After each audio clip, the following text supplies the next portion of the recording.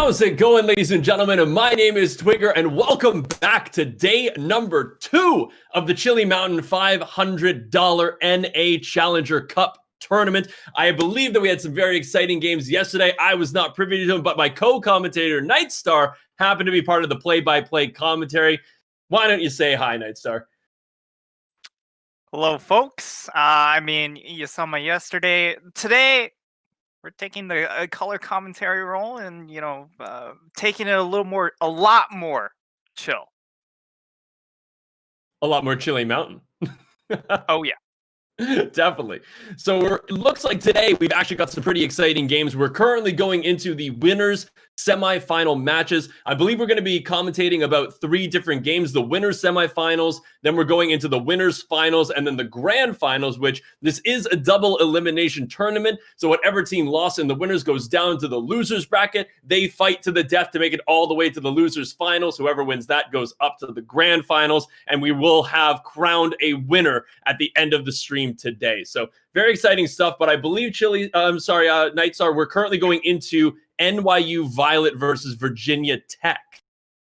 Yeah, so this is a battle between the 2nd and 3rd seeds. Both of these teams had, especially Virginia Tech, they had a very smooth run through the bracket so far. Just going through their game times, they had a 19-minute game 1, a 22-minute game 2, and then a 27-minute game 3. So while the game timers have increasingly gotten longer, they haven't even gotten past the 30-minute mark. So this is a very difficult to handle team. Whereas if you look at some of the other teams, they have had a couple of struggles when it comes to especially round 3, where teams are getting to that 30 or even 40-minute game time. Absolutely. So looks like we're finally getting into this draft phase for NYU Violet versus Virginia Tech. Very, very exciting to see. So as you were saying previously, they did have some incredibly short games yesterday. Like normally in season 10, we were used to seeing those 30 to 40-minute games. Now we're seeing, I think there was even a 10-minute game yesterday, but absolutely incredible times here. But looking at the picks and bans, nothing particularly surprising catching my eye. The Rakan, the Kazakhs, and the Kled coming out for Blue Side NYU, and Pantheon, Talon, and Evelyn coming out from Virginia Tech. And it looks like the first picks coming out from the jungle, the Hecarim and the Graves. Anything surprising coming out for you? Not really here as far as picks go. These are just really nice opening picks. The Hecarim is really strong just because of the fact that you can gank early on. You also get really durable come mid-game. And you also just power farm incredibly well. However, the Graves is a brilliant answer. I think Graves is probably the strongest jungler on the patch because he has so much build diversity, and that means that you get multiple champions in one pick, and you can adjust how you want to play the champion once you actually get into game, whereas a lot of these other champions are kind of set in stone. Now the Swain is a very interesting pick as well because the last time that they did bring out the Swain, it was the previous round, and they actually put him bot lane. So we'll see if they decide to use it as a multi-lane flex, or they committed into the bot side early on.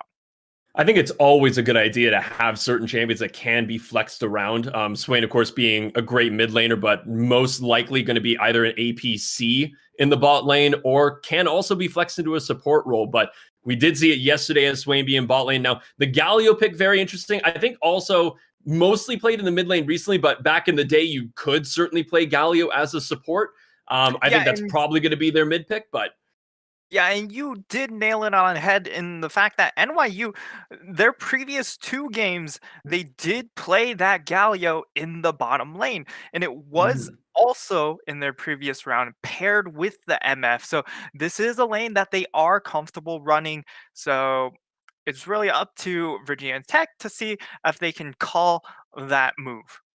well, the interesting thing, I love the combo because I'm sorry, that Galio taunt lasts a very long time. And if you've got Misfortune's bullet time raining down on you while Galio has you taunted, that is an incredible amount of damage that you can't escape from.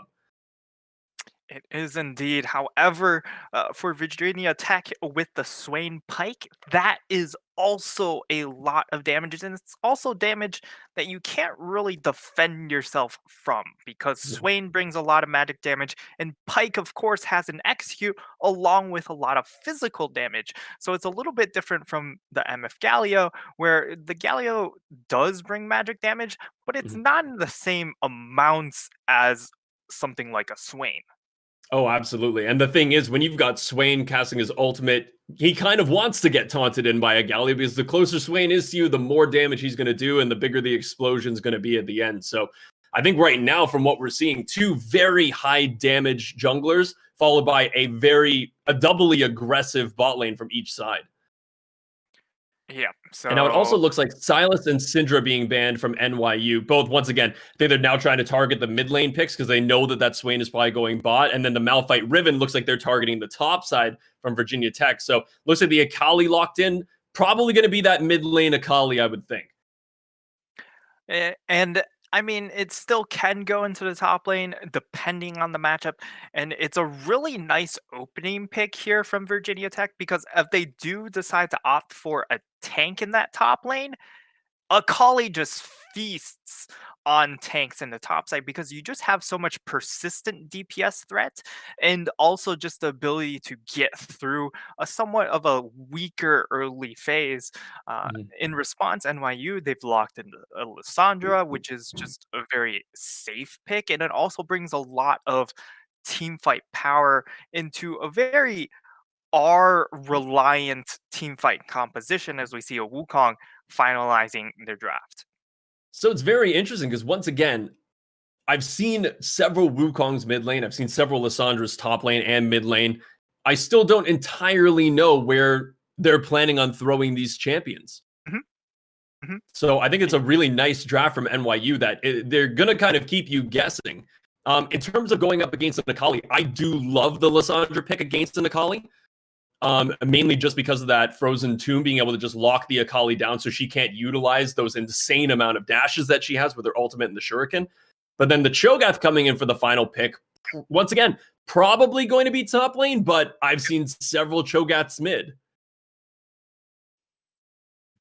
Yeah, the Cho'Gath is most likely panning towards that top side, but I would love to see the Kali go into that Wukong matchup, just because the Wukong doesn't get a whole lot of use out of his passive against a champion like a Kali. Of course, still, um, Cho'Gath is still a very nice matchup for the Wukong. Mhm. You just don't necessarily get as much kill threat. Uh, and of course, with the Kali and Graves combination, you can easily take advantage of that Wukong mispositioning in a lane and being able to really snowball this Akali. But um, as it is pro draft, we're not going to see quite yet where these champions are headed. So we'll have to wait until we actually get into the pick phase. And see, this is the best part about Pro Draft is that we now just get to speculate. Where do we think all these things are going to go? What do we think is going to happen in this game? And now, the one thing that I do love about NYU's draft is the Galio and the Lissandra because the amount of lockdown that they bring to the team, you're going to want to kill that Graves. You're going to want to kill that Akali. So having that Lissandra to get that Frozen Tomb on one of those and then get the taunt from the Galio, the bullet time from Misfortune, get that ultimate coming through from Wukong, like their team fight power, I think is incredible from NYU. But I think if Virginia Tech use their pick potential that they've got going on, if the Pike starts roaming early, if Swain gets a nice never move going, if Graves ganks appropriately early, that's going to be a terrifying team. And then who's going to build any type of percentage HP damage to take care of that probably 5,000 HP Cho'Gath halfway through this game? Yeah, for the side of Virginia Tech, they are going to get a little bit beefy because of the Cho'Gath and the Swain. Of course, there's a couple of beefcakes over on NYU as well with the Galio. I assume because he's going support, he'll mostly itemize into the tank build. The Wukong, of course, is going to get a couple of bruiser items. The Hecarim's going to be a bruiser. The Lissandra is a pseudo bruiser because of her ultimate, how that gets utilized. But when I look at NYU's composition, I see that this is a composition that if they hit Cloud Rift, this is a very lethal composition. But before that, eh, it can be a little difficult because they do have somewhat long cooldowns on some of these ultimates. They Mhm. are a very R key composition. So without those R keys, you're going to be able to find more skirmishes on the side of Virginia Tech because you have Graves, you have Swain, you have Pike. Even a Kali isn't super alt reliant. Of course, she's a completely different champion once she Mhm. does have that ultimate available to her. But you can have more of these smaller skirmish settings with Virginia Tech, and then just continuously pile on and snowball through picks and skirmishes. Absolutely. And I think the one thing that we haven't really talked about is that when you do pick a Cho'Gath into a draft, even though he's not the jungler, you get an incredible amount of objective control just by a Cho'Gath TP or him joining in on the Rift Herald, the Baron, any type of dragons that come up.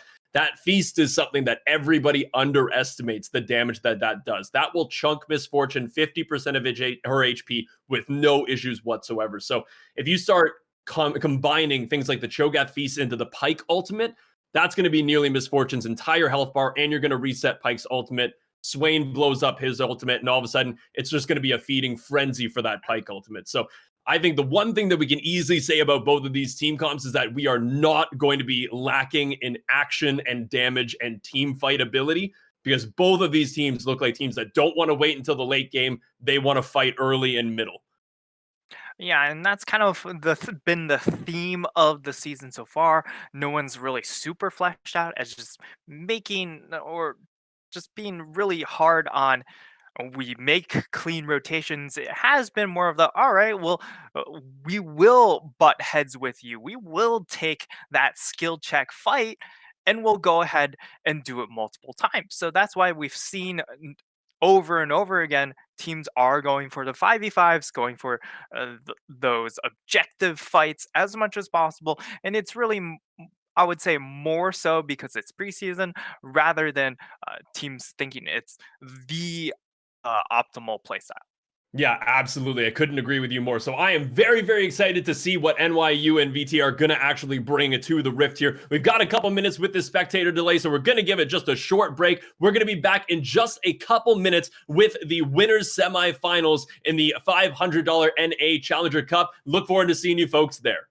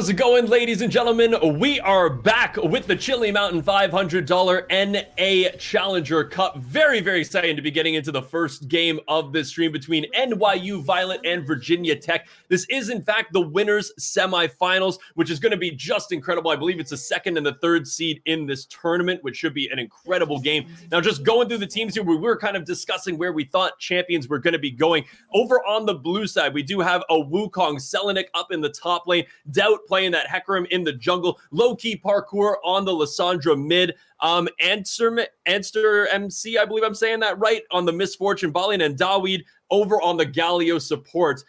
We do have Nit3star over on the other side here, going to cover the red side. What are we looking at, Nit3star? Yeah, I know. I mean, over on the red side, we've got Virginia Tech, right? That's Butterfan in the top lane, Godo in the jungle, Putney in that mid lane, Huncho, and of course Smite Infinity rounding out that bot side. And it looked like we might have gotten a level 1 fight, but both teams decided to kind of hold off until this late invade at 1:30, looking to just try and get a ward down onto the red buff. Really nothing to it. Let's just try and get that early vision, although they are going to go ahead and start. So we're going to see most likely vertical jungling coming in from both of these teams. It does seem that way. So yeah, nothing coming out from that early invade, which it does make sense. It seems as though the blue side had everything warded. We are going to get a taunt from the Gallo here. Now, of course, that passive punch going onto that Pike is going to do a lot of damage, but it looks like a little bit of a trade here. That Bone Skewer actually going to come out from the Pike to drag the Gallo in, but it does look like the blue side did come out in favor of that one. I think, once again, what we were talking about previously in terms of the lane matchups here, we did, in fact, get the Lissandra versus Akali matchup and the Wukong versus the Cho'Gath matchup up top. Now, in my opinion, I think that it would have been better to have that Wukong against the Akali, because I don't know how the Wukong is necessarily going to deal with the Cho'Gath later in the game. But currently, it's actually looking like it's going great for him. He is going to get first blood, just as I was doubting the abilities of Selenik on that Wukong. He ends up proccing his his Conqueror, ends up doing a ton of damage to that Cho'Gath. But honestly, that Cho'Gath was one auto attack away from securing first blood there. Now, all of a sudden, with the extra gold Wukong has, I think he might be all right against Cho'Gath. Yeah, he most likely will be fine. And I mean, meanwhile, on the rest of the map, we did actually see Graves just go red to red. So going red to red here means that he is able to get the 3 buff now. There could be a gank in the bot side. Yep, big taunt. It looks like the knockup is going to land onto the Pike. He's taking a lot of damage, and it looks like it is going to be enough. The Ignite coming down from the Galio to secure that one, and of course gets that Justice Punch down. You can't ever underestimate the amount of damage that's going to be coming out of a Misfortune Galio in the early phase. And the thing is, right now, Pike doesn't have that much mobility, only being level 2, and he doesn't really have all that much HP. So if he gets caught out by a taunt and the Hecarim's there, it's probably going to be a dead support. Yeah, the Smite Infinity, yes, he's got still a decent amount of movement, but the Swain not having his flash is probably the more important one, because he doesn't have a movement ability like the Pike does. And in this top side, while yes, the kill did go over for that Wukong and he gets the extra gold from that first blood, all in all, the Cho'Gath still will be able to handshake this lane to a certain degree. It really just comes down to making sure he doesn't make a second mistake and really get punished, because by that point, then the Wukong will be able to get damage into the build. But right now, he doesn't have a whole lot of difference as far as the damage goes. Yeah, I do fully agree with that. And, you know, it's one of the things about facing a Cho'Gath. Of course, you've got your E, you've got your W, your Q. Like, all of your abilities are AoE. So every single time that Wukong is going to go up for CS, he's going to get hit by a lot of damage. Now, Wukong did try to combat this by going for that refillable pot and also going with the biscuit delivery system to make sure that he can stay as healthy as possible. But can still understand that Cho'Gath is going to do a lot of damage over time, even though Wukong won that first fight. You can never really sleep on Cho'Gath's damage. Now, we do have the Graves currently up in that top side, but it is warded. So the Wukong does know that Graves is there, and I think Wukong is just trying to act, of course, like a sick or wounded animal to make sure that he can waste as much of Graves' time as humanly possible. Because the more jungler time that you can waste, the better you're going to feel as the top laners, especially considering that you can continue CSing. But right now, in terms of the CS differential, we really don't have all that much of a CS differential between any of these lanes. Everybody's doing a really good job. We're also seeing that Pike Q into Swain full combo there, which is kind of terrifying if they're on the same page. Yeah, this combination is incredibly powerful. Oh, there we go. We finally do have the gauge. The Pyke going in with the E is going to land the stun onto the Misfortune, and that is going to be enough damage. Swain picking up that one. Of course, they really want that Swain to pick it up. Pyke is going to get plenty of kills when he has his ultimate, but you want that Swain, that APC, starting to get those damage items, starting to get the ability to, when he lands a never move on somebody, he is going to dish out an insane amount of damage. So very nice return kill coming from that bot side of clearly not letting that first kill onto the Pyke sway them and tilt them at all, just getting right back in here and starting to fight again. Yeah, and I mean, in the standalone 2v2, this lane will almost win out every single time. Oh, there we go. We got the W coming down from the decoy coming down for Wukong. Lucky is level 6, and he gets to the double knocker, but Cho'Gath still does have that feast, and if he gets in there, he should be able to get the kill into Wukong. He does get feasted. Wukong's going to die, but an amazing flashback in from the Wukong to get a kill onto the Graves. Not the worst case scenario. He didn't have to go back in there, but Wukong getting 2 kills. Maybe this is the win potential for this blue side, is getting that Wukong ahead. And, you know, with the Graves being dead, of course, always sets you up for a very free early dragon. And this is going to be a mountain dragon, increasing those armor and magic resistant stats. And, of course, with the Graves being dead, there is no smite or feast to contest this. Yeah, this is a really nice play coming in and taking that dragon, knowing that the Graves is sitting in Fountain because he is looking to respawn. But what I will say is they would have still been able to claim that dragon as they go for another trade in the bot side. Yep, another big pull, and it looks like Misfortune currently taking a lot of damage. They do have the Graves here as well. The smoke screen is going to come out, which will probably prevent a little bit of a slow. They are going to be blinded for a little bit. You do have the Hecarim here for a counter gank. I don't think they're going to have enough to actually do anything here. It looks like the red team is going to back off, just flexing their muscles a little bit.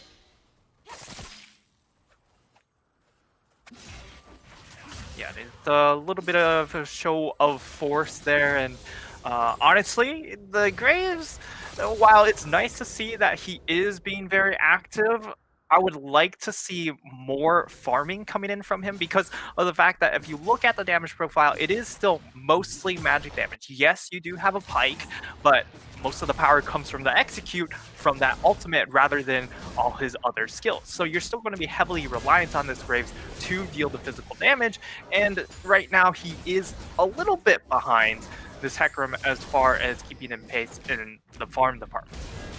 Yeah, absolutely. And we are seeing just, once again, just a war of attrition up in the top lane between the Wukong and the Cho'Gath. Right now, the Cho'Gath doesn't have his feast available, but you're getting some really nice decoys out of this Wukong, and also some great dashes just to avoid those Cho'Gath ruptures, because once he gets ruptured, he's going to take a few auto attacks with that E, get W'd, silence, tons of damage coming out from Cho'Gath in an AoE fashion, but Wukong's doing a good job at avoiding a lot of that. But the interesting thing is he's done a great job at avoiding a lot of that damage, but look at his HP. He's chugging through those refillable pots. Even though he's dodging a lot, he's still taking a ton of damage. And, you know, I agree with you when it comes to the Graves. He's basically on par with this Hecarim, and I feel like the Hecarim hasn't ganked nearly as much, and Graves, unfortunately, just hasn't been very successful with that. But the Hecarim is going to run in with that ultimate. Wukong's going to be here as well. He does have his ultimate available, doing a lot of damage to the Cho'Gath. Cho'Gath does not have feast available, so that's going to be a kill for the Hecarim. He's now running for his life. The slow coming down from that red buff is going to slowly but surely be enough. He's going to have to flash on that one, but is going to get that last auto attack off. He's not going to actually be able to kill the Wukong, but jumping in, getting the flash with that final auto attack is going to be enough to kill that Hecarim. So, you know,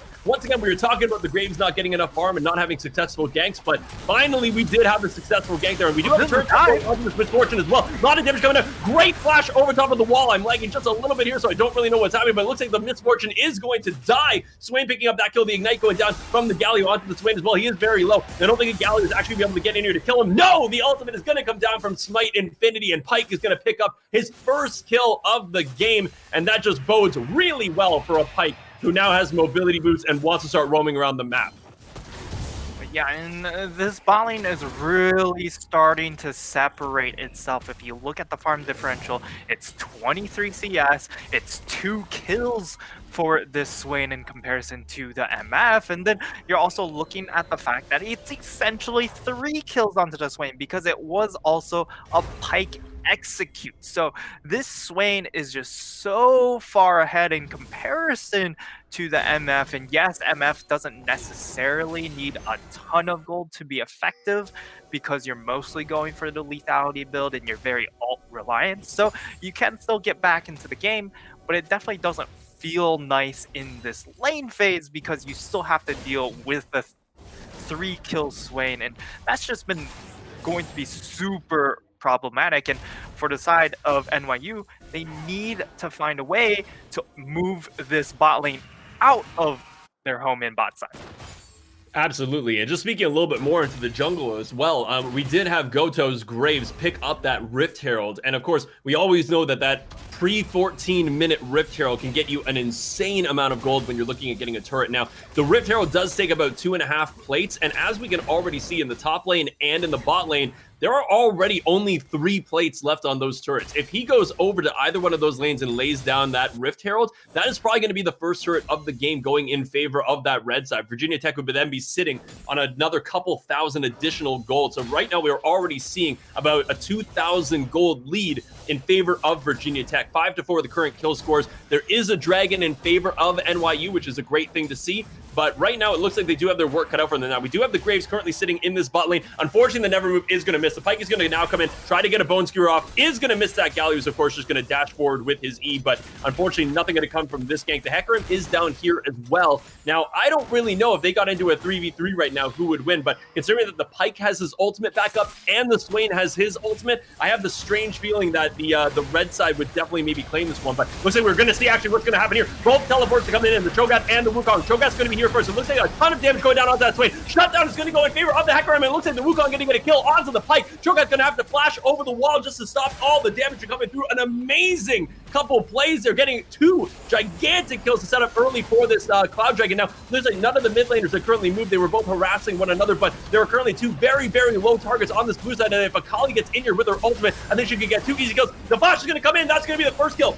We're going to put down that try to make sure you can't be killed, but it looks like the blue team is going to secure that dragon. Akali's probably going to get a kill onto the tech room. She is going to get that one. That's the double kill for Akali, but it looks like Lissandra is going to answer with a kill to herself. Absolutely incredible couple plays. Not the worst play for that blue side, picking up a couple kills, a shutdown onto the Swain and the dragon, but we do have people coming back. The Bone Seer is going to come out, but an amazing dodge in this Fortune. Ignite going down as well. I don't think they're actually going to have enough to catch her, and it looks like the red side is just going to have to walk away from this one and lick their wound. Incredible little step back from that Misfortune to ensure that she didn't get caught by that Pyke Q. What a second dragon fight. That was a really crazy dragon fight, but now they are going to be able to put down that Rift Herald. They are going to be able to claim a decent chunk of gold here because it does go onto the Cho'Gath and the Graves, and these are 2 key champions that can make a very huge difference. So I do like the fact that they were still able to get gold off of the back end on that play. And honestly, it could have been absolutely disastrous at that dragon, even though they were able to get the initial picks because of the fact the Akali was a lot healthier than the Lissandra when mid lane both rotated over for the dragon. The Akali honestly could have came out with 3 kills. They would have been able to possibly just snowball and wipe everyone else off, get that mid lane tower. It was really on the knife's edge. Yeah, we do not have a gank coming in from that Hecarim, and the Pyke is invisible, but of course he's not going to be invisible for much longer. Swain is currently trying to do as much as he can. He has that ultimate pop, and it's going to be enough damage to take down the Misfortune. What was that? An incredible amount of damage. The fact that there was a 3v1 there, and Swain managed to land all of his damage on the Misfortune at the same time, securing himself a kill. You've got to feel pretty good if you're the Swain coming out of that one. That was a great gank from NYU, but coming out with a kill, that feels pretty good. Yeah, and I mean, Huncho, he just continues to power forward. He is now 3-2-1. He's got plenty of damage. Also had that Pyke reset, remember, early on. So it's essentially 4-2-0. He's just such an absolute terror right now when it comes to these team fights. As long as he does have that ultimate available in Swain Infinity, making his way over, does he land the hook? Oh, fantastic little juke from the Lissandra there. And even dropping the disrespect emote, questioning that Pyke's play. So I've got to say, so a couple little things that are kind of coming to mind here is that the Swain in the last big team fight that we saw, that second dragon, didn't even get the opportunity to use his ultimate. So that is a gigantic factor in that fight. That Swain needs to have that ultimate down. He needs to be draining that HP, and he needs to have that gigantic explosion damage. We saw what he is capable of when he gets that ultimate off. Now, Wukong doing a lot of damage over to that Cho'Gath. We're slowly but surely seeing. Now, Cho'Gath, of course, did go for those Frostfire gauntlets, so he's going to create this great slowing field around him, which, to be honest, I think is a great pickup because you do have the Hecarim, the Lissandra, the Galio, the Wukong. Everybody's going to be in and around that Cho'Gath getting slow, but we do have the Pike coming out. Amazing little decoy coming down from that Wukong, turning that fight entirely, getting the double ultimate, but the feast, unfortunately, is going to come down from that Cho'Gath, and unfortunately, it was one of those circumstances where he burned his flash and he still got feasted. The Taunt going to come down in the bot lane, swing going to take a lot of damage from this Misfortune, but looks like the Graves is currently here, going to flash in to try to get those auto attacks off, but the Hecarim is here for the counter gank. TP coming in from the Akali, but it looks like it is going to be matched by the Lissandra TP. It looks like Akali doesn't want anything to do with this, with the Lissandra matching that TP, so it looks like it is just going to be a TP burn from both sides, and that is going to be all she wrote for that fight. But wow, some incredible play coming out from both sides, especially that Wukong in a 2v1 situation picking up a kill. Can't complain about that. Yeah.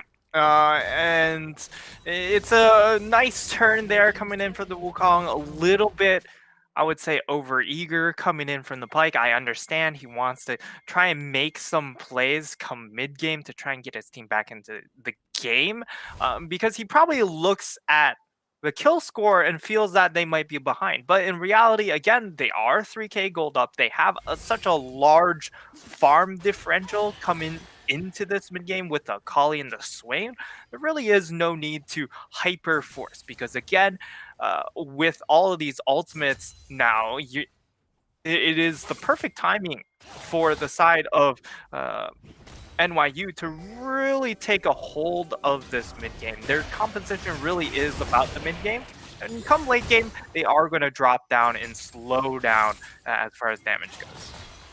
And now we can already see, just looking at this mid lane where the Cho'Gath is, he already has almost 3,000 HP on that Cho'Gath, which is already insane. He's got the Bramble Vest, he's got his plated steel caps, he's got his Frostfire gauntlets, so this guy has a ton of armor and a ton of HP, but once again, it looks like Pyke is going to take a little bit of damage, almost half of his HP going down, but it looks like right now the teams are currently positioning themselves around this third dragon. The Infernal Dragon is up. It is an Infernal map, so that's the soul that we're going to be seeing in this game. Now, this would be the third dragon for the blue side, and that is gigantic because that puts them on soul point, and the enemy team does not want them to get soul, so it means they're forced to fight every other dragon after this point of blue screws. So now, we did actually get a pick off. It looks like the Pyke is going to go down very quickly. A nice ultimate coming down from the Wukong. He's going to get double ultimate down, and amazingly, he's able to stay alive in this entire thing. The Conqueror currently doing wonders for his health bar. So it looks like Akali's going to pick up a kill onto the Misfortune. Cho'Gath's going to get the feast onto the Wukong, and Swain, the next target, coming down for the Hecarim, but it looks like Butterfan right now doing his best to try to stay alive. He is going to go down. Cho'Gath is dead. Looks like it's just Akali using that shuriken to get over the wall, and she is going to live for now, but it looks like it's right now the Hecarim and the Gallia who are alive, and unfortunately for the red side, the Hecarim is the jungler, the Hecarim has that smite,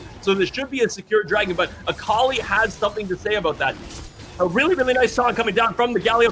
They are doing a ton of damage to the Galio, but Akali's doing a ton of damage as well, but it looks like the devastating charge is going to be enough, and that is going to be another kill in favor of Hecarim, and that's the third dragon of this game in favor of NYU. Now, the Bone Skewer are going to come out, Flash going away from that Galio. Very, very nice escape there, but it looks like the Ignite going down from the Pyke as well. If he does land his E or another Bone Skewer, he's not going to land. It's going to gets out, and it looks like the ult is going to miss as well. It looks like Dawid is just toying with this Pyke. Unfortunately, he just missed so many things, just couldn't get that execute down, and it looks like Galio is going to taunt him with a nice little emote and go back to base and buy some items.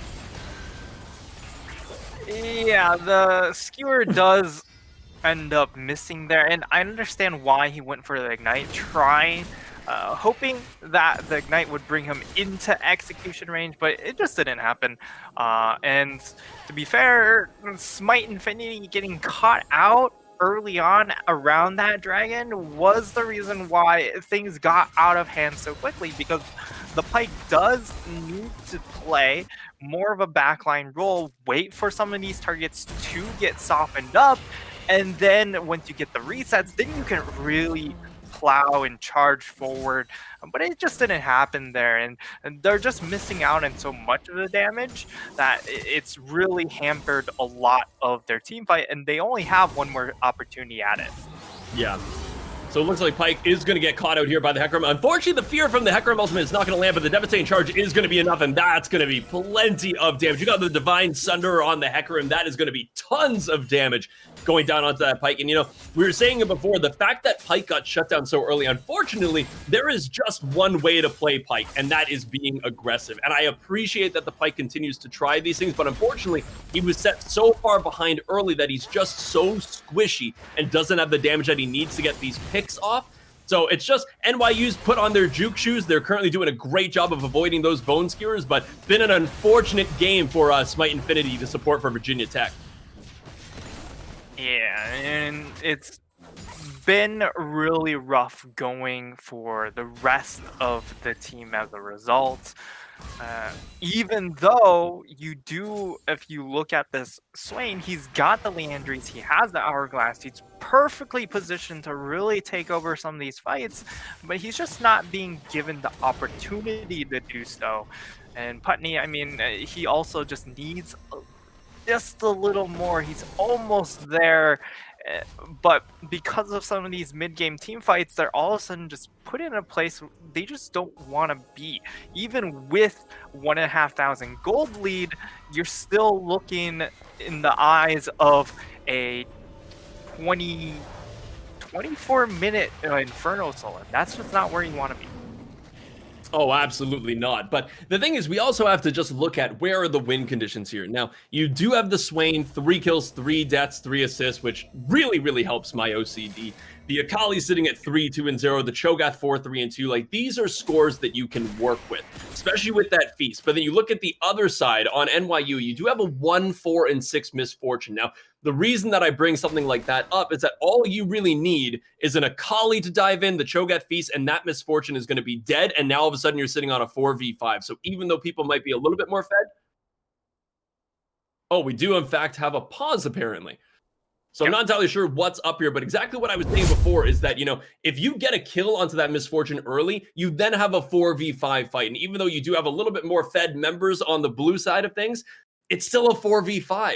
So that could definitely have a big impact. But now the question is, do you use a large ability like the Cho'Gath Feast on somebody like the Misfortune who's 1-4, or do you really have to save that gigantic ability for the 6-2 Hecarim to set yourself up for a successful team fight? Yeah, I understand that you'd like to, of course, get your free stacks where you can get them. However, what I will also say is the fact that the MF is this far down should mean that you just don't need a prioritizer. You just need to throw out some sort of ultimate interrupt, whether or not it's the Cho'Gath Q or the Cho'Gath W. Of course, the W would mean that you're pretty close proximity to the MF. But at this point in time, you really just need to spec into a couple of defensive stats because eventually the Lissandra is going to slow down as far as her damage goes. The Galio isn't really contributing a whole lot of damage. And then if you break it down, then it's just a whole lot of physical damage.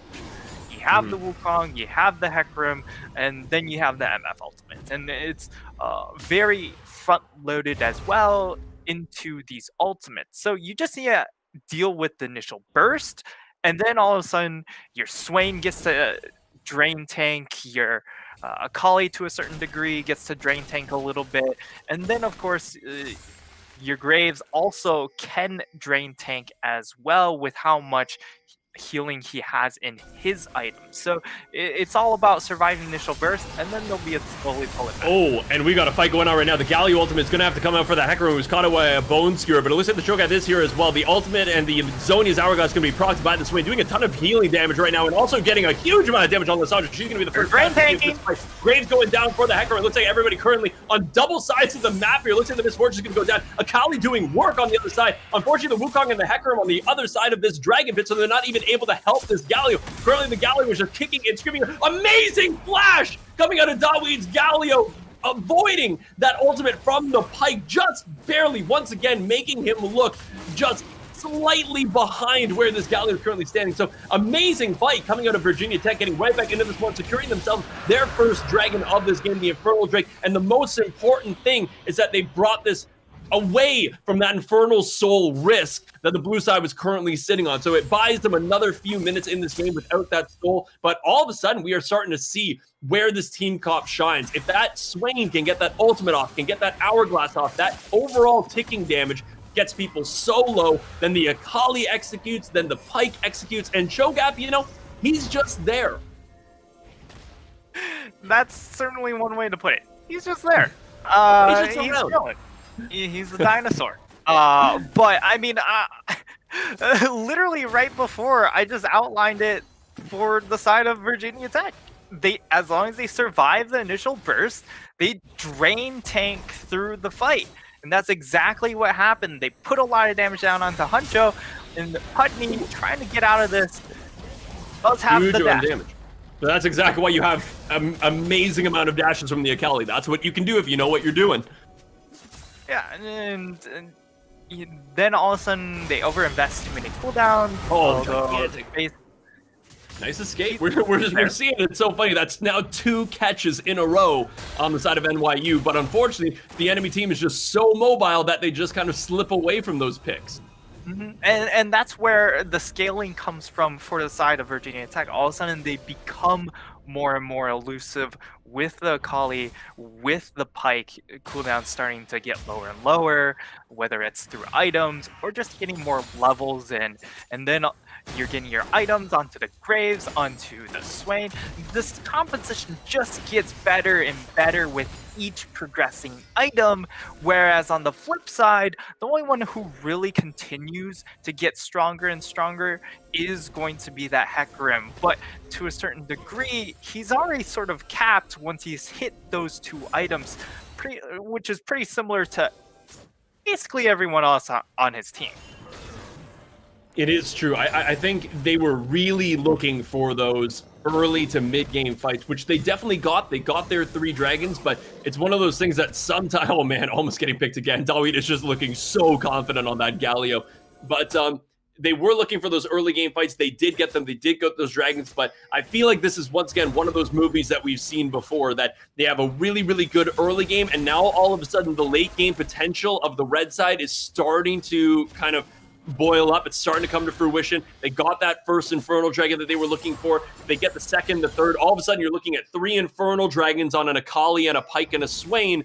Even the Graves, like that's a huge amount of damage that's going into a more late game scaling team composition. So, and we are also seeing, you were talking about the draining and the damage coming from the Swain and the Graves, but you do now have the Morellonomicon on the Lissandra. And the thing that I love about Morellonomicon on Lissandra is not only do you have that amazing amount of AoE, so in a team fight, everybody should be affected by those grievous wounds, but it also comes from that Lissandra passive that if they get a kill, they're, of course, going to get that ice clone. That ice clone is going to blow up, and it's going to keep those AoE grievous wounds applying to people like the Cho'Gath, the Graves, the Akali, the Swain, the Pike. Everybody on that enemy team who wants to heal is going to slowly but surely have a harder time sustaining that heal. Also seeing the Executioner's Calling on that Misfortune. So with a big bullet time, it's going to be very difficult to get those sustained tanks going. Yeah, and I think you also have to evaluate what you're giving up for this utility on the Morellonomicon, right? Because it is necessary. That item is going to be necessary, but you could have also just gone ahead, sat on Oblivion Orb, because it does have heal cut onto the item now. And then all of a sudden you're looking at, well, that gold, I could have used it to build half an hourglass, right? And the hourglass is going to be essential for this Lissandra come later and later into this game, because you just need her to be a bit of a pseudo tank, being able to use that ultimate or being able to use that Zhonya's to just continue to buy more time, get more cooldowns coming off, and then you can just continue to cycle through. However, now she does have the stopwatch, and if you look on the side of NYU, they understand the next fight is kind of their last chance saloon to a certain degree. Yes, the game isn't super out of hand, but they've already gone for 4 stopwatches, and they understand that they need this Inferno Soul now rather than later. I think the Infernal Soul is exactly what they need. If they can secure this soul, that's going to kind of bring that mid game just a little bit longer for them to hopefully get a couple more kills, potentially get a Baron after a couple kills, maybe look for an early inhibitor. But you're already seeing just how big somebody like this Cho'Gath is. Now it looks like we are going to get that engage. A huge ultimate coming down from the Hecarim, and he is going to get Galio ultimate. A good flash coming down from the Graves as well to survive for right now. The Swain is going to use that zone. He's got some flash out, doing a ton of damage with his sustain here, but he is going to die. That is the big member of that team going down. But it looks like the Cho'Gath is going to get the feast onto the Sasha. She's going to die, and Akali picking up the misfortune. Looks like a great team fight so far, going in favor of this Akali. Putney putting in work here, taking down the Galio as well. Cho'Gath Rector is going to land onto the Hecarim, but he does have a stopwatch to try to keep himself alive for a little bit longer, but a lot of healing coming down for that Grace, keeping himself alive. The Conqueror going onto that Wukong, not going to be enough. He's going to go down. Hecarim getting a kill onto the Pike, but unfortunately looks like Hecarim is going to have to pay with his life, and that is going to be another kill going in favor of Putney and his Akali, picking up, I believe, 3 kills in that fight. And once again, the Cho'Gath sitting at like 3,000 HP still. Even with 2 Divine Sunbursts doing 10% max HP damage, they cannot take down this insane hyper tank of a Cho'Gath. What an incredible team fight for Virginia Tech. Yeah, and I mean, this Cho'Gath has 4.5K HP.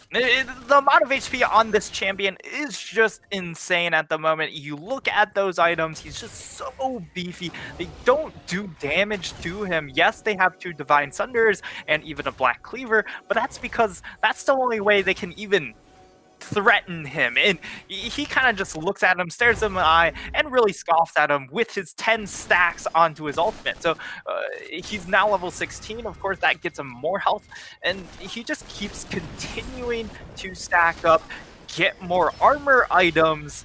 And that's the big issue, because the Lissandra doesn't bring enough threat at the moment to Cho'Gath, and all he has to do is build armor items. And again, you saw in that fight, while they invested a lot of abilities onto Godo, the extra shielding from the Bloodthirster keeps him alive just long enough for him to make it to mid lane and lifesteal off the minions.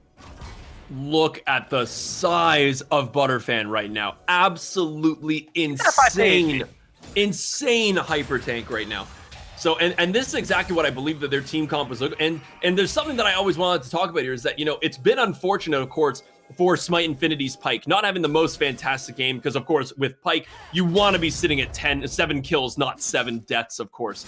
But the thing is, when you look at the 2 people on both teams right now who are kind of under the underwhelming, the Misfortune and the Pyke on both sides. The thing is, the Pyke is just there currently as a utility tool, getting those bone skewers for the pick, getting the CC from his E, but then getting that execute from the ultimate. Unfortunately, Misfortune needs to have those items, needs to get that damage off, needs that big bullet time to rinse through the Graves, the Akali, the Pyke, and the Swain. I'm not even going to talk about the Cho'Gath because the bullet time is going to tickle him, but you need that Misfortune to be stronger. And unfortunately, it just hasn't come this game for Misfortune to get a bunch of kills to get that damage that she needs. So, you know, I think Pyke's having a really, really good time right now, even though he probably felt very underwhelming in the early game. He's landed some good bone skewers. He's managed to get some ultimates off to get himself some assists. He's gotten his gold, and he's right now got that Umbral Glaive, clearing out wards like crazy. He's got some decent lethality coming from that Duskblade. So he must be feeling pretty good considering how bad that early game was for him.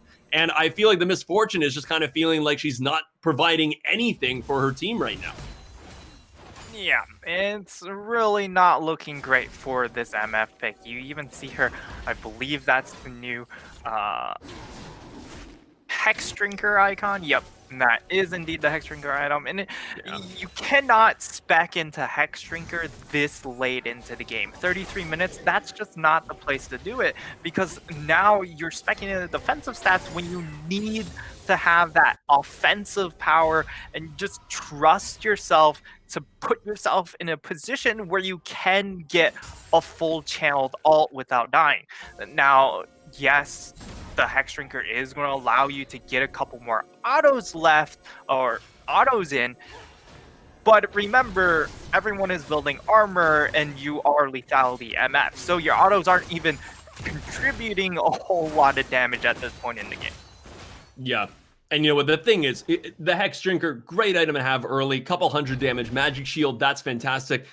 A couple hundred damage is nothing for an 8 and 2 Akali with Night Harvester, Lich Bane, and almost a Rabadon's Death Cap. That's going to be 1 Q from Akali, and that entire shield is going to be obliterated. So I do feel like that was a certain amount of gold that was wasted, where I feel like you're right. If you're the Misfortune right now, since you are so far behind, I feel like your main goal is build as much damage as possible. Try to put yourself in a really good position. Hope your team can peel and look to get that big ultimate off. But looks like we are going to get that stun onto the Galio. It looks like the Rupture coming in as well. Unfortunately, the Pyke did not get that execute on him. He did try to get that ultimate, but that's just what happens when you get some CC off on a target, which the Pyke got with that E, gets pulled in by that Swain, guarantees a Rupture from that Cho'Gath, and it looks like the Galio was having a great time diving in and out of those Pyke Qs and Es, but unfortunately it looks like he's finally starting to miss those Es, and it looks like the Pyke is now starting to capitalize on that. So now you've got 20 seconds here without a support, and the Dragon is coming up in about 30 seconds, and so now without that support available, it's allowing the Pyke and the red team, Virginia Tech, to go through this enemy team jungle and get all the ward coverage that they need to secure themselves that third Infernal Drake. Yeah, and some of this ward coverage is a little bit unnecessary because, of course, you're just mostly making sure you get in range of... Hecarim going for the seal, does not get it. Now, of course, has put himself in a horrible position. He is not running flash. You can just see that bullet time from MF is absolutely tickling this Cho'Gath, not doing anything to him. The Pyke ultimate is going to come out, going to land the kill onto the Hecarim. It looks like the Pyke is going to fall for that Lissandra, but it looks like Graves is going to take down the Wukong. Akali finishing off that Misfortune, not very hard of a task. Graves is currently keeping himself alive, just barely. Going to get that double kill. The Galio going down as well, and it looks like Handicho is going to kill everybody on that Swain, staying alive and still at full HP and full mana. Absolutely incredible. And this Cho'Gath still, it looks like he's at a quarter HP. Unfortunately, a quarter of Cho'Gath's HP is 3,000 health. So unbelievable team fight coming down from Virginia Tech, and it looks like with those two TPs coming in, they are looking to end this game over NYU. I mean, it's 36 minutes into the game. The death timers are just not there for the side of NYU. So our first team into the winners finals will be Virginia Tech. And absolutely incredible. Yeah.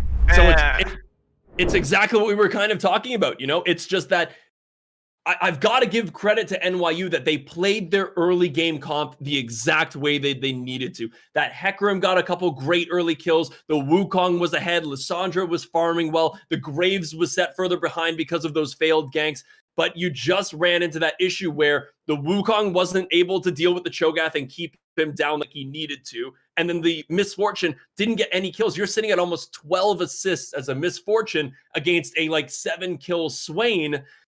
Your damage just isn't going to be there. You saw that bullet time. It was the perfect bullet time over that Infernal Dragon pit. It landed on everybody. And unfortunately, it's not even enough to kill a support Pyke. So I think they played their early game team comp well, but Virginia Tech just didn't let any of those early kills tilt them, didn't let the first blood on the Cho'Gath tilt them, played their team comp and played it immaculately. And as we get to look at the damage charts, I mean, Cho'Gath sat the charts. He's sitting at 21k damage, the highest over on the flip side. If you look over on the side of NYU, they have 18.5k coming in from the Wukong, 17k coming in from Hecarim. Those were the two heavy lifters. I mean, we also clearly saw that when it came to these fights. And then, of course, you also have to make note of where this Lissandra and MF still came in. And yes, the MF contributed with 14.5, and Lissandra contributed with 14k damage. But it's just not on the same level as that Akali, Graves, Cho'Gath, and even to a certain degree, the effectiveness of the Swain damage, because he was able to get off a lot of damage, but he was also able to tank a lot of damage. And that's where they were able to outperform NYU towards that late game. They could tank forever and ever and ever. And I think, there's the challenge there, is that exactly what you were talking about. The Cho'Gath had the most damage on Virginia Tech's team, which is astounding to me that he was so tanky, 5,000 HP, building nothing but tank. But just the fact that that Cho'Gath can get that AoE damage off, get those feasts down, and just stand there and be an absolute menace to the enemy team. If you did not have an AD carry like a Vayne or a Kog'Maw or somebody who was going to be able to melt the percentage HP damage from that Cho'Gath, that guy was just going to run your team down, and there's nothing that you can do about it. Yeah, and it really sucks too because you hit that mid game really, really hard if you are the side of NYU, and all of a sudden it didn't it didn't feel like it because you had all the momentum going forward, but all of a sudden you just hit a brick wall. Uh, the Cho'Gath hits 16, and that's when the game's just over because he has so much armor built up already, and then the innate amount of extra health he gets from his ultimate just makes it too difficult to handle. And you saw they had a couple of nice Hail Mary plays, and that all in onto the Graves at 4th Dragon was pretty much their best opportunity to end the game, and they just couldn't pull through. Yeah, absolutely. Now, I got to give credit to both teams. Absolutely fantastic play from both sides. But Virginia Tech are the winners of the winners semifinals. Now, we're going to take just a quick break from the broadcast to get us into the next game. This is going to be the winners finals. Now, once again, how this system works, winners finals are going to happen from the winners bracket between CM Tryouts versus Virginia Tech. So if you liked how Virginia Tech played in that last game, you're not going to want to miss the next game coming up. But then after that game, we're going to be going to the grand finals, which is the winners of the winners finals and the winners from the losers bracket finals. So we're going to take just a quick break here, get us into the CM Tryouts versus Virginia Tech winners finals game. You're not going to want to go anywhere. So we're going to be just a couple minutes here, and we'll see you for the winners finals in just a few minutes.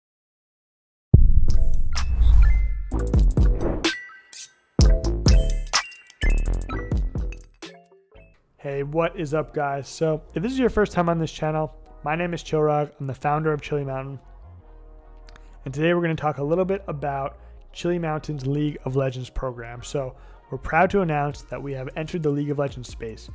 Last week we announced Vamir, a very talented League of Legends coach from Europe, has come over and joined Chili Mountain.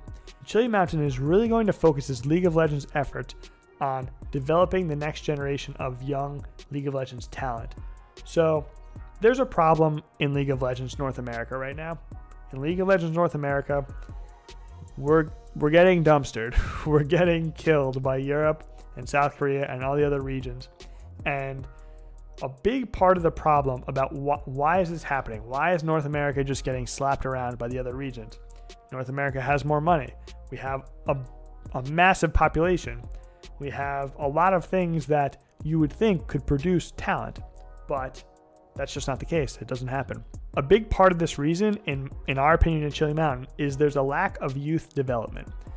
The infrastructure that exists to take a 15-year-old or maybe a 15-year-old good player, or maybe a 16, 17-year-old good player, and turn them into an LCS Academy quality player, there's not a nice runway they can go up. In Europe and South Korea, we have that. We have a lot of scouting, a lot of training, a lot of programs that are going to turn a 15, 16, 17-year-old into somebody that's ready to step up onto a giant stage. So what we're going to do at Chili Mountain is we're going to attempt to fill that void. We're going to attempt to fill some of that gap. So if you are a Diamond Plus player and you're under the age of 18, we would love to talk to you. We have our first team. It's only been a week, but we already pretty much have our first team ready to go. But we're going to be looking to get more teams. We probably want to get around, it's hard to say exactly, somewhere in the neighborhood of 4. So if you, like I said before, if you're a Diamond Plus player and you're 18 or under, definitely reach out to us. I'm going to have some links in the description below. We want to talk to really talented young League of Legends players, and we want to get them, and right away, we want to get them competing in the local leagues, your Risen, your Upsurge, your Twitch rivals, just local kind of tournaments, local sort of things that they can win and start competing in right away so they can be ready to move to the next level. So besides this, we also want to announce we are having a League of Legends tournament next weekend, a $500 tournament. And this is going to be for existing teams in the scene. It might seem like a little bit of a strange thing to be a team competing in leagues and also to be an org hosting tournaments for teams. Maybe it is weird, but we do it. We do it in Here's the Store. We do it in League of Legends both. So whatever. That's just something we do. So next weekend, be on the lookout for that. It could be found on twitch.tv/ChiliMountain if you want to see really honed sort of powerhouse existing teams in North America. Check that out there. If this is a few weeks from now and you're looking back on this video, you can actually find the VODs on this channel already. You can find it youtube.com/ChiliMountain, the same place this video exists. So check it out there. So for now, that's pretty much it for updates for our League of Legends activities. But for future updates, keep an eye on this channel. You can always find us at twitter.com/chili_mountain as well if you want some updates in real time. Besides that, guys, definitely smash that subscribe button below. And definitely drop a comment if you want to get involved in the discussion about our League of Legends activities. Thanks a lot for watching, guys, and I'll see you around.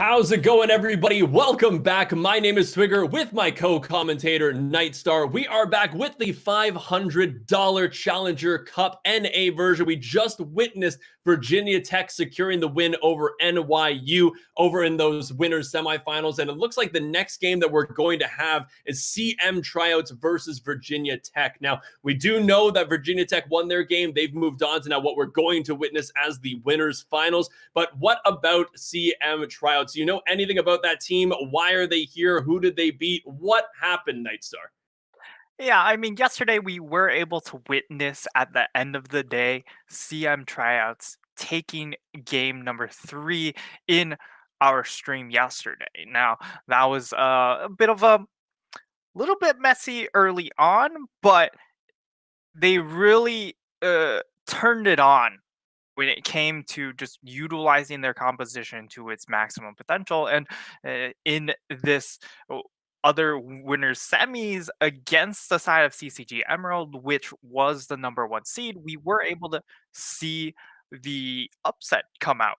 They went for an Ornn, Olaf, Galio, Jin, Leona composition, which is very mid-game driven, and it does look like that they were just able to take a hold of the mid game and outscale to a certain degree some of the early game power on the side of CCG. And we did see CCG struggle a little bit when it came to some of the early game phases, because we did see them in our second game yesterday, and it was all over the place when it came to their early game, and they just really skill checked the other team when it came into mid-late game.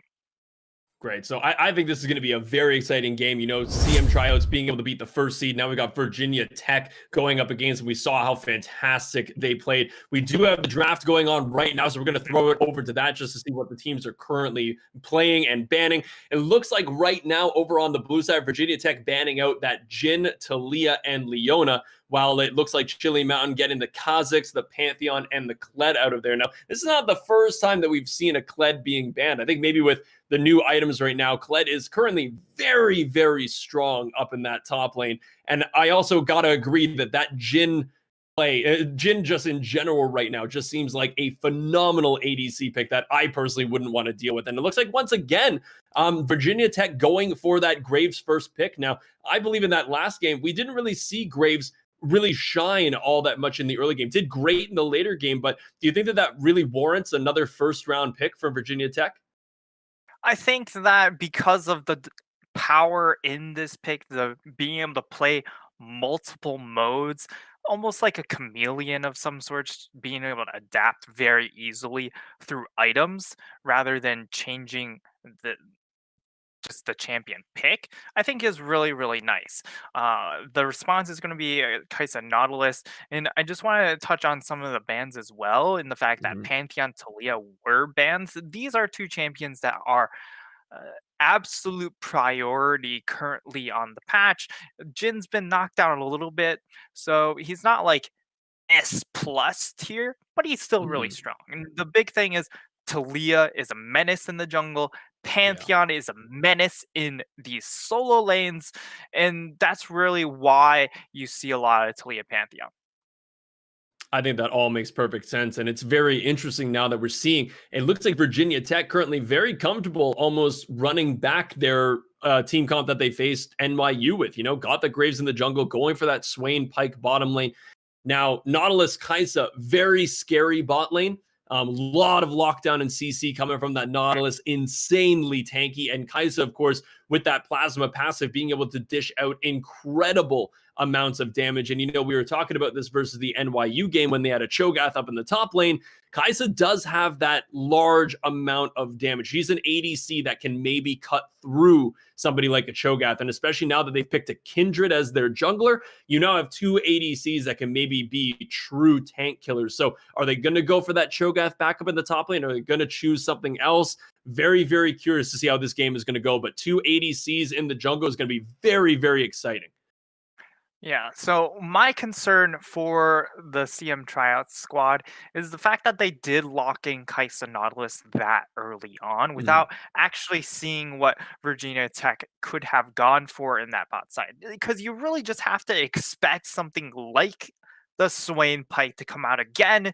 And the Swain Pike is probably one of the strongest 2v2s in the game when it comes to lane phase. And the Nautilus Kaisa, the Kaisa wants to get items, and that's just not what you're going to be able to do in this 2v2 lane. So we'll have to see how CM Trials actually get this Kaisa out of the lane phase and get her the gold necessary to hit the mid late game points with her item spikes. Well, and that's a question that you bring up as well. Locking in that Nautilus, like who in that bot lane do you really want to hook, right? You're going to hook a Pike, but he's immediately going to get away with his E, so that's not going to amount to anything. You're going to hook the Swain, but he's going to then pop his ultimate and melt your entire team. It makes for a very challenging early lane for that Nautilus, but maybe you're just looking for that Nautilus to provide some really good crowd control and engage when that Kindred is rotating around towards the bot side. Maybe get that early scuttle crab mark and then into another mark in the bot lane. Like there's a lot of things that could happen from a Nautilus, but I think in those early 2v2s, I think you're right. Pike and Swain just do so much damage and they're so scary. But, you know, we did see that Pike took a little while to come online during that Virginia Tech versus NYU game. So maybe he'll have a better time in this game. Maybe he won't, but you just know that that Swain is a ticking time bomb, that when he gets his items, when he's got that Zoni's Hourglass and the Leandries, pops his ultimates, that is going to be a really, really rough person to team fight against. Yeah, and the Pike did underwhelm to a certain degree, as you mentioned early on. Yes, the lane phase was good, but when it came to moving around the map, trying to make plays for the rest of the team, it did feel a little bit too desperate. And I'd like to see him tone it down just a little bit into this game as we do see the Lucian come out. I'm interested to see if it does end up being bot lane Lucian because Swain, I mean, into something if the Kali does go mid, would have a fine time. Lucian as well just does fine in that matchup as well. So you have still plenty of options, and they go straight back to the Cho'Gath. The Cho'Gath, I mean, it was so well rewarded in that previous game that yes, he fell down in the lane phase, but he's still Cho'Gath. He hits his level 11, he gets a big boost of HP, and then all of a sudden he hits level 16, and then he becomes the Eiffel Tower. You just cannot move him. Oh, and it was absolutely incredible. Just the fact that that Cho'Gath last game was unkillable, yet still did the most damage on his team, which is absolutely incredible to me. And like, we're now looking at a Shen lock-in, which is going to be that top lane pick for Chili Mountain tryouts, which I do love that pick. You know, the problem that I do find, and this might just be my low ELO talking, but when you ult as Shen, Cho'Gath has a ton of abilities to make sure that they cancel that ultimate, that rupture, the silence from your W. There are great ways to stop that Shen from getting that ultimate down. Now, the shield still does go through, which is great. And I think that the Shen pick is very, very nice because, of course, you've got that ability for Kaisa to ulti in and get into that team fight with the Shen ulting. Same with the Akali.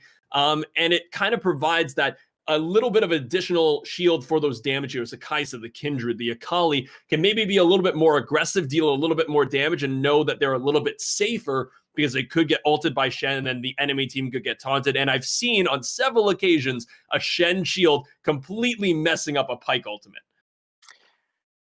Well, the Pike does go through shields. Oh, it does go through shields, doesn't it? Right. Maybe it was just healing that I was talking about. Yeah. But I mean, if it blocks a couple extra damage that would knock you into Pike range, that certainly is going to pay off. But the Shen just, I see the Shen pick, and I'm looking at Chili Mountain Trial as having a composition that has to go super aggressive in that mid game. They don't Mhm. have too many fallback options when it comes to the late game part. The Kindred will still do well.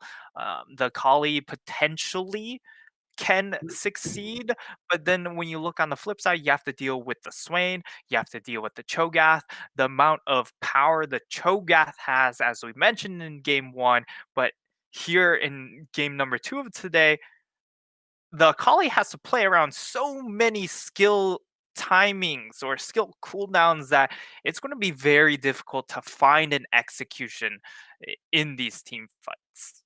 Oh, absolutely. And the thing is, it's once again with the Akali, you've got that execute, but you've got to be able to land that second part of your ultimate. And you've got somebody like a Lucian, who I'm assuming she's going to be looking to execute every single time. If his dash is available, he's a very, very hard target to lock down. So it's going to be interesting to see, can the Nautilus get that knockup that he needs and the hook and the lockdown that he needs for then the Akali to get the execute, the Kai'Sa to get the damage off.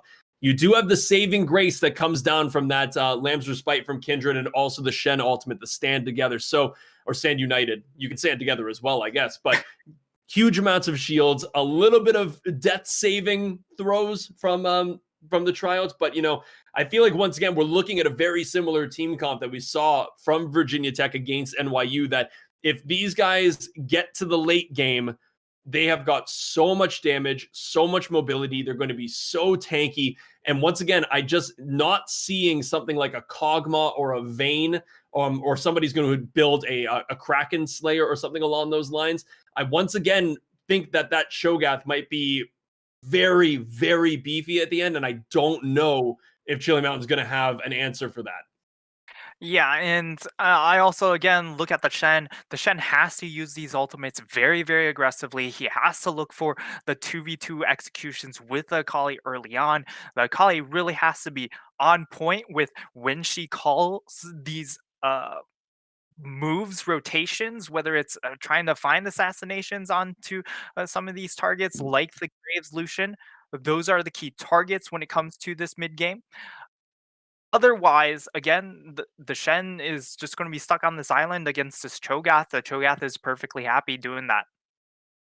Yeah, absolutely. So once again, I think we have a fairly similar matchup that we had to the last game, is that Virginia Tech's going to be waiting for that mid to late game to scale up, and it looks like Chili Mountain Tryouts are going to have to find those picks and those assassinations that they're going to need in order to carry themselves into a winning middle game. But we're going to have to see which team is going to prevail in these winner finals. Remember, these are the winners finals. After this, we've got the grand finals. It is currently Virginia Tech versus Chili Mountain Tryouts. Very excited to see where this game goes. But we're going to be on the Rift in just a couple of minutes here, so stay tuned for the winners finals of the NA Challenger Cup.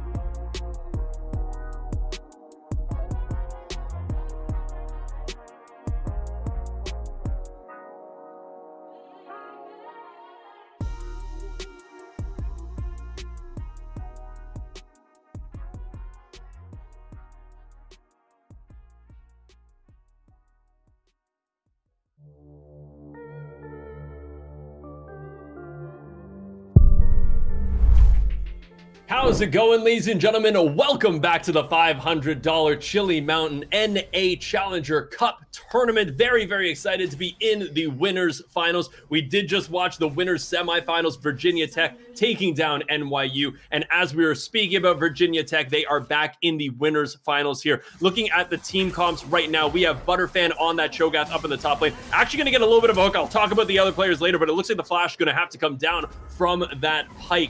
Very, very good Nautilus hook starting this game off strong. We do have Butterfan up on that Cho'Gath up in the top lane. Goto on Graves in the jungle. Putney down in the Lucian mid. Huncho on the Swain in the bot lane. And Smite Infinity playing that Pike that we just saw having to burn that Flash. And it looks like over on Chili Mountain. Knight, do you want to go into that one? Yeah. So we've got Shockpool in top lane.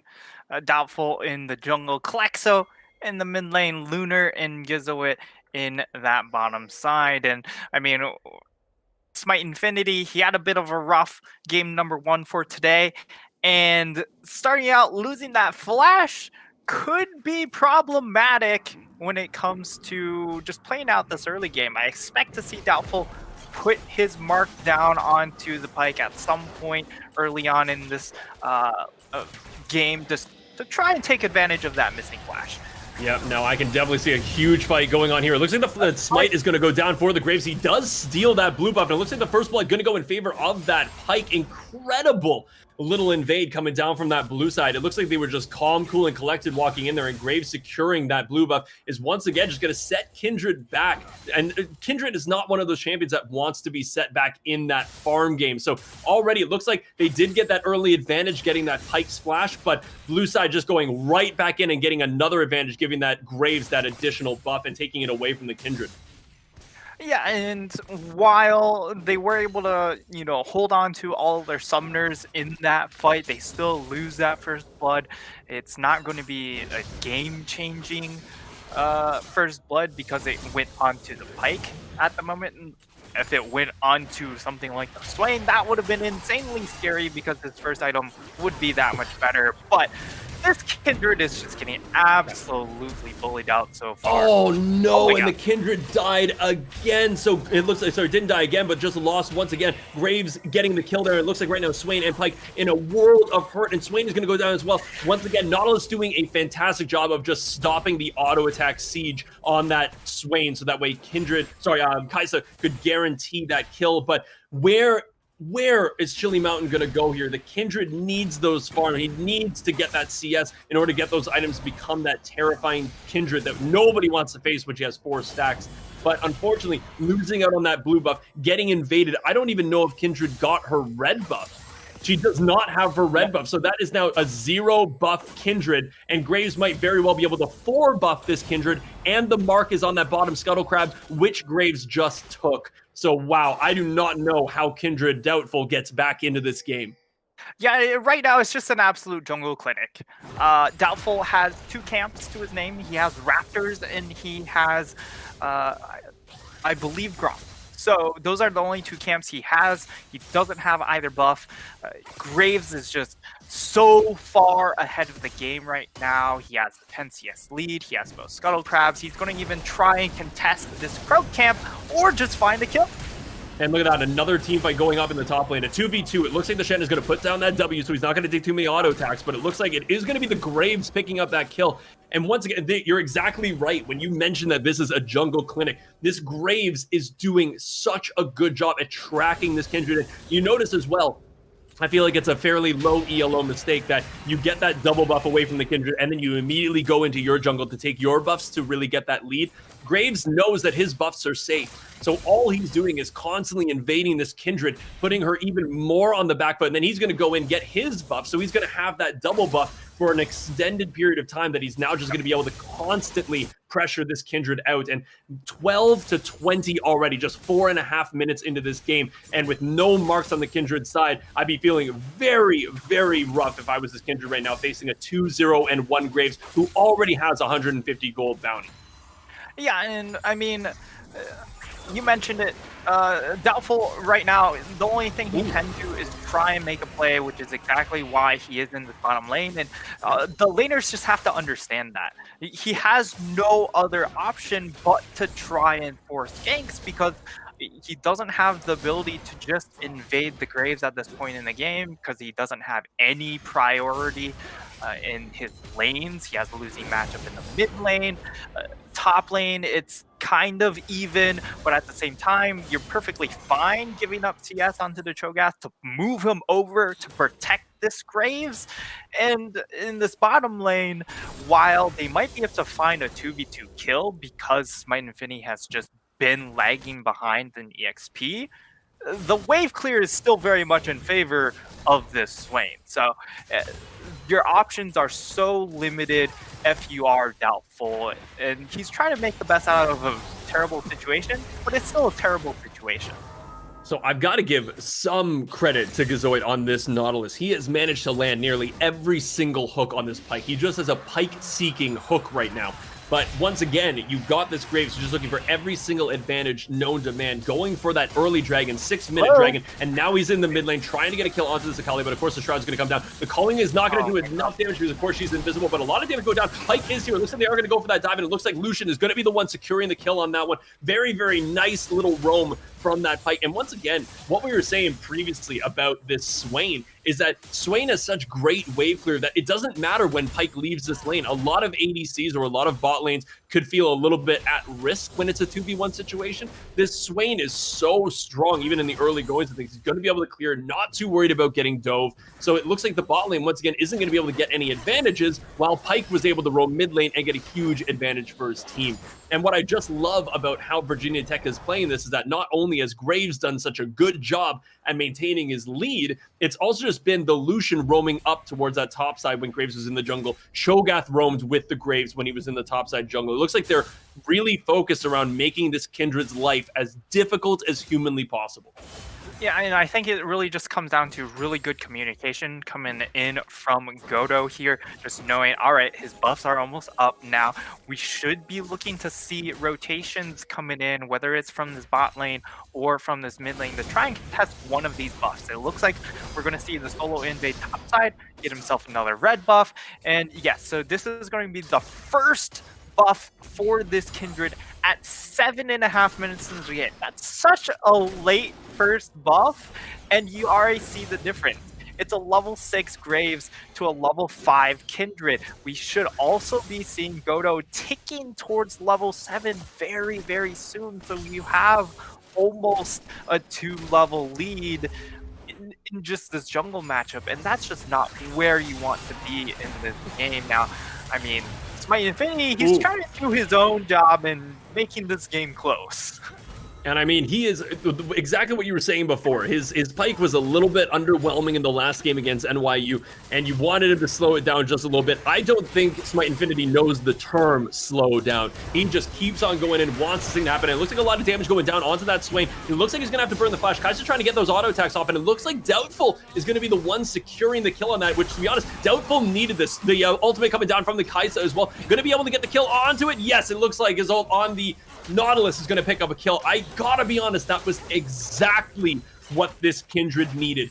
Get a couple assists, get a kill under your belt, get that Kai'Sa and the Nautilus going. Of course, I believe Kindred or Kai'Sa would have loved to get that other kill, but the fact that they got both of those layers down, they're going to get quite a few plates, they're going to get some gold under their belt. That might very well signal the start of a comeback for this Kindred.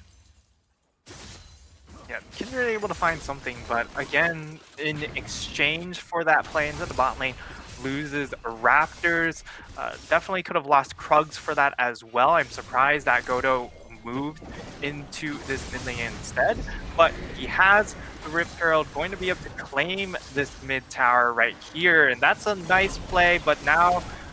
And it looks like we do have a fight going down. The Rift Herald is going to do a lot of damage. The call not going to be enough to kill the Kindred, but Kindred does also have Lancer's Fight. It is going to go down right now. Actually, we're not watching the team fight. We're currently watching Cho'Gath get taunted. Looks like the heal coming down from the Lancer's Fight is going to be enough. The Akali just going absolutely crazy. Nautilus ultimately is going to be enough. She shells the Shuriken, and the Shuriken is going to be enough to kill that Pyke. Smite Infinity going down for the first kill of that fight. Akali picking up her first kill of the game. Man, you gotta love good Shunpo play. Sorry, not Shunpo. The Shuriken plays from the Akali. She ulted out of that fight to get her to safety, and then just re-engage after that Nautilus ultimate had actually made contact and knocked up that Pike.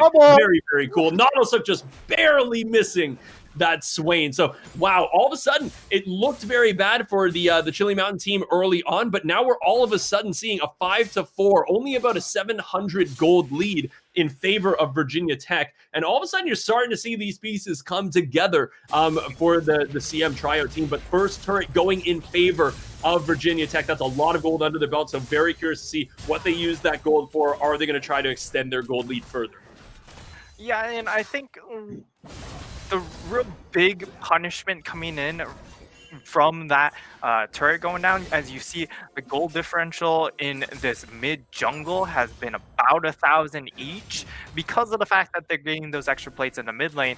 However, on the bot side, of course, the Kai'Sa has been doing exceptionally well. I was talking about how, well, the Kai'Sa shouldn't be allowed to get out of lane against the Pike Swain, but when Pike ends up burning the flash early on, the Pike continues to eat Nautilus hook after Nautilus hook.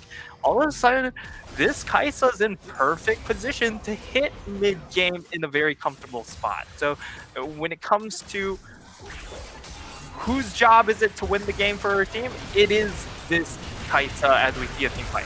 But it looks like the Kai'Sa currently taking a lot of damage from that Graves. The Nautilus going down very, very low. Swain does have that ultimate, but it looks like the Pike is going to get that execute. Unfortunately, not going to get the second execute, but the Graves is going to get a double kill there, and Kindred is going to have to run away and lick her wounds on this one.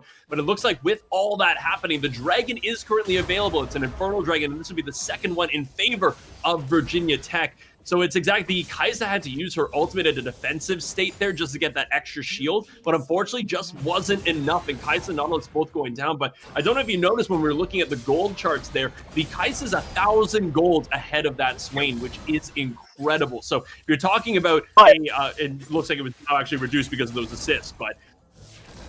Yeah, I believe he got one of the resets from the Pike. Yeah, I'm not super sure about it, but it's still a whole lot of gold coming back into that team. Yes, he's sitting on 1,600, so he hasn't exactly cashed in onto it, but the fact of the matter is the Swain's still going to be contributing, but the Kai'Sa needs... Oh, the Pike gets caught! He was trying to go B, but unfortunately it looks like the Nautilus had his number, and the Ignite is going to be enough to kill him. That's so unfortunate. If you don't have it warded, you've got to go back in a safer position, Pike.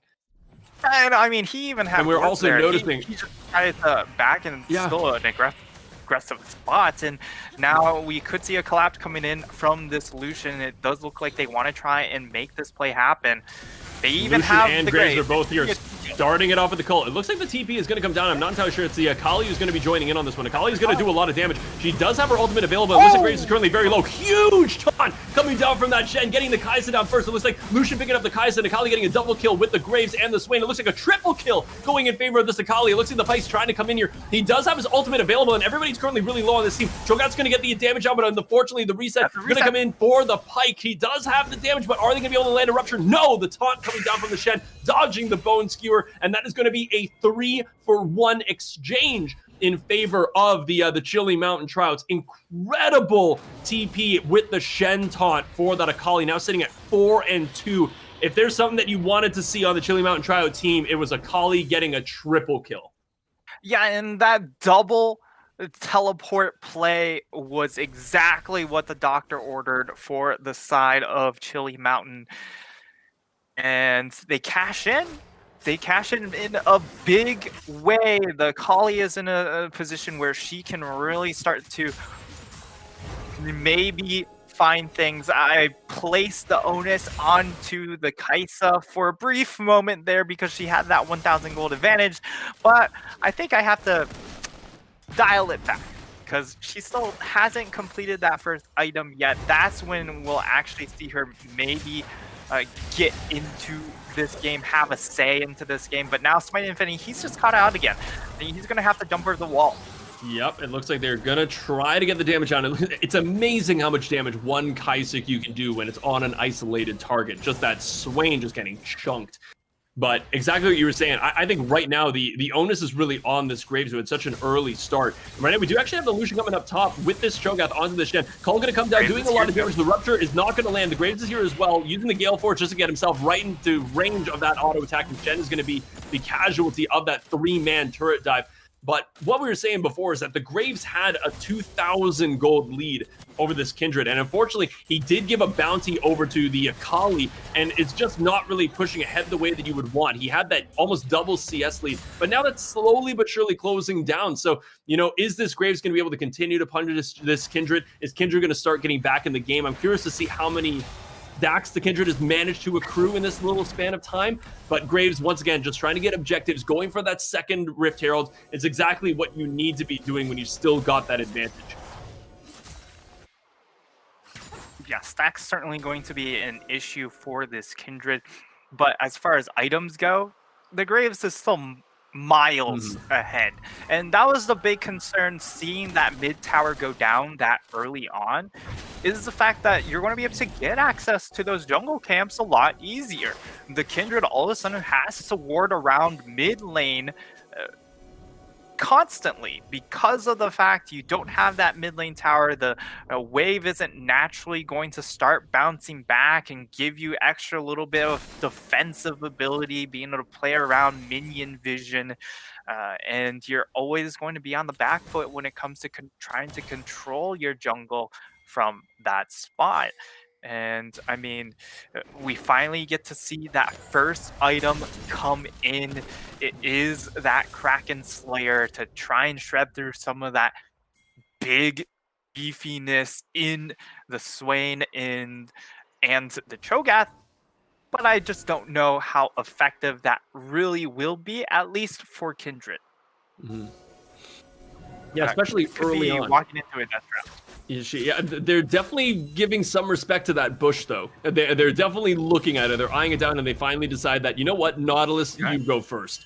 So they do seem like they sniffed this one out just a little bit, but that does not mean that the blue side can't engage this fight. Now, Shen does have his stand united, so there could be a very big shield. He does look to be kind of looking at that map, currently walking down. Currently the dragon at 1300 HP. That is going to be a Kindred going to pick up the first dragon of the game for that red side, and they did put the Rift Herald down in the mid lane.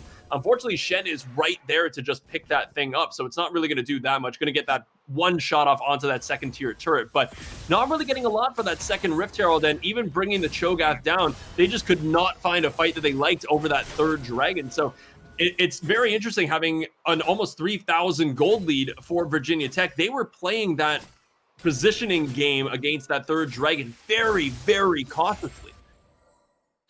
Yeah, and I mean, you saw the Cho'Gath make his way down. He was looking for an opportunity to try and get into the pit, but unfortunately, because he didn't have the flash cooldown available, he wasn't able to actually get into the pit and steal away that dragon. So at the same time, again, you're fine with letting that third dragon go because you're not threatening soul points on the other side.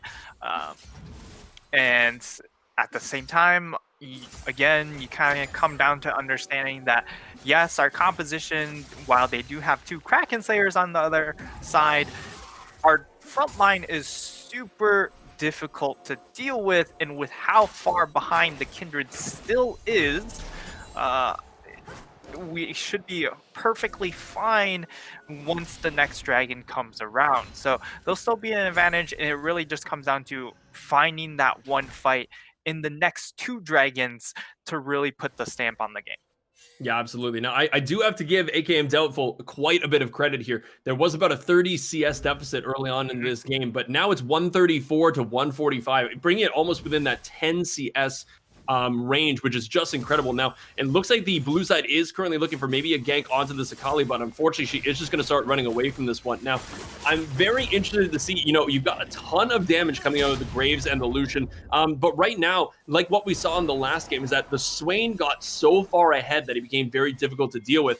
and he bought that Leandries. He went for that Zhonya's Hourglass, but he's changed up his play entirely here. He's a little bit further behind, still has a good CS number, but went for the Night Harvester instead of going for that burn from the Leandries, which, do you think that's because there's less tankiness on the CM tryout team, or is he just looking for that sheer unadulterated burst damage when he uses his ultimate and blows it up and tries to kill the Kai'Sa and the Akali? What do you think about that? I think it really just comes down to getting the move speed, right? Where he, because of how much more range there is, just trying to get access onto the Kindred or the Kai'Sa, he needs that extra move speed to try and move forward and find the best spot to pop his ultimate. Whereas in the previous game, they were all kind of coming towards him, right? You had the Galio ultimate coming in, you had I forget what were some of the other champions. The Wukong and Lissandra. Oh yeah, they were all in there, right? Yeah. They were on top of you. There was no need to get any extra move speed or repositioning tools to make yourself useful in that case, because they would help you out in that regard. And here he has to put a little more effort into finding these team fight positionings for himself. So I think it's a really nice adaptation in the build. Still, he's going second item Hourglass, which is of course still necessary, even more so this game, because you're just trying to get as much usefulness and utility out of your ultimate before you will most likely end up going down. And of course, the extra sustain can possibly just swing a team fight entirely. Yeah, absolutely. And now we're already seeing this is the site that I was terrified of in the last game, but this Cho'Gath already nearing that 3,000 HP mark, and it's just 21 minutes into this game. 7 stacks, so he has plenty of stacks piled up. I mean, on the flip side, we have to then look at what our other stack champion is, which is that Kindred, of course. Just seeing where she's at, she's only at 2 stacks, so she's really just 3/4 of a champion at this moment, because of she just doesn't have that extra range. And at the range that Graves operates, Graves always wins that matchup, and how much more useful he will be. Now, Smite Infinity, again, he's the one that continues to keep going forward. Shen ultimate coming down from the Shuriken. Oh my god, Akali gets bursted by that team comp. The Shen ultimate shield meant absolutely nothing there. Akali just getting absolutely bursted when she went in with that Shen ultimate. And it looks like Blue Side just said, thank you very much for the free kill, Akali. We will be taking our 3rd dragon of this game. Akali thought that she had the damage, and I've got to admit, after seeing that first Q onto the Pyke, I thought she had the damage to kill him as well, but I did not anticipate the burst damage that came out of that Blue Side. Yeah, and we actually see the Rocket Belt coming in from Klexo. So Klexo's really gunning for these one-shot burst trades. I'm not super sure if that's the correct itemization. Now, if you're going to be in the side lane, maybe that's what you end up going for, but I'd like a little bit more utility when it comes to these team fights, as they could catch out Smite Infinity here.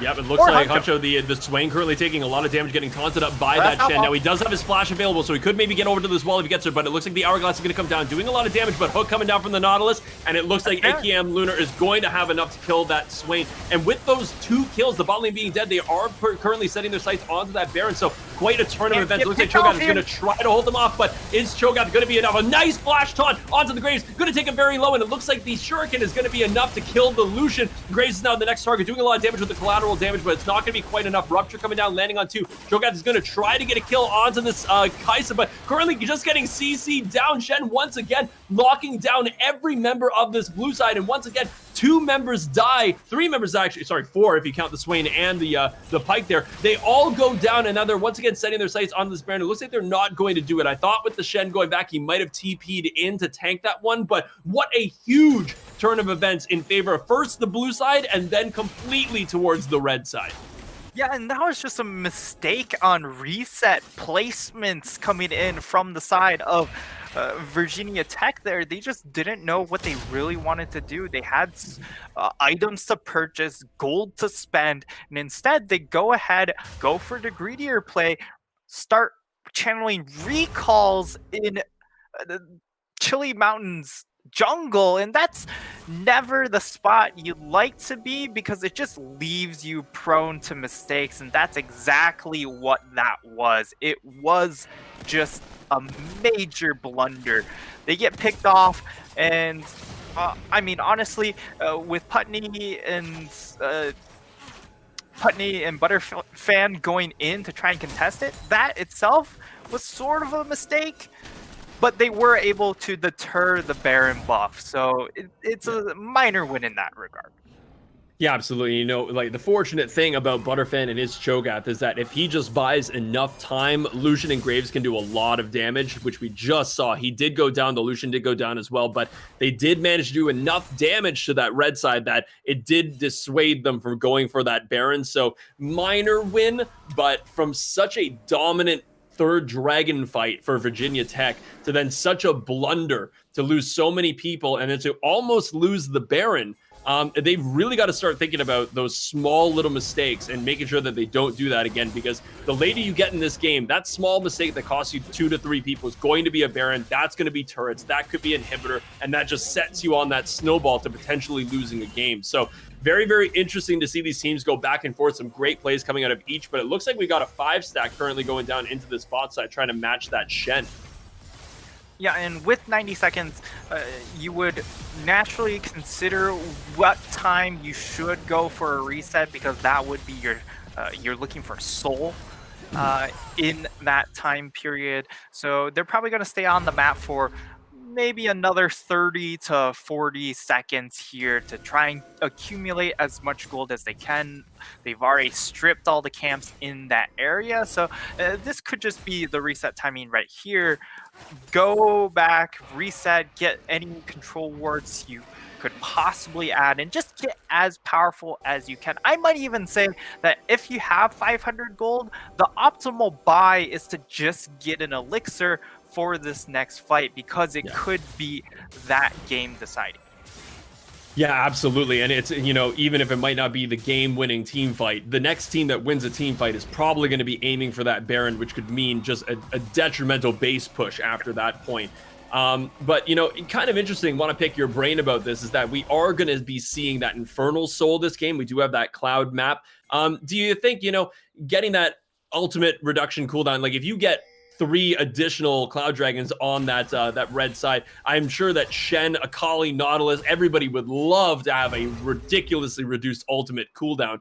But do you think that this soul is going to benefit one team more than the other? Do we think that the movement speed increase from this Cloud Soul map is going to do anything? The move speed is certainly useful for champions like the Swain and possibly the Cho'Gath, but the bigger thing for Cho'Gath is the fact that all of a sudden he has 20% haste on that ultimate, and that's just a crazy amount of true damage that keeps getting pumped out, because then you can make these fast rotations over to objectives like what we're seeing right here. They went straight from Dragon over to Baron, and they definitely have the ability to just start it up because of that Cho'Gath ultimate, and that's exactly what they're going to do. This could be the game deciding fight.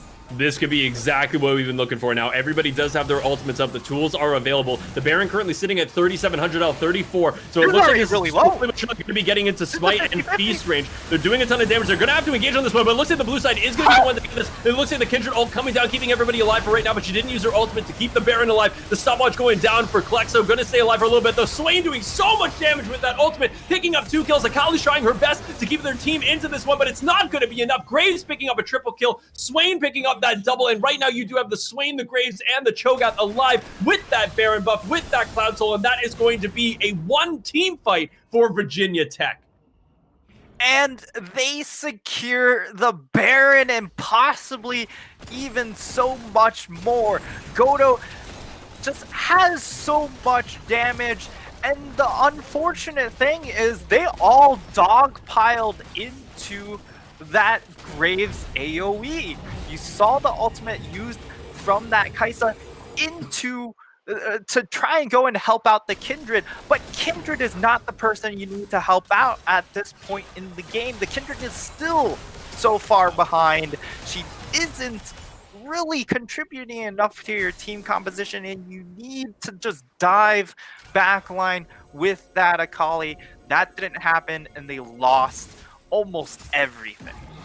Yeah, that was absolutely incredibly played by Virginia Tech. And, you know, I didn't see Wither Kindred. I know that she was in the backside of that Baron. Did she try to utilize that ultimate to stop the Baron from dying? Because it looked like it might have just been a bit too early. Sorry, a little bit too late to prevent that Baron from going down. I know that she did use it to keep everybody alive, but it looked like that's what she was trying to accomplish. Unfortunately, just a bit late. Yeah, and I mean, we see the gold beam popped up here, and there's a 5,000 gold difference on the jungler. Oh my goodness, how do you deal with it? And once again, this has just been a lead that's been building since level 1. Kindred lost that blue buff, then lost the red buff, died at level 2, and it has just been the Graves show for the remainder of this game. He's 9-1-5. He has a 700 gold bounty, almost a 50 CS lead over this Kindred. They've got the soul, they've got the Baron. Graves has just put on a jungle clinic of when you bring the enemy jungler down, you keep beating them down for the remainder of the game until you see that victory screen. Yeah, and usually when you talk about a clinic, it's about healing people. But here, you're just putting Sim straight into the grave. He's really living up to his champion name. Just putting him into that grave, and Kindred, Lamb's respite is supposed to keep you alive. That's not what's happening in this game. And if you take a look at the stacks onto the Kindred, I highly doubt he even has 4 stacks. He's still sitting on 2. The last time we checked in, he was also on 2 stacks. That was what, 20 minutes ago when we checked the last time? Like 15 minutes ago. He took so get 2 stacks. And he's just been sitting on 2 stacks this entire game. Yep. And Kindred getting caught out right by that Bone Skewer. Cho'Gath going to take everything up. He's not going to die because of that Lamb's Respite. But once again, the Graves collateral damage going to absolutely blow up Kindred. Nautilus, the next target. Looks like the Shen ultimate going down onto that Kai'Sa. I don't know if it's going to be enough. No, it is not. That shield is nothing compared to the damage coming down from Virginia Tech. And that is going to be a 4-for-0 turret dive underneath that inhibitor turret. Everybody's surviving on Virginia Tech. And right now, it is just Shockpool Shen standing between Virginia Tech and the grand finals of the NA $500 Challenger Cup tournament. And unfortunately, he is not going to have enough. He's going to go down feasted for the final kill of this game. And after 32 minutes of epic battling between these two teams, it looks like Virginia Tech is going to take the win. And Virginia what an absolutely incredible game. Yeah, they just... Again, we saw it in the first game of today. Once that composition came online, it came online in a big way. This time around, the Swain was put down for the majority of the game, but then once we hit that Baron fight, he got that Baron, he got a good ultimate, and that's all you need from that Swain because of how strong this Graves is. The Graves is taking so much attention away from you already, dealing 18,000 damage in that game. By far the most damage. Let's just talk about, for 2 seconds, you want to talk about the Graves damage versus the Kindred damage for a second? What Kindred? Wait, what? Exactly that. 18,000 damage to just under 5,000 damage. I mean, Nautilus did more. Yeah, Nautilus did more damage. Yeah. Now, 5,800 damage. That's 800 damage more than the Kindred, who's trying to build damage, but the damage never got there for Kindred. And more importantly, she never got 2 more stacks to truly become a champion. Yeah. And you know what? I've got to give credit to Chili Mountain that they did great work in the bot lane. Nautilus hooks were connecting against that Pyke several times. The Kai'Sa did a lot of damage. They had a great turret dive early in the game. The Akali got that triple kill with the double TP from the Shen and the Akali. I feel like there was every opportunity that they were trying to take to claw their way back into that game was quite good. Unfortunately, it was just such a hole that was dug in that jungle that they didn't have the resources to climb out of that hole. It was just too substantial of a lead for that Graves. Yeah, you might as well just call Goto the Undertaker because he really just put them so far under. It wasn't even 6 feet. This Kindred was buried in Mariana's Trench. You just could not Oh. see where this Kindred was, and that's really, really unfortunate because the champion still has a great matchup. We just didn't get to see it. Oh, absolutely. And it's one of those things when you've got somebody like a Kindred who wants to see that late game power, wants to have that damage potential that comes out of the champion. Unfortunately, was just so far behind that Graves that there was no way we were going to see any damage coming out of that Kindred. But ladies and gentlemen, that was the winners finals of the NA Challenger Cup. It is currently the Virginia Tech moving on to the grand finals. We're actually going to jump down. Very excited to say that we get to go and watch the losers finals to actually see which team is going to make it to the grand finals to go up against Virginia Tech. And it's going to be Basso Bros versus WPG Wombats. Now, compared to how Virginia Tech is playing, I'm excited to see how this losers finals go, but I'm very, very excited to see whatever team makes it. This grand finals is going to be insane. So we're going to walk just to a quick little commercial break here. Going to be back with the losers finals and then kick it right off into the grand finals after that. Stay put because there's still tons of League of Legends to watch.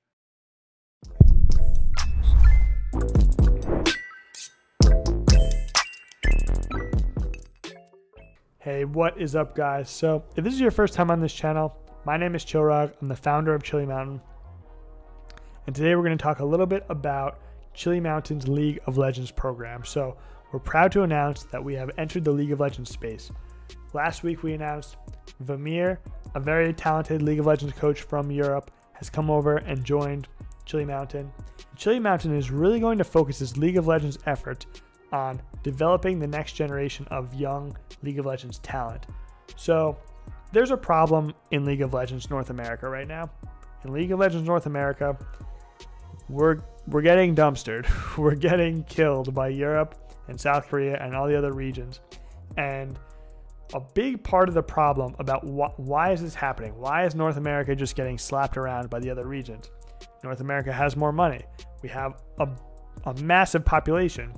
We have a lot of things that you would think could produce talent, but that's just not the case. It doesn't happen. A big part of this reason, in our opinion at Chili Mountain, is there's a lack of youth development. The infrastructure that exists to take a 15-year-old or maybe a 15-year-old good player, or maybe a 16, 17-year-old good player, and turn them into an LCS Academy quality player, there's not a nice runway they can go up. In Europe and South Korea, we have that. We have a lot of scouting, a lot of training, a lot of programs that are going to turn a 15, 16, 17-year-old into somebody that's ready to step up onto a giant stage. So what we're going to do at Chili Mountain is we're going to attempt to fill that void. We're going to attempt to fill some of that gap.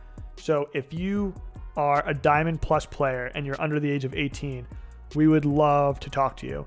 We have our first team. It's only been a week, but we already pretty much have our first team ready to go.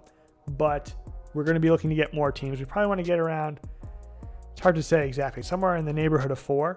So if you, like I said before, if you're a Diamond Plus player and you're 18 or under, definitely reach out to us. I'm going to have some links in the description below.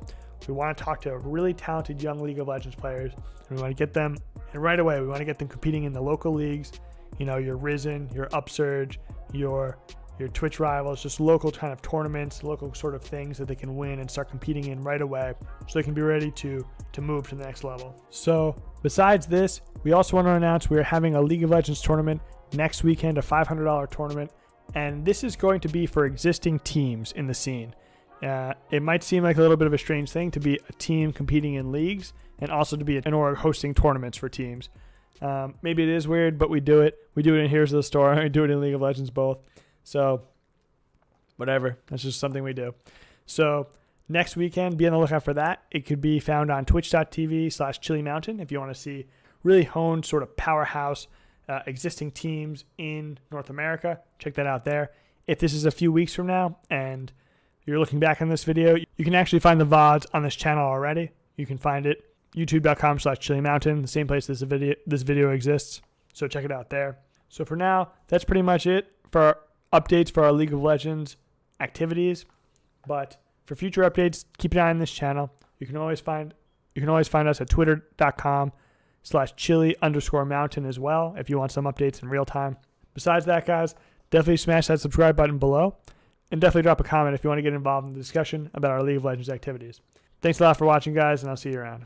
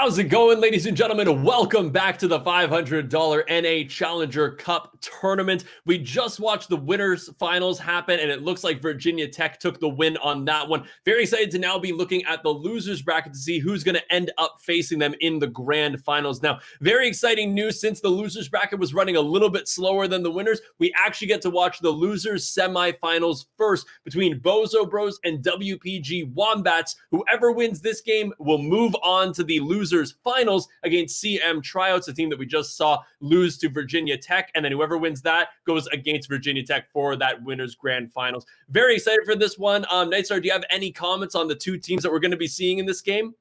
Yeah, of course, we have to touch on how both of these teams got here, because we did see a bit of an upset coming in from Chili Mountain, being able to upset that #1 team, but at the same time, that meant CCG and NYU both went into the lower bracket, and both of these teams here that we see upset them in that lower bracket contest. So, Bosa Bros, they took an amazing scaling composition in the Shen, Ivern, Seraphine, Caitlyn, Pike composition, and they really took it to town. They went a little bit of a distance, 36 minutes, but when you have that many shields for your Caitlyn, the Caitlyn just gets to control the game by herself, and it just became a little bit too difficult to finish her off. And on the flip side, WPG Wombats, they won a 15-minute game against NYU. They went to town on NYU, and if you blinked during that game, it was already over. So I'm excited to see what kind of things we do get to see in this pick and ban. And of course, if you're looking to take away this shield composition, you have to target that Ivern. Yeah, and it looks like they did just ban that Ivern on Winnipeg Wombats. Zyra and Olaf coming out as first round bans for Bozo Bros. The Akali being banned as well.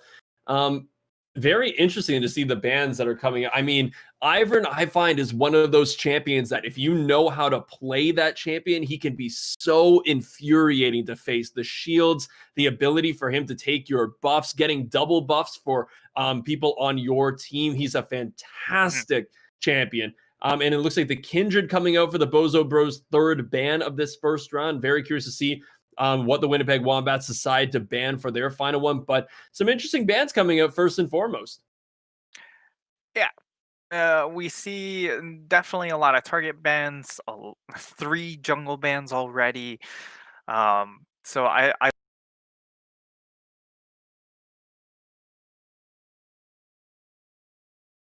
perhaps a Graves coming through for that first pick.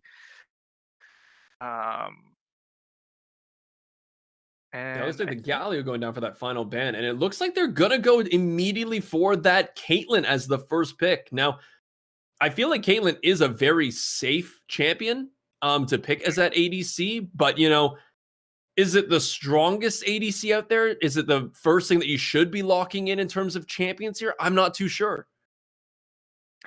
yeah, one of the things you are going to be able to do with this Caitlyn pick is going to be getting lane priority in that bot side. Of course, it's not as powerful necessarily as your Misfortune or your Jin, but you're going to be able to hit a lot harder come late game in exchange for that mid game power. Now, it really just comes down to what do they end up doing in order to generate that same kind of composition that I think they're aiming for, that we saw in or that they played in the previous game, which is buff the Caitlyn, go for maybe a Lulu mid, maybe a Seraphine mid, and a Lulu top lane, and then maybe throw in a second AD carry in the jungle. So maybe that Graves, and you would all of a sudden have a double AD carry composition with 2 support champions, and then you can maybe even throw in a third champion as a support.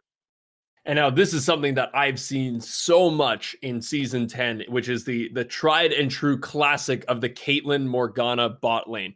Now, of course, Mhm. why that's so fantastic. If you land a binding from Morgana, that Caitlyn trap goes right underneath you, guaranteeing that headshot. And the amount of damage and crowd control that comes out of that bot lane is incredible. And not only that, Caitlyn being very safe in order to get her CS, but then becoming even more safe when that Morgana Black Shield gets on you. And of course, getting that Karthus in for what's probably going to be the jungle for Bosso Bros does a ton of damage from a very long distance away. Haven't seen a Karthus in the jungle quite yet, but I've just always been terrified of that ultimate coming down. When you do an outplay, you're at 100 HP, and then you see that ultimate come down on you. Always very unfortunate, but a great counter to that is a Shen. Yeah, so already what I'm looking in this draft here from Bosa Bros is the fact that because they have this Karthus in the jungle, maybe they go for some sort of AD mid laner, something that goes super aggressive, like the Talon, maybe a Zed if they really think that Zed is appropriate. But I'd like something that's an AD assassin threat. They have, of course, options to not funnel themselves into that. But I think what they're going to do is AD Assassin and then Lulu. Lulu can go in the top lane, of course, be able to buff up the Caitlyn in addition to the Morgana. The Caitlyn just becomes an uncontrollable late game threat. But then you still have the mid game coming in from your AD Assassin combined with that Requiem. So you just have a lot of balanced power. I'm interested to see if they decide to actually go for that play or how Wombats will be able to actually respond to that play. Mm-hmm. Yeah, I mean, currently I'm liking the beginnings of both these, and it looks like they're spending a lot of time talking about their bans. In the previous games that we've commentated here, the bans have come out very quick. They've had their plan. They've had a team composition that they're looking to play. But it looks like right now both of these teams are really trying to figure out what they believe the right bans are going to be, what the right picks are going to be. And it seems that they're really kind of discussing these things through now. Lulu being picked up, which very interesting to exactly what you said, maybe trying to take that away from that Caitlyn to buff her up. So very, very smart pick. It's almost like the script has been reversed. You're now going to have this misfortune with a Shen ultimate, with that Lulu ultimate, making her very difficult to deal with. Now, whether I believe that Lulu is probably going to be support, Shen probably going to be up in the top lane, could very well see him as support as well. But exactly what you were talking about before, that AD mid laner, Yasuo is a pretty solid pick if you're going to do something like that, and it is locked in. Top Yasuo as well. I don't think it's a great matchup into the Shen, so most likely it goes into the mid lane. But if you're looking for another enchanter, it could be a Karma, which can go both mid and top. They already showed that they like the Seraphine, but if they go Seraphine, obviously that would go mid. So they're still most likely looking for an enchanter, but the Ornn ends up coming through and it doesn't quite have that late game power, but the mid game is still incredibly powerful from this blue draft. They were looking for an enchanter and they picked the exact opposite of an enchanter. Well, I mean, Ornn literally does everything under the sun, right? He's an enchanter, paladin, assassin, tank, AD carry. He does everything. I've always been amazed at how much damage. Oh, that's interesting. So the Malphite getting locked in for the Winnipeg Wombats. Now that is a wrench that I was not expecting. So the Malphite's actually a fantastic pick because of the fact that, come late game again, you're mostly dealing with the Caitlyn Yasuo, and if you're Malphite, you're not taking a whole lot of damage from those two targets because of what Malphite brings to the table. Now, the big thing is how do you deal then with the Karthus, and that's going to be the big highlight coming into game. Is if Hecarim shuts down this Karthus pick, this composition over on Bosso Bros, it's pretty much dead in the water. So this draft is incredibly dependent on getting Karthus his priority in some of these side lanes to make sure he gets access to all his jungle camps and just start ramping up as soon as he can. Now, I think the curious question here is this going to be a Malphite mid? Are we thinking of an AP Malphite? Because I'm assuming Shen up in the top lane, Hecarim jungle, Misfortune, Lulu in the bot lane. So could we potentially be seeing an AP Malphite mid? I would assume that it's still going to be tank Malphite, Yeah. because if you go Comet and then straight into tank, you just have so much durability against the Yasuo that the Yasuo can't ever really bully you out. Mhm. But it could, I mean, potentially it could have been Lulu mid. It could have Yeah. honestly been Shen mid. Yeah. Because of how well that matchup does work in the 1v1 for Shen. Obviously, uh, having Stand United from mid lane, not as helpful, Mhm. but it's still an option. Yeah, absolutely. And so, exactly like what we spoke about previously, Ornn does have some great ability, similar to the Cho'Gath in the previous game, to interrupt that stand united by the Shen, similar to the TP. So I'm going to have to see if Ornn can do a good job at positioning himself to maybe cancel out those huge ultimates. But I do love the team fight ability of both of these team comps. Like, these are not team comps that are looking for picks.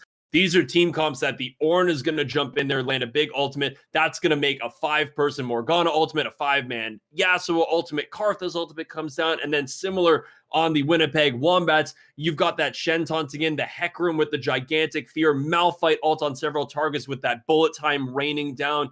I mean, when we're going to talk about team fights in this game, they are going to be hectic and they are going to be exciting. Yeah, these team fights are going to be super explosive because they're so front loaded. A lot of these kits and a lot of the damage that we're seeing here in these fights are going to be coming in from these R keys, from the Misfortune ultimate, the Malphite ultimate, the Hecarim ultimate, the Karthus ultimate, the Yasuo ultimate, the Ornn ultimate. There's so much damage that's just packed in the R buttons. However, what I will add is the fact that for Basso Bros, this is a more defensive style composition that I'd like to see, or at least how it should be played out, because there's so much engage on the flip side. You have the Shen, Hecarim, Malphite. If those three champions go forward, the MF can't really contribute. And the reason why I say that is, yes, she does have an MF ultimate. It's pretty long range. But if you look at the certain champion in the mid lane, Yasuo, he has a wind Yeah. wall. You throw Yeah. that up, the MF ultimate can't do anything. You turn around with an Ornn ultimate, you get easily 4-man knockups all day of the week. You eat up those frontline champions, and MF is just left wondering. Yeah, absolutely. So we know exactly what these team comps are. We know what each team is going to try to do in this game. Now, it sounds great on paper for both teams, but which team is actually going to be able to enact what their team comp is supposed to do? I don't know. You don't know, but I'm very excited to find out. We're going to take a short break here, just a couple minutes to get into this game. The losers semifinals of the NA Challenger Cup, Basso Bros versus the Winnipeg Wombats. We'll be back in just a couple minutes to watch this insane team fight oriented game.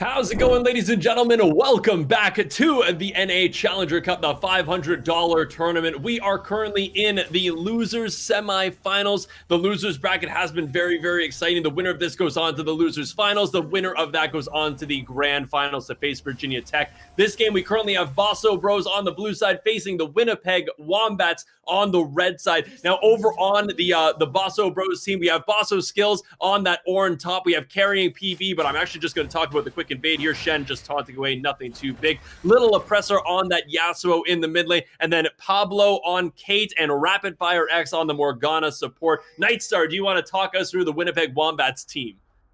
Yeah, and I mean, for Winnipeg Wombats, you have Tiger Clown already skilling up that taunt to get out of dodge there in that top side. Justin on the Hecarim, kept in the mid lane, and Alidu's and Bleeds rounding out that bot side. So when it comes to this early game action, I'm really focused on the Karthus mostly because of the fact that he is the main magic damage source when it comes to the mid and the late game, of course.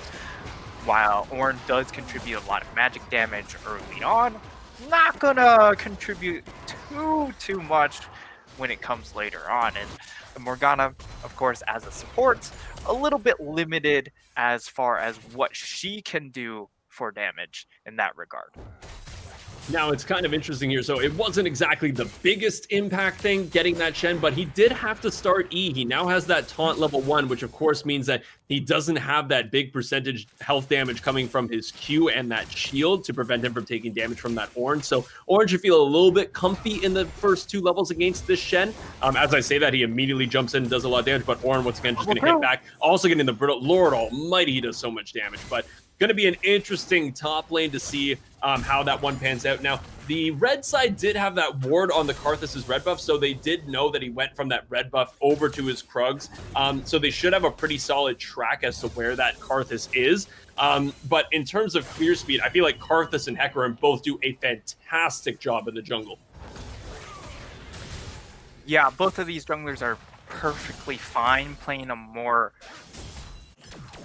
power farm style, and one of the interesting things will be come mid-late game for the side of the Wombats is what kind of build does this Malphite opt into? We talked about the tank that I expect will be a tank Malphite build just coming in from the mid lane, but you did mention that there could be the possibility of an AP Malphite, and it's not too surprising if he would go for that, because if you look on this squad, not a ton of magic damage, and an AP Malphite might be enough to help get more damage into the composition overall, but also get a mixed damage.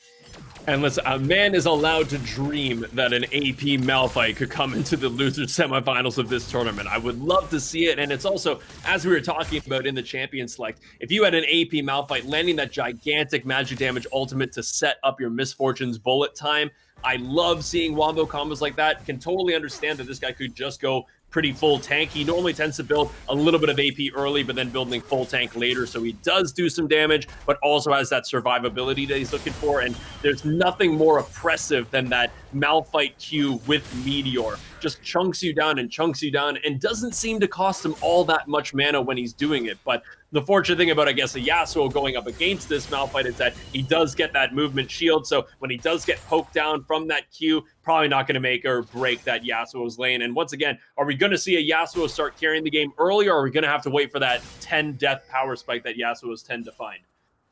Yeah, that's always the question when you're watching a Yasuo. And right now, Little Oppressor trying to get this wave crashed, and honestly, it could very well be some sort of rocket belt Malphite coming in, because he already has that Amp Tome. I'm surprised he went for the Doran's Ring.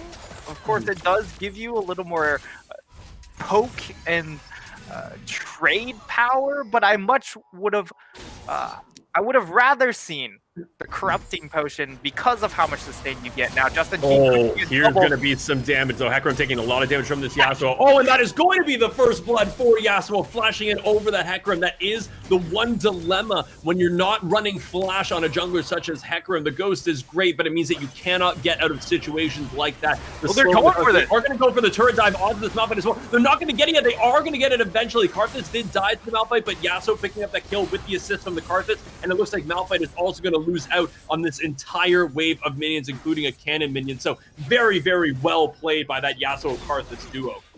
Yeah, and that's a huge trade. Yes, you end up losing your Karthus, but you'll take that trade every single time because of what now the Malphite is losing.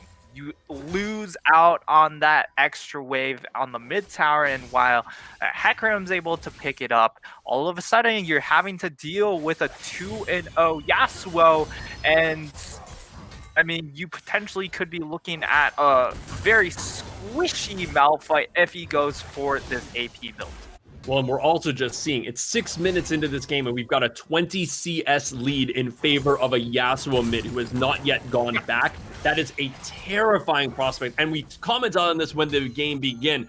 Karthus dying there, not exactly the worst case scenario. The main thing is he's running Dark Harvest, right? Yep. So that guy is, look, even if he dies, the main thing that matters here is as many Dark Harvest stacks as that Karthus can accrue. That ultimate is going to chunk the enemy team down. Now, it looks like the red side currently going for that first dragon. They do know that the Yasuo just went back, so this should be a fairly free dragon. So I do like it when teams don't get tilted from an early first gank like that. It does suck that the Hecarim died, sucks that the Malphite died, but they came back into lane, they got some CS while the Yasuo was back, they looked for that dragon, and they got themselves the first dragon of this game, which happened to be an Ocean Dragon.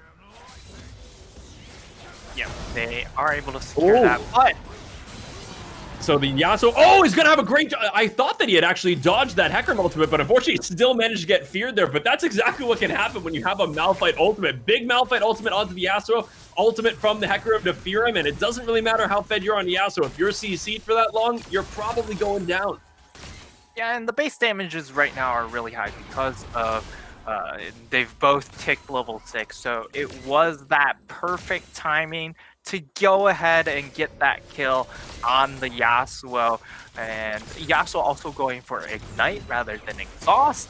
Doesn't have the survivability then to try and turn things on its head. And now in that mid lane we see the Karthus trading his entire mana bar to try and get Malphite low. Malphite now has to go for a recall, which is, again, really terrible. So even though the Yasuo did die there, he's still put in a positive lane state because Malphite has no resources, has to go and channel in the back, and he's going to have...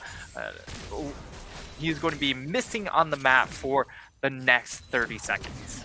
Yeah, we're still seeing a 15 CS lead for that Yasuo, even though we did pass that one time. But Karthus getting that damage onto that Malphite, I think once again, not the worst case scenario, even though he did use his mana bar, because I believe he picked up another Dark Harvest stack. So if he's already sitting at about 3 to 4 Dark Harvest stacks at 8 minutes, it keeps building up over time, and he's going to end up doing an insane amount of damage. He also did have that blue buff that was available on his side of the jungle, so he was able to pick that up, so he shouldn't have too many issues with mana. The Hecarim is down at his blue side, so Karthus is going to get this free Rift Herald, the very first one of the game. Ornn is doing a great job at pushing that top lane, so I'm very curious to see where this Karthus is going to drop the Rift Herald, but when you're looking at a 3-plate turret up in the top lane, you could drop that Rift Herald down and get the first turret up in that top lane very early on in this game. Yeah, and it's absolutely wild that all of a sudden the Ornn's able to just secure 2 tower plates out of nowhere. That's an extra 300 gold that the Shen just can't contest. Essentially, the Ornn just solo killed that Shen in the top side, even though we don't actually see it on the scoreboard. That's just how much gold was just exchanged in that top side. And again, you're going to lose those minions to that tower as well. So Shen, while is still sitting fine as far as CS goes, there is a small bit of a gap, and Ornn could explode in this mid game come that first Ornn item. Well, and it's one of those things too that I think I always bring up when I see an Ornn is that we saw how aggressive that Shen was when he taunts in, he gets that percentage health damage, has a shield himself, gets those early trades with the Grasp of the Undying, but Ornn then just hits this stage where he now does an insane amount of damage with Brittle, and he just absolutely obliterates you. But it looks like we do have a gank here. It looks like the ultimate coming down from the Ornn. The taunt is going to land onto that onto the Karthus. It looks like he is going to get away with that one with a very nice taunt into the flash. He did burn his flash, so I would consider that a successful gank from that Karthus. And the thing is, now that they're up here, the Karthus is here as well. They could very well drop this Rift Herald and potentially got that first turn of the game. They've also called the Yasuo up to that top lane, so very curious to see how far they're willing to push this top lane, potentially to the breaking point.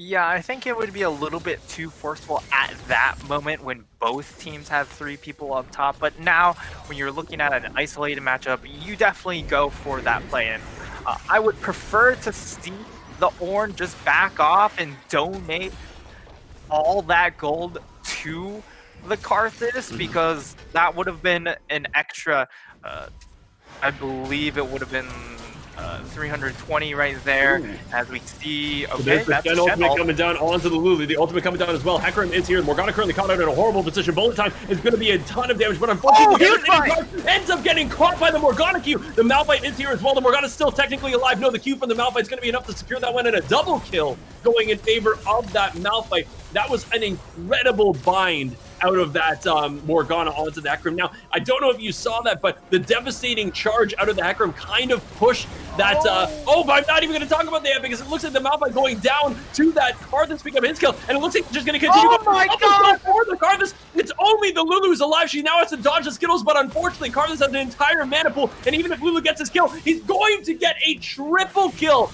off of the back of a double kill from his team. Unbelievable, and Karthus is now gigantic.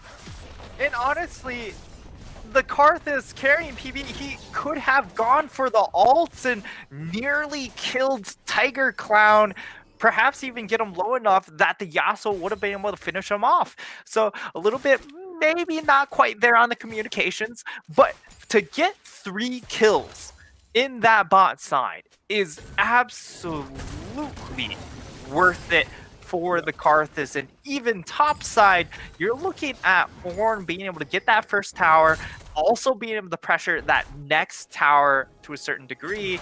And I mean, if you really want to, should be looking on that Malphite to just hold that wave, or the Shen just hold that wave top lane as long as possible, slow push it rather than immediately bounce it back, because now you just look at that wave. That is an immense wave about to go back into the hands of Ornn and denying more gold away from Tiger Clown.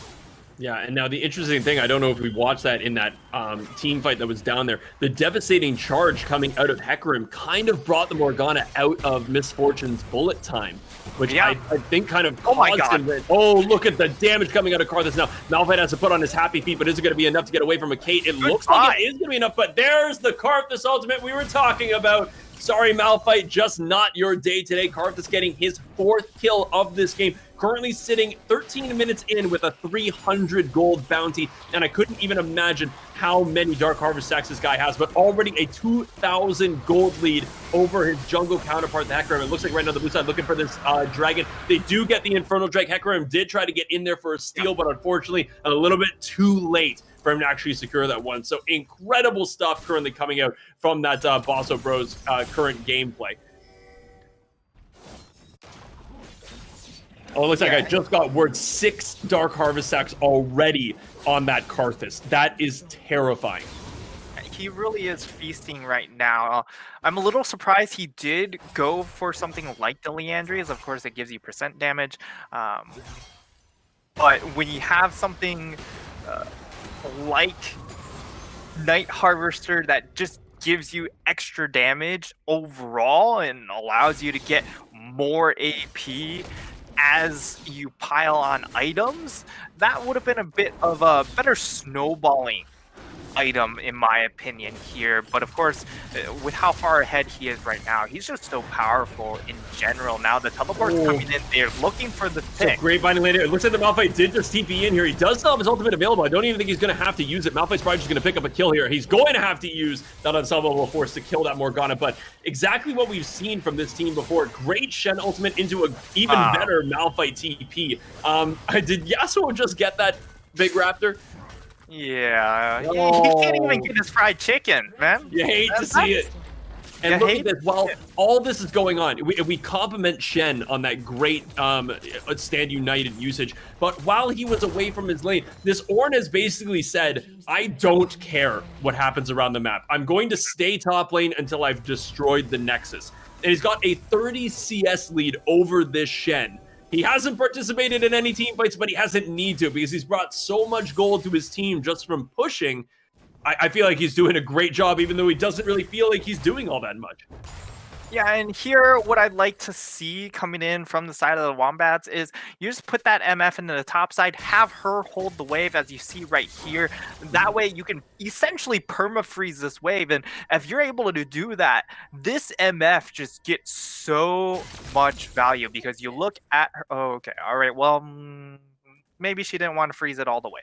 But if she was able to hold the freeze, she would have just eclipsed this Caitlyn here in this bottom lane, but right now she's still going to get further and further ahead. It just doesn't feel like you won the game without doing it. Did you see that combo from the Caitlyn? This is exactly why that lane is so terrifying. The Morgana binding lands, Caitlyn puts a trap underneath, gets the trap, then the headshot, then the E, gets another headshot, follows it up with the Piltover Peacemaker, and Shen is at half HP. That's just incredible amount of pressure and damage. So once again, this blue side has just been absolutely putting on a clinic of how to rotate as a team and how to team fight. But exactly like what you were saying before, we are kind of sleeping on this Misfortune. She has a 37 CS lead over top of that Kate. Now, she only has 5 assists. Kate only has 1 kill and 1 assist. But if this MF can get to her items, if she can get those big ultimates off without having them getting stopped by a Yasuo wind wall, that Misfortune could make or break a team fight. Yeah, and on the flip side, so if you're Wombats, you're looking at this MF as the key piece. If you're on the flip side, you're looking at that MF and like, we don't really care about her because we have the Yasuo wind wall, we have the Ornn ultimate, so they're perfectly content on allowing this MF to continue getting what she wants. But fortunately for this MF here, I believe it is going to be more of an auto attack centric build. So you are going to be able to get value from this Lulu being able to buff her up, and it won't necessarily be as much of a lost cause as I would have thought coming out of draft, being like, okay, well, most likely she's going for a lethality build. She's more focused around her ultimate, but here we might see her weave in a lot more autos. Yeah, I did also see there, what I reacted to was that Ornn managed to steal the big Krug from that Hecarim. So that was just, once again, you know, Hecarim's trying his best to get that farm, and he's currently 40 CS behind that Karthus, which is a substantial amount of gold. Yeah, and 3 levels as well. So, of course, when you look at the level game, it's hugely impactful when it comes to this next dragon, because Karthus' smite is going to be so much stronger than Hecarim's, and great little Morgana bindings just to keep them from immediately bursting down this dragon. But I think we are leading to a very, very big team fight here. The Ornn does have TP. The Ornn's TPing right now, actually, so kind of early. They could very well just collapse on this Ornn, but he's currently very taken. The ultimate is going to come down. The call on the Forge Gods is not actually going to go off. They get a huge ultimate from the Yasuo. Is going to claim the lives of the Lulu and also the Misfortune. So many people going down from that Wombo combo. The Karthus is also still alive, picking up a double kill. Yasuo getting the kill onto the Shen as well. And that is an ace, and they just lost the Morgana. And ladies and gentlemen, I will give you the second dragon in favor of Bossa Bros for that phenomenal team fight.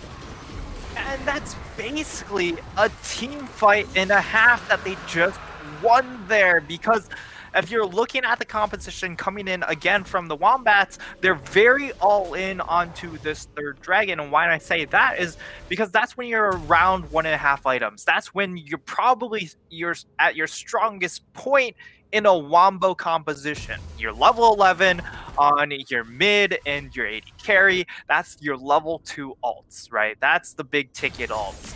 You could have been level 11 onto the Hecarim, but because of circumstances and how this Karthus has been playing, he hasn't been able to hit that break point. But it's still your best chance at swinging and controlling the game back into your favor. And now they're 8,000 gold behind at 20 minutes, and it's only a 4-kill differential. So on paper or in the game, you look at it and say, we're still pretty close. Yeah. But from a Spectre standpoint, you're like, this is kind of done. Yeah. Yasuo's getting caught out a little bit here. Does get Malphite ultimate, tries to flash in, but the funny thing is with Yasuo dying there, he's just added the perfect bait. They think they just got a kill. That's great, but now the enemy team is realizing, oh, they just got the Baron at 20 minutes. And I love that play. Even though the Yasuo died, the Karthus being so far ahead and having that Leandries, having that Void Staff, he clears that Baron so quickly. So you saw a 20-minute Baron now going in favor of Bosso Bros. And now they're just looking to push. Having that early Drake, you already see that Ornn has got this pushed all the way in the top lane, all the way to that inhibitor turret. If he just stays up there with Baron empowered minions, I would not be surprised to see that inhibitor go down in the next 5 minutes with that Baron.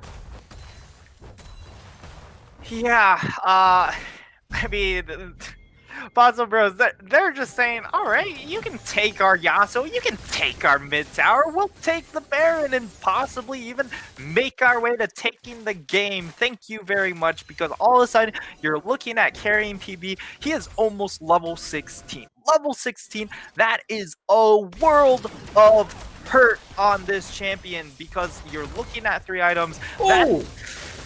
That was a very long range. I wonder if Malphite was looking to flash first and then ultimate. It looked like that wasn't even close to being in range. He shortchanged that one by a decent amount there. He was really hoping and praying that she would walk back up towards him, but there was really no mistake there from the Caitlyn. And now all of a sudden you're looking at all 3 lanes being pressured. Of course, you have the Yasuo sitting in silent because that's just what Yasuo does. But then you have Caitlyn Morgana. The Morgana is just so easy to utilize in these siege scenarios. Yep.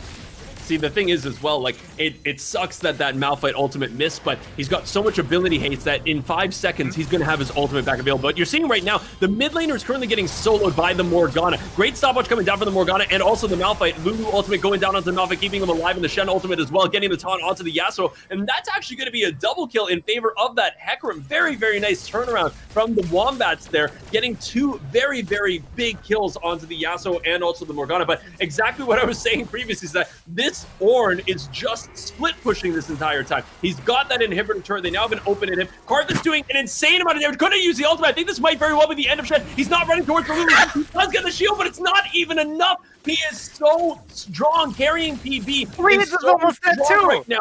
That was an insane amount of shielding, and it did not matter at all. What a crazy ultimate. Yeah, bleeds just from one ultimate was taken down to 40% HP. That's a support. And that's just how powerful this Karthus is. He's so far ahead of the curve. He has the Void Staff completed already. Honestly, seems a little bit of a mistake to go for that because there's not really a whole lot of MR built up. But, you know, it's still going to prove its worth as the game continues to keep going forward. And I honestly, I would have liked to see the Medjais be completed earlier on, but now he does.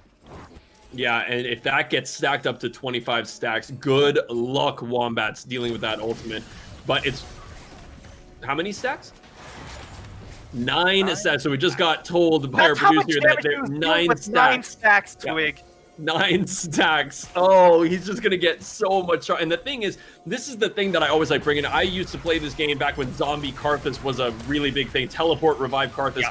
and he's kind of able to do this as well. If he dies, it doesn't matter. He's still in your team, but here's the team fight we've all been looking for. It looks like the Ornn is not going to be able to get the call on the Forge God off because of a great taunt from the Shen. Lots of damage coming down from that Caitlyn. Karthus is not in this fight yet, though. The Ornn and the Yasuo are currently fighting their own battle. Shen is going to taunt over the wall and get that Kate. They're going to do a lot of damage, but looks like the damage is coming down. The Miss Fortune ultimate's coming down. The Yasuo did not get the wind wall off in time, doing a lot of damage, but it is going to come down eventually, and it's not going to matter that Miss Fortune got a couple ults off. It's just going to get absorbed by that Yasuo wind wall. Shen is going to hold off for as long as he can, but that's going to be a double kill in favor of the Karthus. That's going to be the third dragon going in favor of Basso Bros. No one died on their team, and it is only the Lulu that's alive. Karthus has his ultimate in just a second. I don't know if he's going to immediately activate it because he might very well kill her. I don't think he, I kind of wish that he tried it because he might have had time, but what a team, how do you team fight against Basso Bros right now? You can't team fight against this Karthus because even if he dies, he's sitting on so much AP, that ult would just nuke everyone here, and they're going to get double inhib. I don't think that they're looking necessarily to end, but if they get a pick or two, they definitely could end the game here, and this could just be the end right now. Yeah, incredible flash from the Yasuo, stopping that Malphite ultimate for doing anything. I'm surprised that Malphite didn't go for the three people who were fairly low. Here comes Hilda. This is what we wanted to see. Boom! Gonna take down the Hecarim from half HP and send the Misfortune and the Lulu running back into their base to heal up. This Karthus is level 17 at 26 minutes. He is getting tagged by the Shen a little bit, but it is not going to matter. He is legendary, and they are just rampaging through this Nexus. The Yasuo is going to get a little bit of tank from that fountain. He is going to go down. Lulu picking up that kill, but once again, the Karthus, the Kate, the Morgana, the Ornn are still alive, and that is going to be GG for Basso Bros. What an absolutely insane game. I just feel like from the get-go of this game, Basso Bros had a plan for this Karthus, and he just executed every single step of the way. Damage, damage, damage, and then did you ask for more damage? Because he's got it. You know, the Karthus ended up with 15 Dark Harvest stacks at the end of the game, but honestly, if you were watching that game, it felt like he had 1,500 stacks because he was massive, and you even heard me scream at the end because that was such an absurd amount of damage coming out from that ultimate. He killed essentially a frontline champion from what looks like 50 or 60% HP, and then you're going to be looking at these damage charts. You know, the second highest damage in the game was 16,000 damage. That's a pretty respectable amount, right? Because it's a 26-minute game. Yep. The Karthus dealt 27,000 damage. He was dealing half a champion bar of damage every minute. That's 1,000 damage a minute. He was eating them like KFC all day. He was having fast food. It just seemed like there was nothing that the enemy team could do. Once the Karthus started getting so far ahead, the red side literally just has the exact same team fight mechanics that the other team has. They have to get in, they have to engage, they have to kill as a group. The problem is when you group up into a Karthus with 15 Dark Harvest stacks, with Liandry's, with Void Staff, with Magi's, even if you kill him, congratulations, the rest of your team is probably going to die because you did so, because he's a zombie killing the remainder of your team. Yeah, and the issue was, like, even if you were able to get onto the Karthus, the fact that you got to 20 minutes meant that Caitlyn comes online and she would be able to free hit. Even in that last fight, we saw they jumped in onto the Caitlyn, or at least the Shen tried to. And then Caitlyn said, all right, you used your movement spell. Thank you very much. I'm going to go over the Dragon Pit, and all of a sudden, there's no front line for your team. You've just left the rest of your team exposed to this Karthus Yasuo menace, and those two went to town. There was no peel for that back line. Of course, there were a lot of frontline champions, but there was never the chance for the MF to succeed. She was never put in a successful position, and I mean, I even touched on it after the draft that it was going to be an ugly matchup for this MF, and it unfortunately rang true. Unfortunately, you were right. So, ladies and gentlemen, that was the losers semifinals. We're going to take just a short break here. Once again, congratulations to Bosso Bros for securing the win there, moving themselves on to the losers finals. We're going to get into that in just a moment. It's going to be Bosso Bros versus Chili Mountain Tryouts, who just lost against Virginia Tech. That's going to be the losers finals. Whoever wins this next match moves on to the grand finals to close out this NA $500 Challenger Cup. We're going to be back in just a minute with the losers finals. You're not going to want to go anywhere. We still got some amazing games of League of Legends coming up.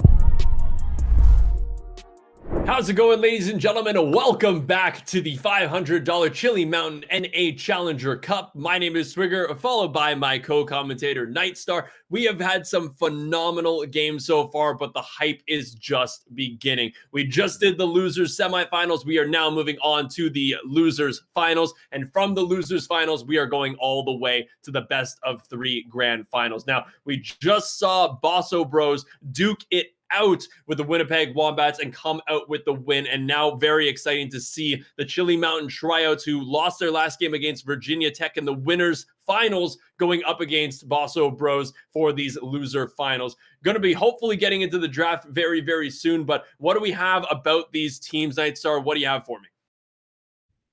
Yeah, I think once again we come into the draft for Basso, and it's really about how the other team deals with the picks that Basso Bros bring to the table, because again, they want their enchanters, they want a hyper carry, so you have to find a way to deal with those two conditions.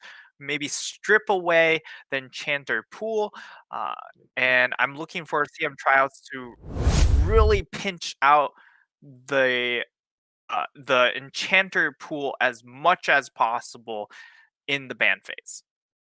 Yeah, absolutely. Now, we are getting into this draft. It looks like the first bans are coming out. Ivern, of course, we saw that ban against Bosso Bros the last time. But now, hopefully, if you were Chili Mountain Tryouts, you were watching that last game or paying attention to the stream, because we are seeing that Yasuo ban come out, which Little Oppressor had a great Yasuo game just last time. But the main topic of conversation that we have to have in this new champion pick and ban phase is, do they ban that Karthus away from carrying PB, who absolutely decimated the enemy team last game? Yeah, and the answer right now is no. They've decided to opt to take away the Morgana, maybe take away the safety from any sort of Caitlyn lane, but Caitlyn still has other options. You can go for a Caitlyn Lux kill lane, you can go for the Caitlyn Lulu harass lane. There's so many possibilities if you still want to go for Caitlyn here in this bot side. Um, but on the flip side for Bosso Bros, the Kindred, Olaf are champions that they just don't want to deal with, because if you are going to play a more farm style champions, Olaf, Kindred are more invade style champions that can just hard punish you. Graves is also in that same vein, so hopefully we see a very aggressive play style coming out from Graves. And we were talking about Graves previously, of such a power farming jungle with so much mid to late game carry potential. We saw it in this tournament previously, that Graves versus the Kindred in a couple games back absolutely decimated the Kindred. And so it looks like, once again, a fairly common matchup that we're seeing, Hecarim versus Graves. So we're going to be seeing quite a bit of power farming in this game. Two very powerful junglers in and of themselves. And once again, Bosso Bros opting for that first pick, Caitlyn. Apparently I didn't feel like Caitlyn was particularly huge in that last game. She definitely did have some very good lane control, had some great combos with that Morgana. But now that Morgana's gone, what would you pair with this Cait? As you said previously, Lux is a great version of that. Looks like the Leona was also a great version, but just got picked up by Chili Mountain Tryouts with that Jhin in the bot lane. What do we think we're going to see as a pairing to this Caitlyn in order to deal with a Leona Jhin combo? Yeah, you could opt for something like the Thresh just to handle the Leona. Their hovering pike, I don't think that really necessarily fits with No. as far as synergy goes, but it still provides that extra bit of element. Of course, it can pierce through the Leona defenses, which is really nice. So all that extra resistance or damage reduction that Leona gets from her W is absolutely irrelevant to Pike. Um, and that might be what they're going for, or a more roam style play style here. However, coming into the second phase, again, does Bossa Bros decide to opt for an enchanter in one of these solo lanes, or even move the pike into a solo lane to try and play more of a solo lane playstyle? That would be interesting to maybe flirt with coming in the second phase. I mean, we did just see, if we were watching the All Stars 2020. I can't remember who played, but somebody from, I believe, the LCK brought out the Pyke top lane, and it worked wonders. So you can certainly make that champion work, still focusing on a roam potential, but full lethality with those Moby boots trying to make something happen. Now, is that going to be the case? Potentially not. Pyke is most likely going to be in that support role. And you do, once again, you do have that ability when you're playing Pyke too. When Jhin is ulting, if you don't know where that Pyke is, that could be a terrifying thing for a Jhin to be sitting there casting his ultimate and having Pyke potentially one-shot you. We are seeing the hover on the Galio. We have seen a support Galio pick previously, but could very well be played in the mid lane. No, it is going to be changed over to a Shen. So looks like Shen getting locked in for that top lane pick. So they are still looking for a little bit of aggression, but also with a little bit more of that ability to keep the Caitlyn alive with the Stand United. Yeah, but now the thing is as well, does the Mordekaiser, when Mordekaiser uses his Death Realm on the Shen, he does not TP. Yeah, he does get kidnapped into Yeah. a different dimension. So there is the possibility. Of course, you'd much rather use the Death Claw instead to pull the Shen out of the ultimate. But it's, I mean, of course, if you're looking for maybe a faster response, the ult will do the trick. Now, it's just a matter of what do they decide to opt for this, what will most likely be the mid lane pick, and it does end up being Galio. So the Mordekaiser pick makes a lot of sense in that regard, because Galio, of course, doesn't bring a ton of magic damage into that mid lane, and that's exactly what Bosso Bros wants. If you have a mid laner that's somewhat low damage threat into that mid lane, Seraphine pays off every single time.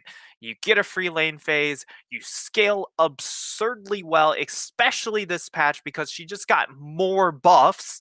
They'll probably sell more skins, but more buffs. And with this composition, the Caitlyn's there to hang out with her in the backline, but the extra heals for Hecarim, the Shen, the Pyke, there's a lot to deal with, and I don't know if CM tryouts have the damage to punch through it.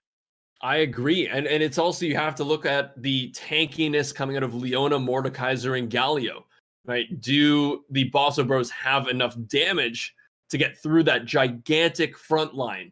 And even when Galio uses the heroic entrance on somebody like Jhin or Graves, making them even more tanky, it's, do they have that punching power to really break through the front line to then get to the people like the Graves, like the Jhin, the people they need to take out before the team fight really begins, and then start picking away at those tankier lines? And I think it's also going to come down to, can the Leona get in onto that Kate or the Seraphine? Can the Jhin land a quality ultimate on somebody like the Kate, the Seraphine, or the Pyke? Like, these skill shots are really going to have to come in clutch to get those two big damage dealers out of the fight. But since Seraphine got buffed, I have seen so many Seraphine ults completely change how a team fight plays out. So if we see those clutch ultimates hit a bunch of people, and of course, the more people it goes through, the longer range that has. And you've got 3 frontliners and a Graves who's also quite almost melee in terms of how he gets his damage off. If you hit 4 people that, it's probably going to also hit the Jhin. So I'm excited to see how these Seraphine ultimates pan out in team fights. Yeah, I mean, curtain call is over on Jhin, but Seraphine can just call it curtains as well with her ultimates because they're so low range.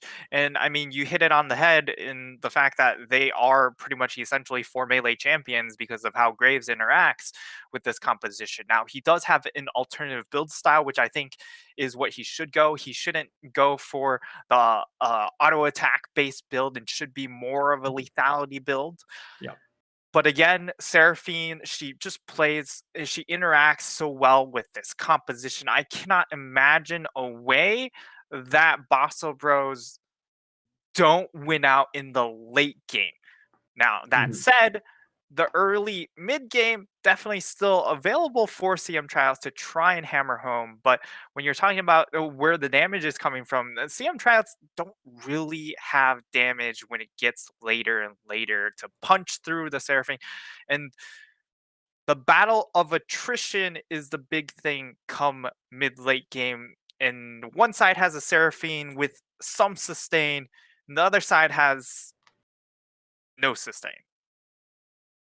No, you're entirely right. Now, the one thing that I did want to mention that I've seen in several high ELO games, though, is when you bring that Mordekaiser onto the Rift to join for things like Dragons and Barons, that ability to kidnap the jungler on the enemy team, in this case being the Hecarim, that might be your ability to get some more damage. If there are some Infernal Dragons that are coming up, if that CM Tryouts team can utilize that Mordekaiser, get that Hecarim out of the ability to steal it with Smite, maybe stacking up those Dragons as CM Tryouts' way of getting to that end game and having that end game damage, maybe doing the same thing with Baron. Don't know how often they're going to bring the Mordekaiser down for those fights, but that is certainly a way that they can start really cleaning up some objectives and getting them into that mid game feeling stronger than they normally would.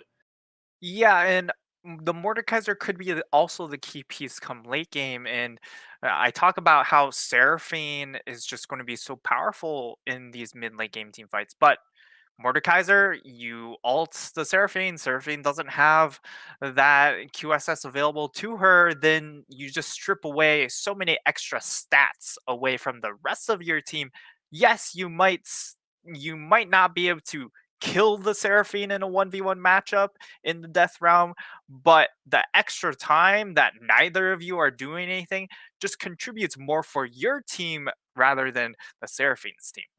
Yeah, absolutely. So very, very excited to get into this one. Once again, ladies and gentlemen, this is the losers finals of the Chili Mountain $500 NA Challenger Cup. Very excited to watch CM Tryouts versus the Bosso Bros go head to head to find out which one of them will go on to face Virginia Tech in the grand finals. We're going to get into this game very, very shortly. Don't go anywhere. We've got an amazing game of League of Legends coming your way.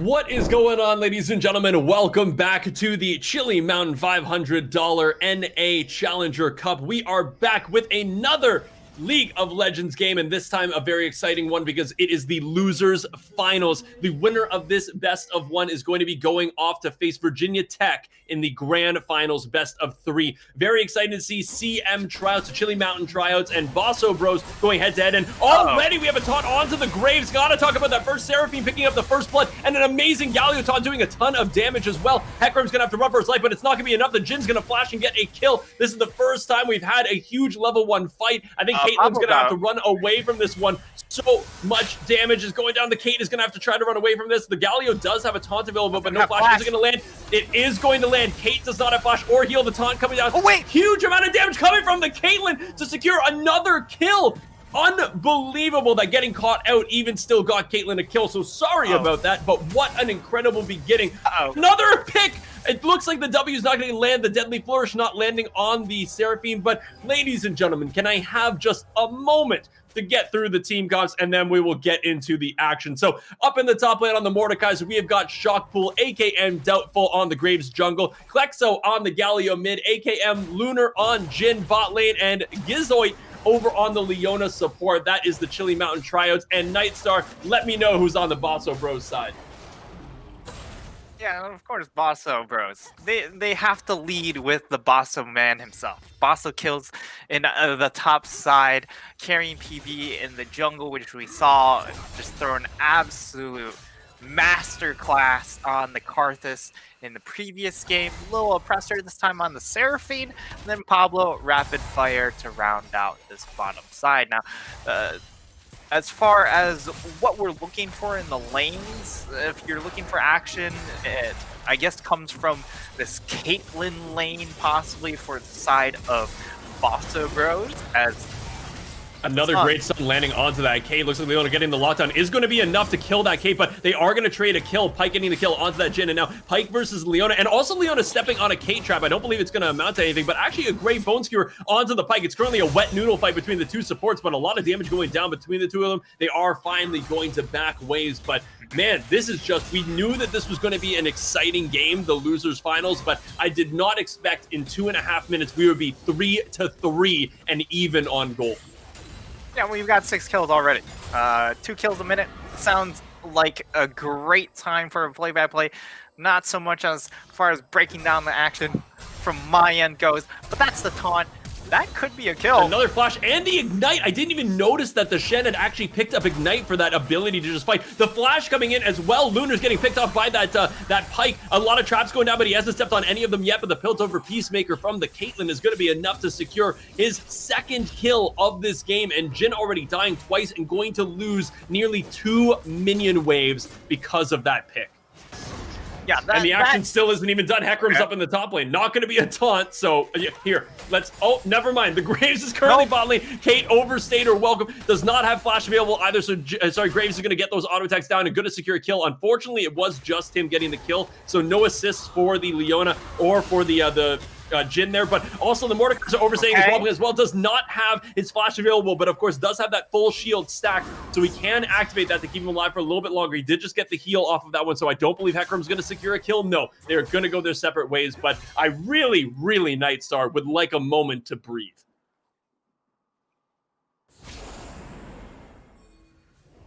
Thank you very much, but I don't think you get to. Well, okay, all right. Rapid Fire gets the dash away. He's going to be fine. He's not going to go down. And thankfully, we get to slow down maybe a little bit. Rapid Fire really should just give up that area. There's really no business for him to continue just trying to contest that area of control that's currently in the hands of Chili Mountain tryouts.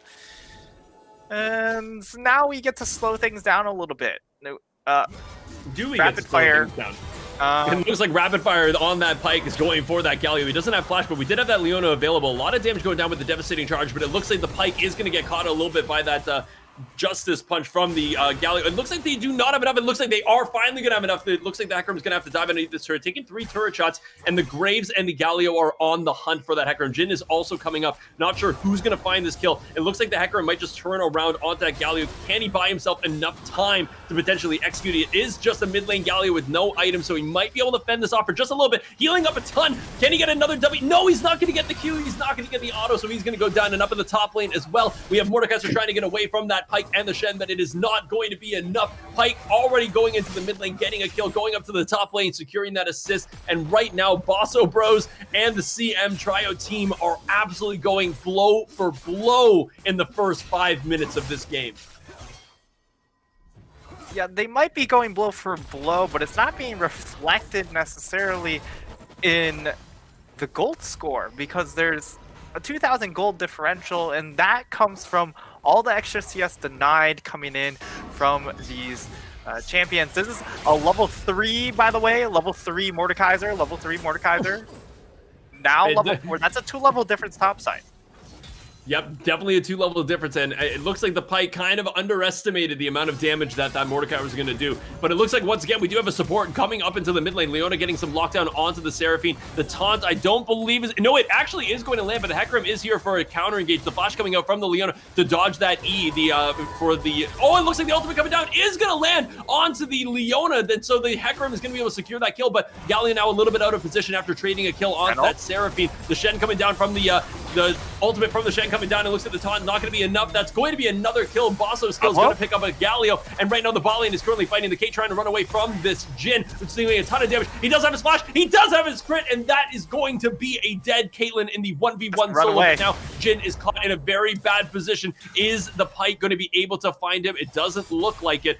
But actually, he is going to start moving in. Overstaying. He has overstayed. He does have his crit, but he's not going to get the E, so he's not going to get locked down for too long. The heal coming down. Bone Skewer is going to land. Hecarim is going to do his damage. They are going to get the kill onto the Jhin, and Pyke is going to get away with his life just barely. Leona going to miss that Zenith Blade, so not going to lock down the Hecarim, but Hecarim now does have to run away. That Graves is going to do a lot of damage and has his collateral damage as well. Pyke going to get away with his E, and once again, Nit3star, we are just going this game. You can definitely tell that we are in a loser's finals match rather than the semifinals. Yeah, and honestly, the big winner of all this early action has to be the Jhin, because he's running Dark Harvest, already 6 stacks, by the way, at just 7.5 minutes. If that keeps going at 20 minutes, we're looking at, you know, an 18-stack Jhin. If he has 18 stacks, there's the damage that they were missing. I talked about that. They don't have a whole lot of damage, but when you have that many Dark Harvest stacks, it makes up for that. Yeah, no kidding. And so we do have the Hex Flash coming down from the Leona. The Deadly Flourish is going to land onto that Kate. But great stun and a great trap going onto that Jhin, locking him down for ages. That Jhin could not do anything. The Graves is here for a counter gank, and it looks like the Leona is going to land that Zenith Blade. The collateral damage going to be enough to pick up that Pyke. Kate's going to have to walk away from this one. Great timing for that Graves to be around. But, you know, once again, this Jhin is going to lose out on a gigantic wave of minions. But you're seeing the combination of the Kate and the Pyke getting that CC down onto that Jhin. He just can't move. I know that he gets movement speed when he crits, but what good is the movement speed if you can't move? Yeah, if you're stuck in place, moving 5,000 miles per hour in the same spot still leaves you in the same spot. So that's a little bit unfortunate, but because of Doubtful and Gizoit being there, it means that they are able to at least hold as much of the wave as possible at that tower to allow Lunar to be able to pick up and recuperate a lot of the farm he didn't get to have. And now we're looking at a lot of level differences, a lot of CS differences, and that's where most of this almost 3,000 gold advantage is coming from. Not necessarily from the kills, but from everything else that they're getting off of the kills, being able to deny farm, deny plates, and get plates for themselves, and then get more levels. That's where the advantage is all coming from. But a nice little play there, getting that first dragon. And you know what? An Infernal Dragon, exactly what we were talking about previously, is getting that extra little bit of damage, never a bad thing. Again, a Deadly Flourish coming out right after that Zenith Blade does a ton, but Graves currently in this mid lane. The ultimate is going to come down from the Seraphine and also the Shen. The taunt is going to land huge amounts of damage, farming that Q, just blowing up the Graves. It's such a good combo, ulting the Seraphine. The Seraphine ult comes out, lines up that Shen taunt perfectly, and it looks like the Hecarim had already started that Rift Herald, so that should be a kill on the enemy team jungler, and then going for that Rift Herald, which, to be honest, you're already looking at 3 turret plates on this mid turret, 4 turret plates on the top, and 4 turret plates on the bottom. You get that Rift Herald down, that's probably going to be the first turret going in favor of that red side Bosso Bros team. Yeah, Bosso Bros are very, very comfortable, and it's not even like that they have to win this early game either, because they're going to win the mid-late game regardless, and they're still going for fights. We have an insane turret dive here against this Galio. The Hecarim is actually going to get the Galio, which is surprising, but the collateral damage is going to come out after the flash from the Graves. That's going to secure a kill for the Graves, a double kill onto the Seraphine. The Pyke is going to get that ultimate down, tanking the turret, not even tanking the turret, just getting that free kill. Kate getting the assist with that ace in the whole ultimate. Very, very nice play. A little bit overly aggressive, I would say, for the side of Bosso Bros. Once again, you were saying they don't need to play so aggressive, but I mean, it is still working for them. They're still securing gold lead after gold lead, already sitting at about a 4,000 gold lead at just 11 minutes into this game. So, I mean, not the best play there, but still puts them in more of a lead. Yeah, I mean, again, this composition, when all things are even in gold values, the side of Bosso Bros get more value out of their gold, and if they're ahead, even better, but they don't need to be that far ahead.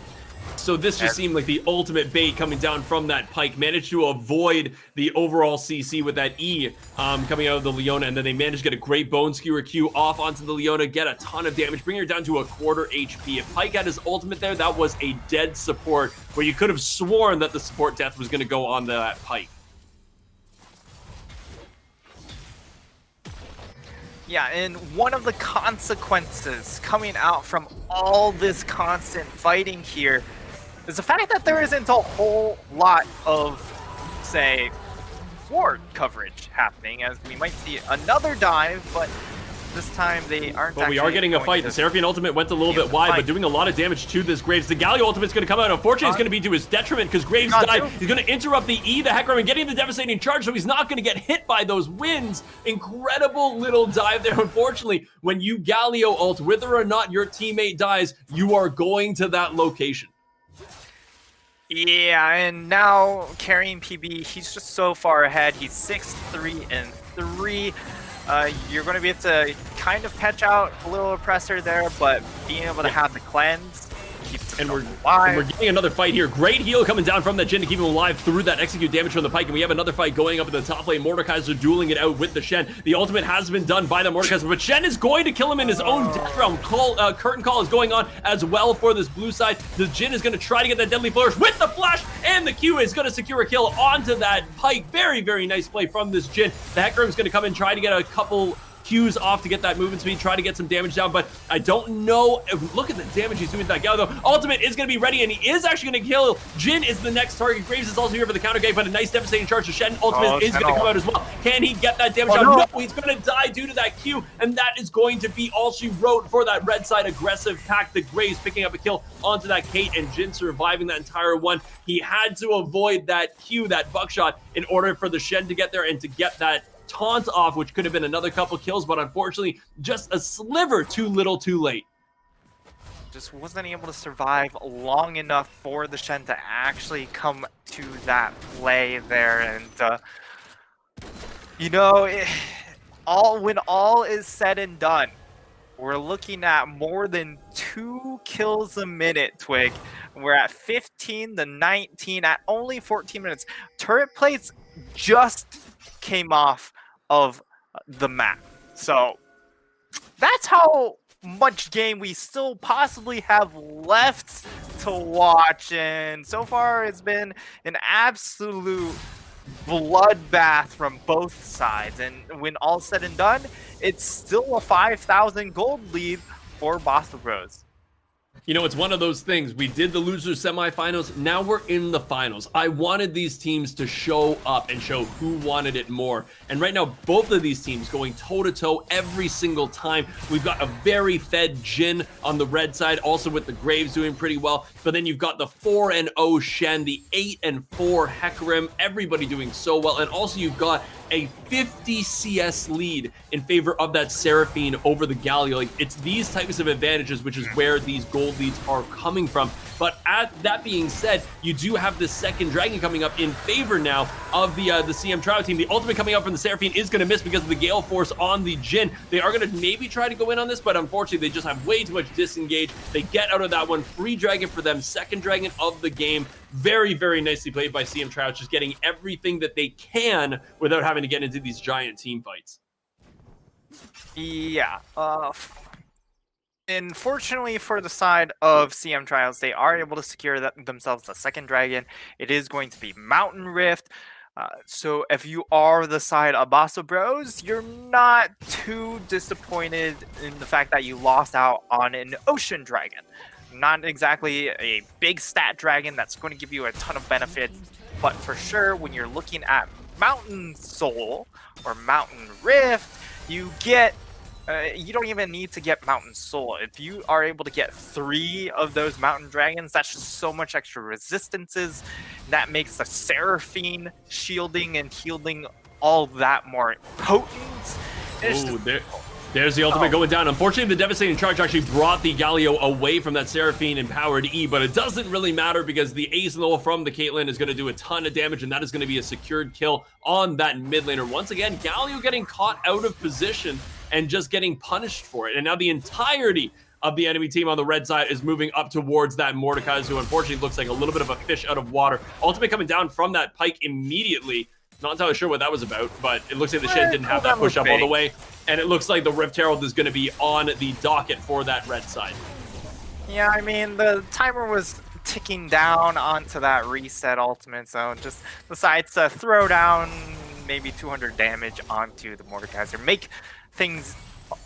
I mean, I don't know if it even makes things easier for the Shen, because there's not that much of a change there, but any little bit helps, I suppose. And that's part of how punishing the map can be when you lose your mid lane tower that early, because you continue to play around that mid lane tower because it's not even 20 minutes into the game. Usually you expect your mid lane tower to fall around 20 to 22 minutes. But because of how early that mid lane fell, Klexo continues to play around like he has one, and he just keeps getting picked off as a result. And how do you feel? He is going that Predator Galio, which I do thoroughly enjoy, but he went for that Rocket Belt as his mythic item. He's got the plated seal cap, so he's a little bit tankier, but I've seen a variety of different builds on a Galio. What do we think about the Rocket Belt into this Seraphine? I think Rocket Belt is the item that's going to give him the most as far as what he really wants. You can also kind of go for maybe the Night Harvester to get that extra little bit of move speed when he procs it. Everfrost is also a fantastic item, even though people kind of harp on it a little bit too much. But I think the utility you get out of it is definitely incredibly important for a champion like Galio, who, let's be frank here, he's not exactly the highest DPS threat, and even more so at 1 in 6.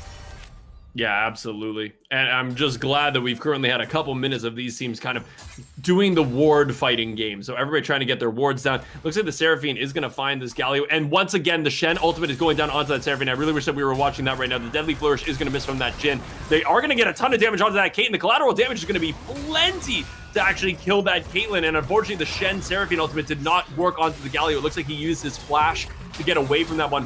And we do not have the ultimate coming down onto the Hecarim, and the Mordecai is going to go into that death round and doing a lot of damage to that Hecarim as well. He's got that Riftmaker, so he's healing up a ton. Also has that shield to work with. Hecarim is very fed though, and it's not going to matter. The Mordekaiser is going to go down. Jhin securing that turret in the mid lane as well. The Dragon is coming up in about a minute, so it looks like that's going to be the next thing these teams are going to be pondering about. The Shen is currently bot side. It is going to get caught out by that Galio taunt. Shen is tanky, but I don't know if he's tanky enough for 4 people. The Graves are going to get that smoke screen down, going to slow him down a little bit. Pyke is going to try to bone screw or something, but it is going to go wide, and a shutdown going in favor of that Jhin. 400 gold going into Jin's pocket, who's already 7-4-4 with 142 CS. That was a major swing in favor of the CM Tryouts team. Yeah, but a mistake was also made in the fact that they decided to go for this reset. With this reset, it does mean that they're going to be halfway there when this dragon does actually spawn. So that does mean for the side of Bossa Bros, they can lay down their entire ward set to get full control over this area. And as you see right here, they have wards behind the pit. They have all the knowledge. They can make the play, but amazing amount of damage. So they thought that they had caught that Graves, brought him into the Dragon Pit, but Graves and Galio just popped that Pyke. And it looks like right now the Hecarim is going to be the next target. That is a shutdown of 150 gold going in favor of that Graves. And since they could not take down the Dragon, that is the 3rd Dragon going in favor of Chili Mountain Tryouts team comp. Absolutely insane. The Pyke landed a great bone skewer over the wall to pick that Graves into the pit. They got the CC down, but they were not expecting that lethality Graves damage to obliterate that Pyke's health bar. And now it looks like the CM Tryouts team are looking at the Baron with 15 seconds left on that Hecarim death timer. This could very well be a Baron for the blue side. But also a big taunt landing, though. It looks like the Galio ultimate coming down as well. Leona is not going to die quite yet. No, she is, even through the heal coming out from the Jhin. Lots of damage go down. Ace in the hole onto the Galio. Not going to work. The Ace in the hole is going to get reset. A huge Seraphine ultimate. Not going to land on anybody, though. The Galio is going to go down. Seraphine stole the Baron as well. That's going to be the Baron for the red team. And a huge team fight's ensuing. Graves is going to be able to pick up the Pyke, but it looks like Caitlyn picking up the Mordekaiser as well. The Jhin curtain call going to try to clear out some of these Baron buffs. Kate has got to flash over that wall, but what a turn of events. 4 people going down in favor of the Bossa Bros team, and Seraphine stealing the Baron out of nowhere. I'm a little speechless. I mean, with how much action has been constantly pumped out this game, I guess I should have expected just a casual Seraphine, I believe it was Seraphine Q, to just go ahead and steal away that Baron. Like, with everything that's going on, might as well. And honestly, that was just a bit of a blunder coming out from the side of the CM Tryouts. They overcommit onto the Baron. They don't necessarily have a ton of Baron damage because they have a Jhin and then they have a Galio, so it's overly reliant on this Graves pick that's eating the Caitlyn. Oh, so much damage so quickly. They were looking for a play coming down from that Pyke with the Shen ultimate on him, but unfortunately when you use that Shen ultimate to make a play on the Pyke, you don't have that Shen ultimate to keep your Kate alive from that Graves, who I genuinely think 3-shot that Kate. Can't deal with the pirate. I mean, it's just how it is sometimes, you know? It's got that shotgun and you just went to town. And I feel like today we've seen 3 games and the Pyke play has been, I'm going to say, a little underwhelming. Yep. A little bit underwhelming. They've been constantly behind, yet they've constantly gone for these plays, and it feels like for each play that they try and make, it puts their team 2 steps behind. And they just slowly kind of make things worse and worse. And if you're a Pyke player, you just got to dial it back. You already know how far ahead your team is. There's no need to put the game on the line just to try and get an extra 300 gold. True, and here we go. Another devastating charge onto that Galio, using that rocket belt to try to get away from this one. Pyke does have his Bone Skewer. The ultimate coming down from the Hecarim is actually going to avoid the Pyke Bone Skewer. The flash taunt trying to come out. Not going to land onto that Galio, but it's not going to matter. The Pyke does have the execute to take the Galio down, and Kate is now running for life. The crit coming down from that Jhin. Deadly Flourish is going to miss, but Jhin, of course, Graves is just going to jump in with that grit, get that auto attack there. He also had his collateral damage, so even if the Kate managed to get away somehow, I believe that collateral damage is going to come out and just blow the Caitlyn up. But you know, you do get a pick onto that Galio, but they get a pick onto that Caitlyn. I just don't know which team is. I just feel like slowly but surely it seems as though the blue side is really starting to get ahead in this team comp. Well, blue is certainly finding the skirmishes that they can succeed, and it really just boils down to finding small skirmishes that you can utilize the Jhin and the Graves damage, because those are the two champions that they're the only two champions that have anything to contribute to this game. Everyone else is kind of just there. Can we just comment on the fact that there's a 4,000 gold lead in favor of the Seraphine over the Galio? Yeah, I mean, it's over 100 CS. Oh, it's over 100 CS at 25 minutes into the game. That's such an insane gold lead. But on the flip side, we already have 12 stacks of Dark Harvest on the Jhin. 12 stacks at 25 minutes is also no slouch. Oh, here we go. Here's the team fight we were looking for. They did get a pick onto the Galio with that Bone Skewer. A huge Seraphine ultimate is actually only going to land onto the Leona. That's not what they were looking for, but the execute is going to come down. Hecarim getting a pick onto the Galio. Unfortunately, it is a very, very squishy Galio because he's so far behind, but a pick is still a pick. They are going to look for something else. They do have the execute and the reset onto that Pyke, but they are just going to go for the steal. They're trying to just get that Graves down. They are going to kill the Graves, but Jhin is going to steal the Dragon. That is the Mountain Soul going in favor of the blue side. Unbelievably, even with the Graves being dead, no smite available. The Jhin comes out huge in that fight. Now, the red team is going to try to run through this one. Bosso Bros are doing their best. Shen and Hecarim are going right in onto that Jhin. He's going to get a fourth shot onto that Pyke, getting a second kill of that team fight. So currently just the Pyke going down. The Baron is coming up in just a couple minutes here, so the red team could very well go for that, but amazing plays coming down from that 8 and 5 Jhin, getting a kill onto that Pyke and also securing the Mountain Soul in favor of CM Tryouts. What an unbelievable turn of events for that fourth Dragon. Yeah, and when it comes to these team fights, the side of Bosso Bros, they have the better 5v5 competition. It's just a matter of actually getting those 5v5s, because the Pyke just doesn't want to play 5v5s. Rather, he just keeps going around trying to force these smaller skirmish scenarios that are more beneficial for the Jhin and Graves. But in that last play, they finally grouped up 5. They win the team fight. Unfortunately, though, while they did kill the Smite champion, Jhin, with his fourth shot, does more than a Smite. So, there really wasn't a ton of outplay potential that they could have done to secure that one. But now we're coming into the Baron dance here. And once again, they just need to wait to get all 5 members unless Pyke decides to go in and throw himself to the wolves.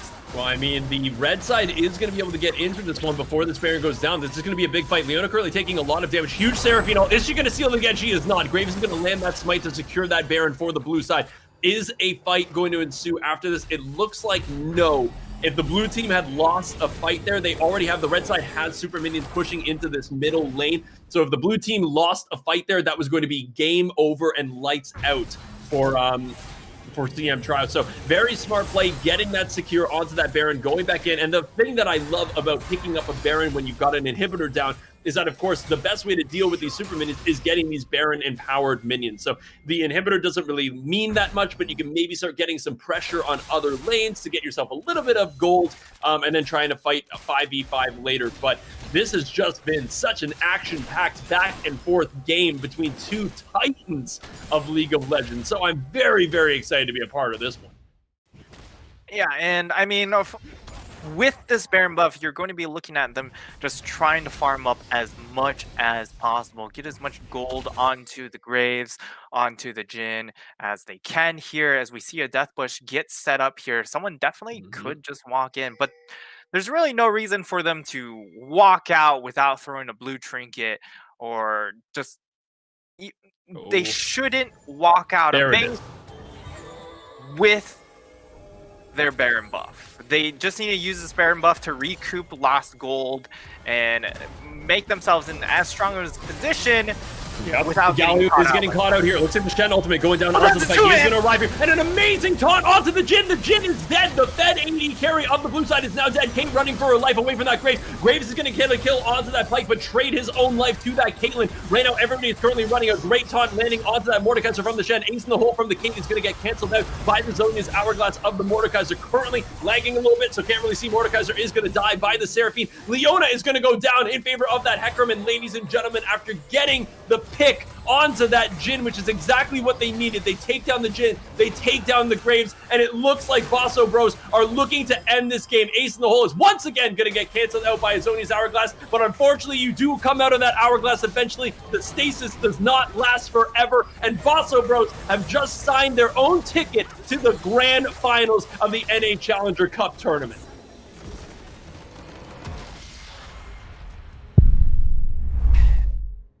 I cannot even believe the game that we just watched.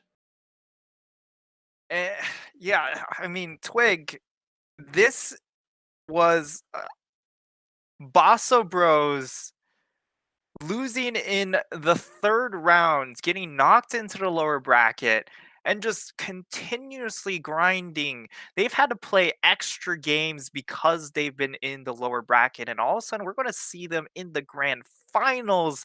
And that last game, you saw the power of that composition. This was against a Mountain Soul on the flip side, and they were still able to win team fights. And again, I mentioned it, the gold matters more for the side of Basso Bros. They get more value out the gold.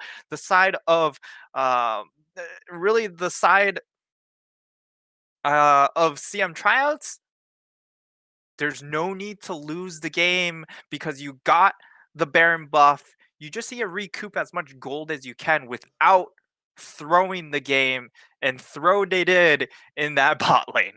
I think once again, it just came down to, I feel like Galio got caught out in a side lane so often that he was so far behind in terms of minions against that Seraphine that they felt like they just needed to get that guy some gold. But once again, he gets caught out, which means that the Jhin is not going to get Galio ulted, so they don't have that ability to save the Jhin or the Graves. So it puts them in a really bad position. But I've got to give huge amounts of credit to Basso Bros in that last team fight. That Shen taunt was perfect onto that Jhin. They got that pick, and then the Kate did a whirlwind of survival tactics to get away from that very fed Graves, who we've seen on several occasions that game 3-shot that Kate. So the fact that Graves went in and he didn't execute his target meant that that entire team fight just went the exact opposite way that they were expecting it to go. Still hilarious that Kate missed the ace in the hole on 2 Zhonya's targets. That was kind of funny, but I've got to give huge credit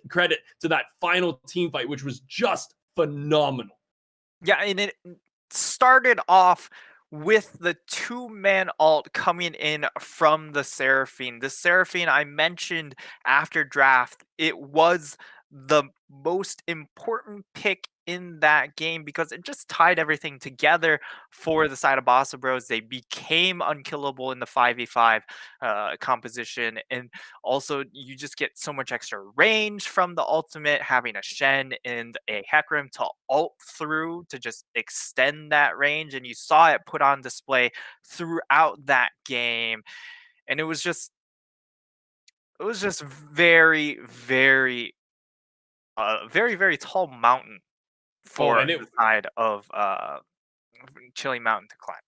But what a game to end that losers bracket off on. So once again, ladies and gentlemen, that was the losers bracket finals. Basso Bros playing an incredible game over the Chili Mountain Tryouts team, managing to claw their way back into the grand finals of this $500 NA Challenger Cup tournament. Very excited to see, can Bosso Bros bring that same killer instinct and amazing team composition to fight Virginia Tech in the grand finals. Remember, ladies and gentlemen, this is a best of 3 grand finals. So even if one team goes down, they have time to deliberate, time to collaborate, and time to figure out what the counterplay is. So don't go anywhere. We're going to take a short break, and we will be right back in with Virginia Tech versus Bosso Bros in the grand finals, best of 3 of the Chili Mountain NA Challenger Cup. Don't go anywhere. Tons more League of Legends to watch.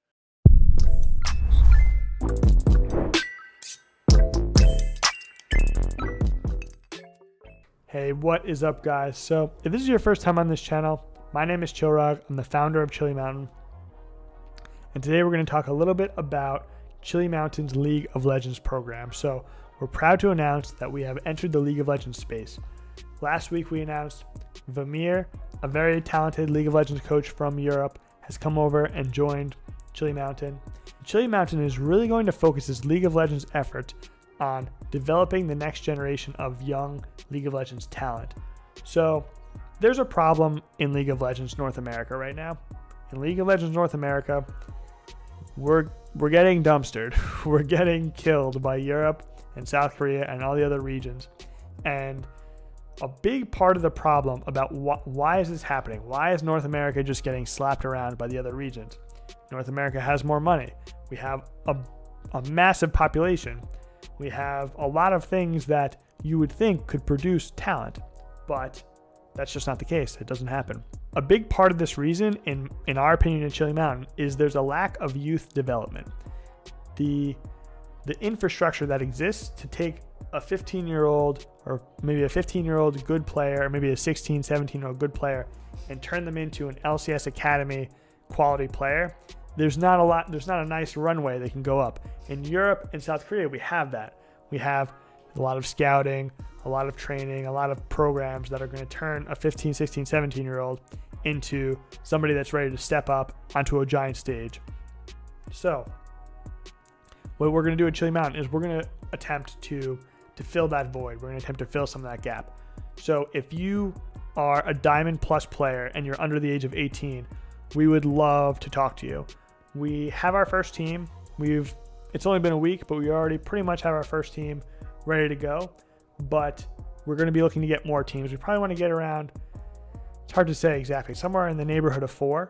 So if you, like I said before, if you're a Diamond Plus player and you're 18 or under, definitely reach out to us. I'm going to have some links in the description below. We want to talk to really talented young League of Legends players, and we want to get them, and right away, we want to get them competing in the local leagues, you know, your Risen, your Upsurge, your Twitch rivals, just local kind of tournaments, local sort of things that they can win and start competing in right away, so they can be ready to move to the next level. So besides this, we also want to announce we are having a League of Legends tournament next weekend, a $500 tournament, and this is going to be for existing teams in the scene. It might seem like a little bit of a strange thing to be a team competing in leagues and also to be an org hosting tournaments for teams. Maybe it is weird, but we do it. We do it in Here's the Store. We do it in League of Legends both. So whatever. That's just something we do. So next weekend, be on the lookout for that. It could be found on twitch.tv/Chili Mountain if you want to see really honed sort of powerhouse existing teams in North America. Check that out there. If this is a few weeks from now and you're looking back on this video, you can actually find the VODs on this channel already. You can find it youtube.com/Chili Mountain, the same place this video exists. So check it out there. So for now, that's pretty much it for our updates for our League of Legends activities. But for future updates, keep an eye on this channel. You can always find us at twitter.com/Chili_Mountain as well if you want some updates in real time. Besides that, guys, definitely smash that subscribe button below. And definitely drop a comment if you want to get involved in the discussion about our League of Legends activities. Thanks a lot for watching, guys, and I'll see you around.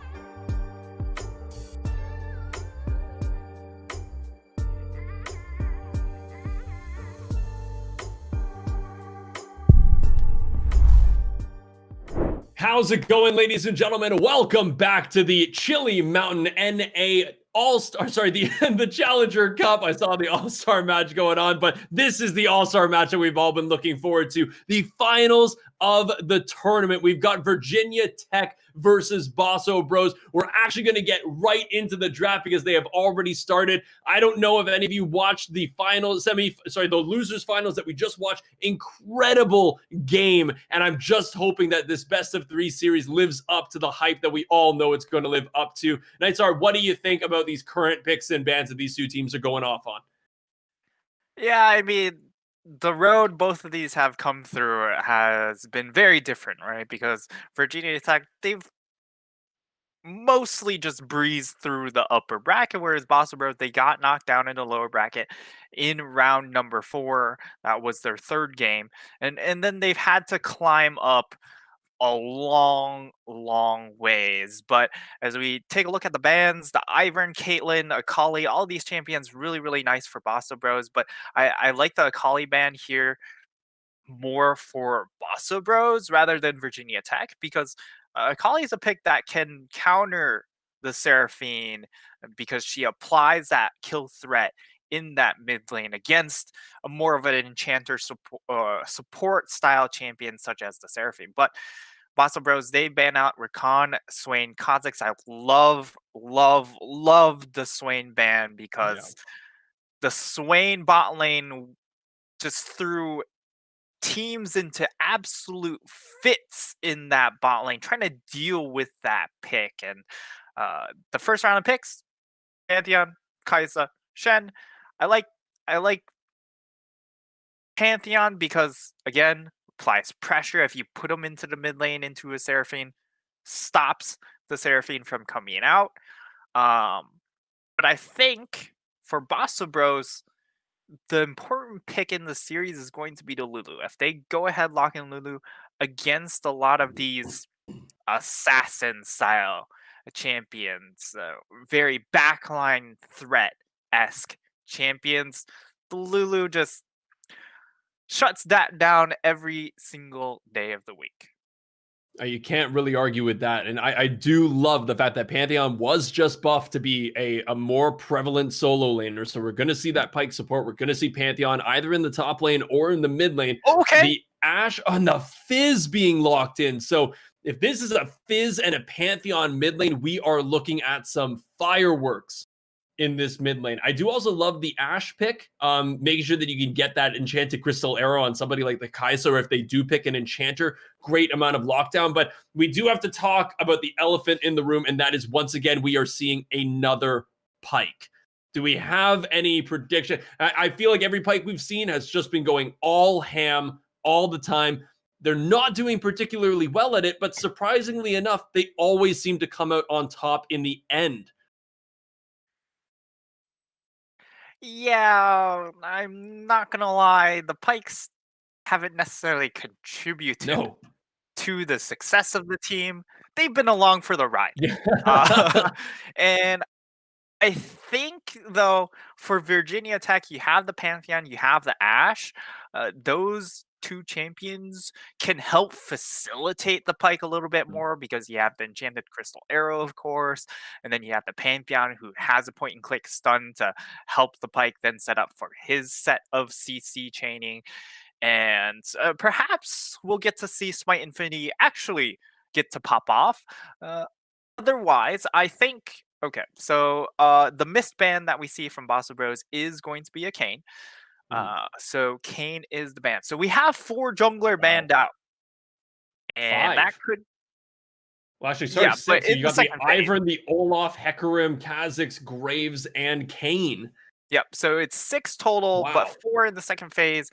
We're going to see maybe Lilia? let's see. The Karthus could possibly come in as a factor here. Oh. Yeah, and you called it. Carrying PB was Yeah. insane on Karthus in the losers semifinals. Yeah, so they do lock it in. One of the drawbacks coming in from the Karthus, while it's a great individual pick here, is the fact that there already is a Fizz, there already is a Kai'Sa, although Kai'Sa doesn't spec into the AP build as much anymore, mostly an AD threat. Uh, but with the Fizz already on the map, teams are already looking to perhaps get a little bit of magic resistance as Elise gets locked in. This is an Elise Pantheon. You're going to play around these two champions every single minute of the game for the first 15 minutes. So they Oh. are going to be mid, mid, mid, mid, mid. And now the interesting thing though is that we have seen that Kled be banned in so many games recently. Because I feel like Kled right now with the current items in League of Legends is a powerhouse and phenomenally difficult to deal with. And the interesting thing as well, when you've got people like the Pantheon, like the Elise, like the Kled, all three of those champions have abilities to The Shen turret support. dive. That makes it, and it is a Shen support. But you've got the shield from the Pantheon tanking all that turret damage. You've got the repel from the Elise breaking the turret aggro. You've got that Kled getting off of Scar, which resets turret aggro. I don't think that if Virginia Tech gets ahead, I do not believe that there is a safe place for Bosso Bros to hide. Yeah, this is going to be a very difficult early game to get out of for Bosso Bros. If they are able to survive this early game, they do scale a lot better because Virginia Tech, they have champions that just don't really scale. Mhm. You have a Pantheon, you have an Elise, even the Ashe doesn't scale as well as she does because she's more of the Imperial Mandate, 1 item, 2 item spike champion. Mhm. Uh, Assuming that she does go for Imperial Mandate, which should be the case here because you have Kled and Pantheon. So But it you're was more recently facilitating. nerfed, right? It got nerfed a little bit Yeah. for an individual use. However, you get more damage when there are other champions around taking advantage of your procs, which if you're an Ashe, you shouldn't really be looking to go for a 1v1. And in Yeah. addition, you get the item 200 gold faster. So Yeah. overall, it is a buff for Imperial Mandate Ashe. It's just not as great when it comes to maybe like a Rise who wants to take more 1v1 trades. Yeah. Uh, and I'm interested to see if Fizz will get thrown into that top lane. Right now, it's Lucian top. And into the Kled, will be able to play the range, but honestly, I wouldn't be surprised if we see maybe a tank Fizz style, and just trying to be as annoying as possible, get max ability haste, and just constantly use that a playful trickster to just frustrate Virginia Tech. Well, and that's the thing, you've got the Pantheon and the Elise combo, you've got that W from Pantheon, the Cocoon from the Elise, but I can't imagine a more annoying champion to try to gank than a Fizz. That ability to queue through minions to avoid the Cocoon, the playful Trickster to avoid that. And once you get to that late game, of course, you're going to be having that playful Trickster on a 5-second cooldown. It becomes incredibly difficult to lock down a Fizz and to do the damage. And unfortunately, he's going to have the damage to one-shot your Ashe later in this game.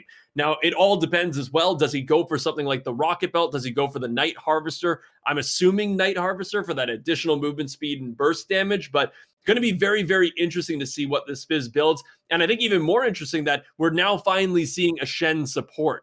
So going to be interesting to see, do those flash taunts connect on somebody like an Ashe who has very, very little mobility? If you can land those taunts and Kaisa can get her plasma passive off, that Ashe is going to be in a world of hurt. Yeah, and we are going to be seeing a little bit of a switch up here as we see Fizz get thrown into what seems to be the support role. It could also just be Basso kills just taking the Shen as a support. Maybe he's familiar as Shen support.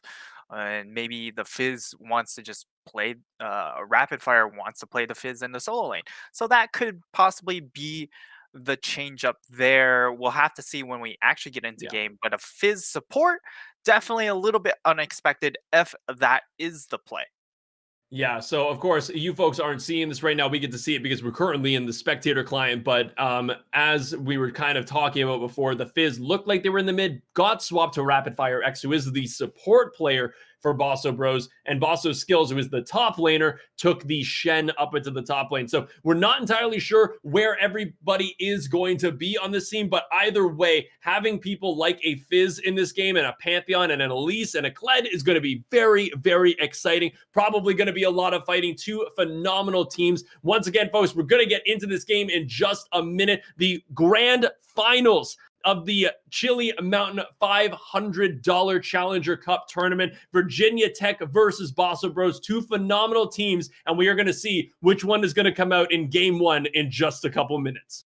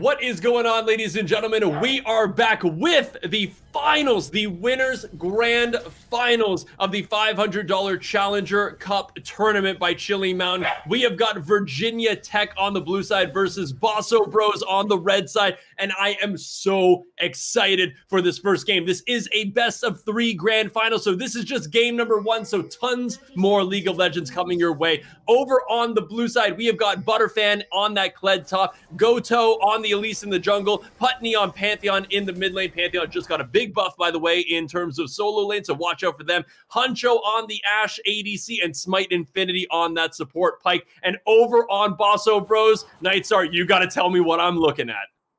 Yeah, I mean, Bosso Bros, again, you got to lead by example. So Bosso Kills is in that top lane, carrying PB in the jungle, bringing back the Karthus, little oppressor in the mid lane, and then Pablo Rapid Fire X, bringing out a spicy little support pick in the Fizz. That's definitely a pick that we're all going to be hopefully putting our eyes on, but you know, I mean, some of these support plays haven't exactly panned out that well, especially this Pyke pick, so maybe we won't be watching too much Fizz. Who knows? Yeah, I'm very, very excited. You know, we have seen a lot of very, very aggressive Pyke play in a lot of the games that we've casted today, but unfortunately just hasn't really panned out in favor of the Pykes. But, you know, there was one of those games where you have a Fizz versus a Pyke, 2 damage dealers, assassin type champions, and I don't know what the game plan is for this Fizz. He is running that Ignite, he is running that Electrocute, so he is going to do a lot of damage, starting off with that Playful Trickster, but does he have enough damage? The thing that I do love about Fizz is that when you're facing an Ashe, somebody who, of course, does not have great mobility, can he do enough damage with that ultimate to maybe secure a kill? But we do have a ton of stuff. The Mount coming down from the Kled, Flash coming out as well. He is going to get the pullback, and that is going to be first blood in favor of the Kled, but it looks like Fizz going down to the Ignite from that Pyke as well. Incredible stuff. I knew when we saw that Kled is going to be an issue, and him getting first blood just means we are going to see a lot more Kled in our future. Yeah, Kled in that 1v1 matchup, just so terrifying, and even more terrifying if you're, as a top laner, you don't contest for that level 2, and that's exactly what happened here. And this mid lane might go down as and the Flash coming down as well. Oh, the Ignite was ticking on that Lucian. The Flash came out from the Pantheon. The Ignite went down as well. Enough damage happened, and it was too little too late for Lucian's Flash. I mean, Nit3star, could you think of a better start than having a kill a minute on the side of Virginia Tech? Yeah, Virginia Tech, this is the perfect start to their game. Of course, their composition is heavily reliant on the early game, having the Kled. It's very much a win lane, win game sort of situation. Hitting that 1-1 spike and just pretty much winning the game at around 15 minutes. That's basically the game plan here for the side of Virginia Tech, and getting 3 kills definitely allows them to propel themselves towards that win condition, as now we're going to see Smite Infinity a little bit too far perhaps.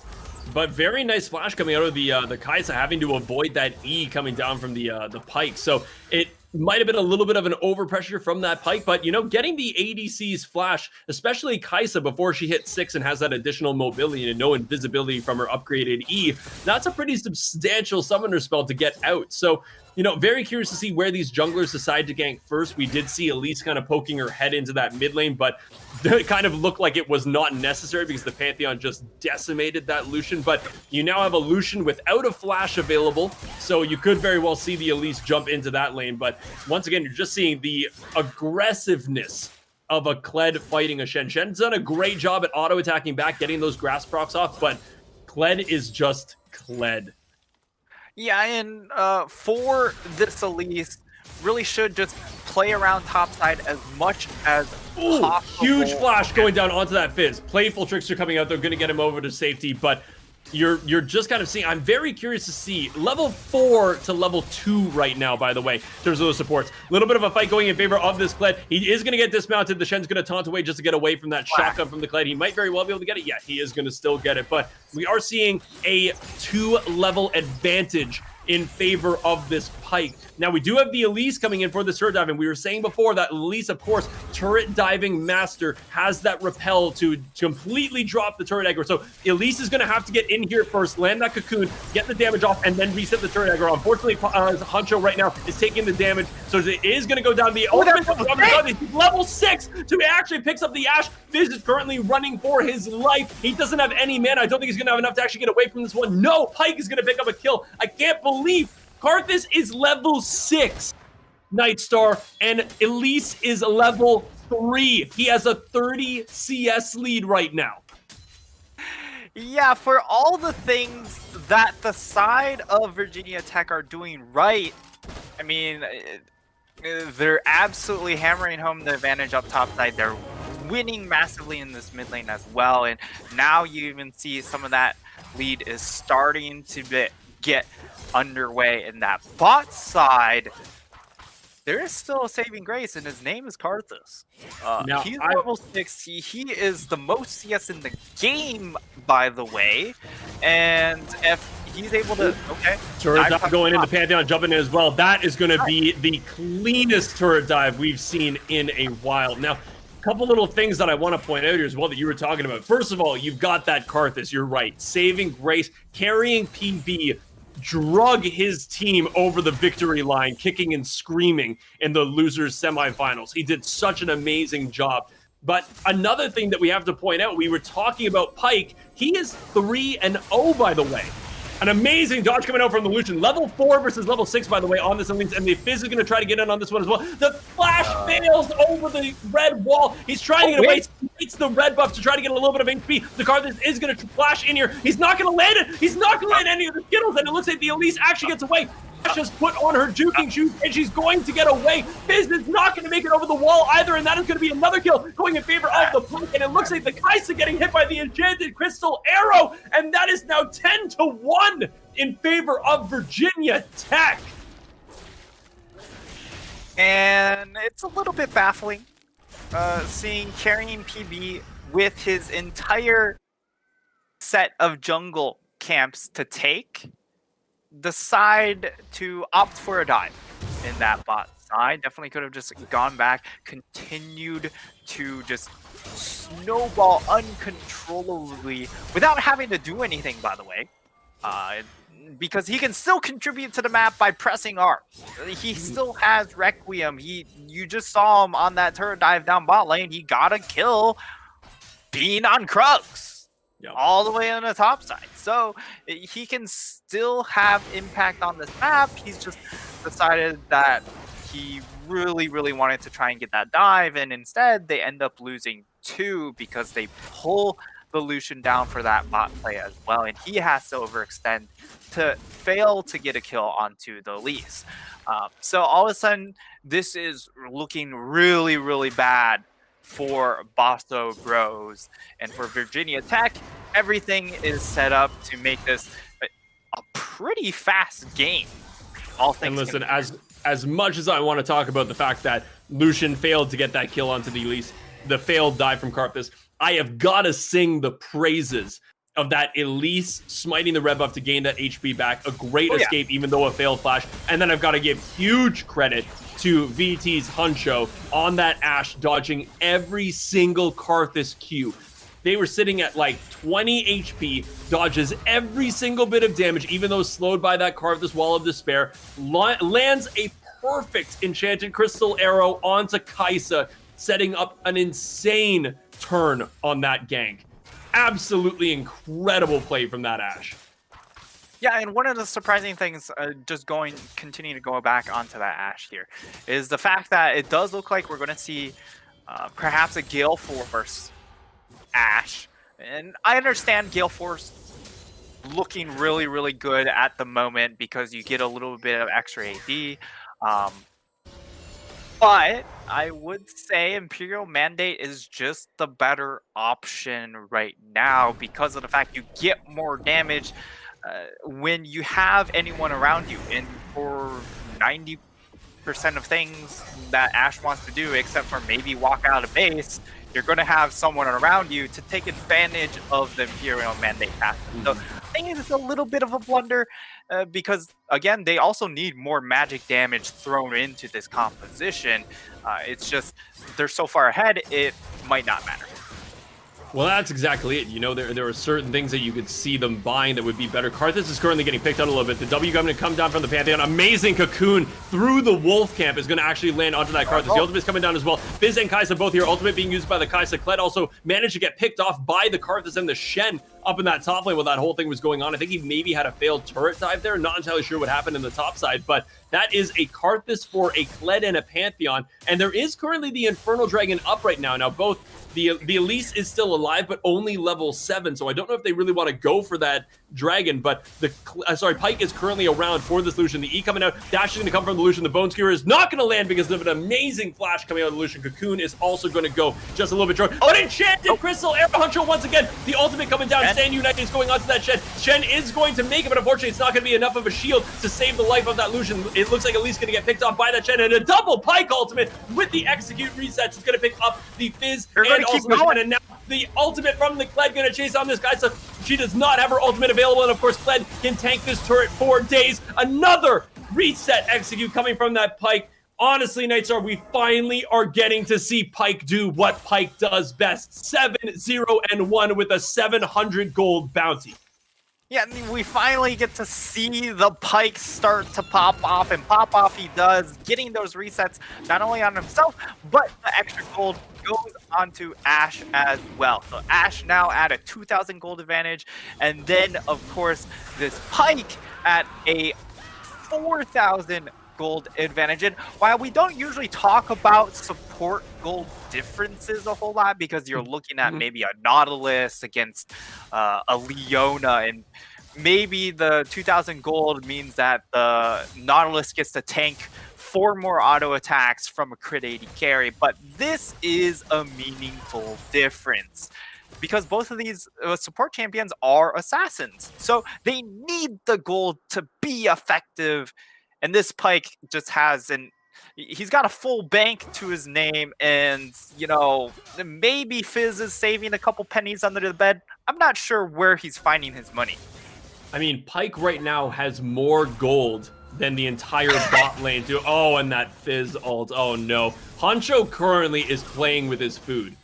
He's just having a time, dodging out of abilities, getting his farm. He's 20 CS ahead of this Kai'Sa, but what we were talking about before, Pyke has more gold than both the Kai'Sa and the Fizz combined. He has the highest gold in the game right now, which is not surprising. He's 7-0-1, and we've seen so many Pykes play aggressive in this tournament, and it hasn't paid off. They've always ended up being 2-10 or something like that, just not the Pyke that you're expecting to see. But I'm sorry, right now with Smite Infinity's Pyke sitting at 7-0-1, that guy with mobility boots and Duskblade with another serrated Dirk, that guy is going to one-shot this 1,000 HP Karthus in no time at all. Another amazing arrow landing from Hancho onto that Kai'Sa. She's going to use that ultimate, but Pantheon is currently here. Gonna jump in. It's not even going to be the Pantheon. It's going to be the Pyke securing that kill with his ultimate, and it looks like Kled jumping onto this Karthus once again. The flash coming up from Karthus to try to save himself. The ultimate going to go down as well. Don't believe it's going to be enough yet. No, against that Kled, even with no magic resistance. Unfortunately, this Karthus has not gotten the kills or the Dark Harvest stacks that he needs to have that really impactful ultimate that we saw him have in the previous game down in the losers semifinals. Right now, it just seems to be Virginia Tech's game to lose as they just crossed that 10,000 gold flame horizon in Gold League. Yeah, and I think what you're seeing is the fatigue starting to settle in for the side of Bossa Bros, because remember, they've had to play this entire day. They've been constantly playing game after game, and for Virginia Tech, they've had an almost 2-hour break since their last game, so they're feeling fresh. They're not super taxed, and I mean, especially after like a 50 kill game in that previous game. I don't even know if it was 50 kills. I think it was even more, but a total of that many kills, that much action, your brain all of a sudden kind of turns off a little bit because you're just sucked into the moment. You're not thinking about the next play. You're not thinking about the setup or what your opponent's trying to do. You're just invested in the moment. And that's kind of what it feels like this game is right now. It's all about what's happening on their screen and not what's going to happen in a minute from now. We are seeing a lot of damage coming out from the Pyke, but it's not going to matter. Sorry, the Lucian did a lot of damage to that Pyke. And the shutdown, though, going on to the Fizz. Not sure if that's the target that you wanted to have that 700 gold bounty go to. But Fizz is taking a lot of damage right now. Going to have to queue through that Kled to get out of this one. The taunt and the flash coming down from the Shen to get him out from the Elise and the Kled damage. So a lot of gold going in favor of that Fizz. But you really, really have to sit back and wonder, would that gold have been better off going on somebody like the Karthus? Unfortunately, the Lucian and the Kai'Sa were both dead, but the Fizz picking up a 700 gold bounty onto that Pyke. Not entirely sure that's exactly where Bosso Bros wanted that gold going to. And it looks like, I think this is a smart idea. It looks like there was a 15-minute surrender from Bosso Bros over Virginia Tech. Yeah, and it's a little bit of a surprising turn of events because, you know, we don't usually see this kind of turn of events per se happening in somewhat of a competitive series here, but that is exactly what happens if you're trying to save the mental. To be fair, the draft kind of went down the drain very, very early on. So to salvage the game or the series, there is some good consideration to throw in as far as like maybe we just call it quits right here, because then you're not going to get continuously abused. You have a little bit of a it's an easier time to mental reset from just, all right, we lost at the 5-minute mark, let's just reset. We don't have to drag ourselves to constantly getting killed on the side, getting picked off, not getting to play the game. Instead, we just get a fresh mindset, hopefully. Which I think they exactly need. You were just saying previously that, of course, the Bosu Bros have been playing this entire day. They have played a ton of League of Legends and a lot of really high quality League of Legends, which is draining. It's taxing to think about all those plays and everything that you need to do to come out on top. Virginia Tech has been able to watch their gameplay. They've been able to sit back. They're relaxed. They're fresh. So I think you're exactly right. The 15-minute comes around. You've already basically lost it. Could they have come back? Potentially. But that is going to be a very, very taxing game for them. They are going to have a very rough time digging themselves out of that hole. Better to just surrender right now, take this break between games to think about a team comp, think about how you're going to deal with this. Who do you ban? Who do you let through? And try to come in with a fresh mindset and a fresh team comp that could maybe deal with Virginia Tech's pressure. But from what I saw in that game, I do not think that you can let that Kled go through. I think that Ashe was phenomenal. And finally, we saw that Pyke really, really shine that game.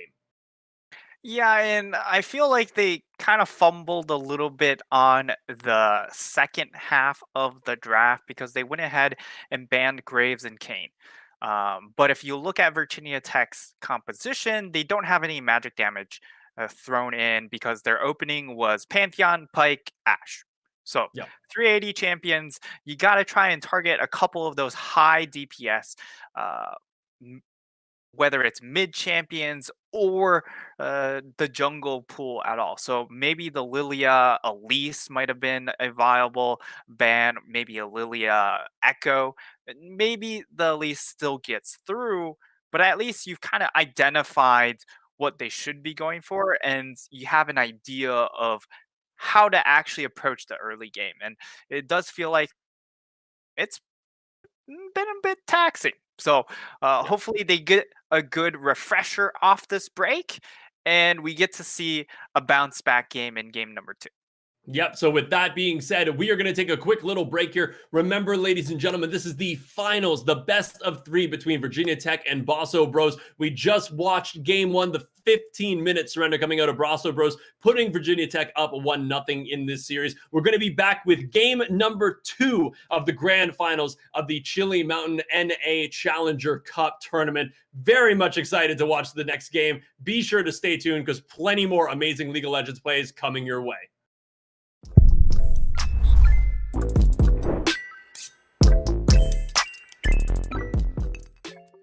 Hey, what is up, guys? So if this is your first time on this channel, my name is Chilrog. I'm the founder of Chili Mountain.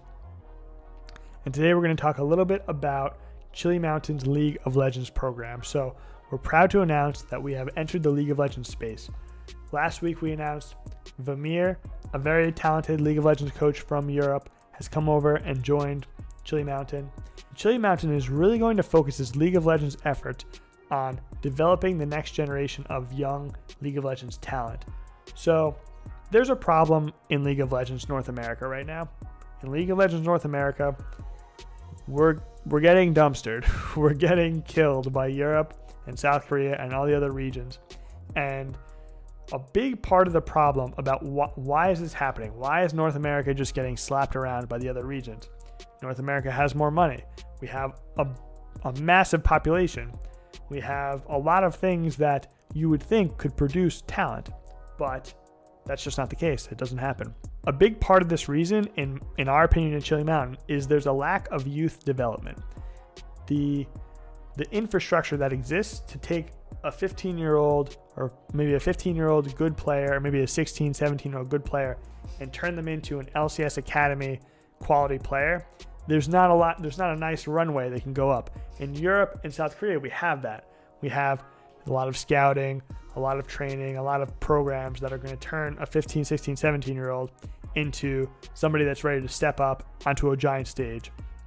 So what we're going to do at Chili Mountain is we're going to attempt to fill that void. We're going to attempt to fill some of that gap. So if you are a Diamond Plus player and you're under the age of 18, we would love to talk to you. We have our first team. It's only been a week, but we already pretty much have our first team ready to go. But we're going to be looking to get more teams. We probably want to get around, it's hard to say exactly, somewhere in the neighborhood of 4. So if you, like I said before, if you're a Diamond Plus player and you're 18 or under, definitely reach out to us. I'm going to have some links in the description below. We want to talk to really talented young League of Legends players. And we want to get them, and right away, we want to get them competing in the local leagues. You know, your Risen, your Upsurge, your Twitch rivals, just local kind of tournaments, local sort of things that they can win and start competing in right away, so they can be ready to move to the next level. So besides this, we also want to announce we are having a League of Legends tournament next weekend, a $500 tournament, and this is going to be for existing teams in the scene. It might seem like a little bit of a strange thing to be a team competing in leagues and also to be an org hosting tournaments for teams. Maybe it is weird, but we do it. We do it in Here's the Store. We do it in League of Legends both. So whatever. That's just something we do. So next weekend, be on the lookout for that. It could be found on twitch.tv/Chili Mountain if you want to see really honed sort of powerhouse existing teams in North America. Check that out there. If this is a few weeks from now and you're looking back on this video, you can actually find the VODs on this channel already. You can find it youtube.com/Chili Mountain, the same place this video exists. So check it out there. So for now, that's pretty much it for our updates for our League of Legends activities.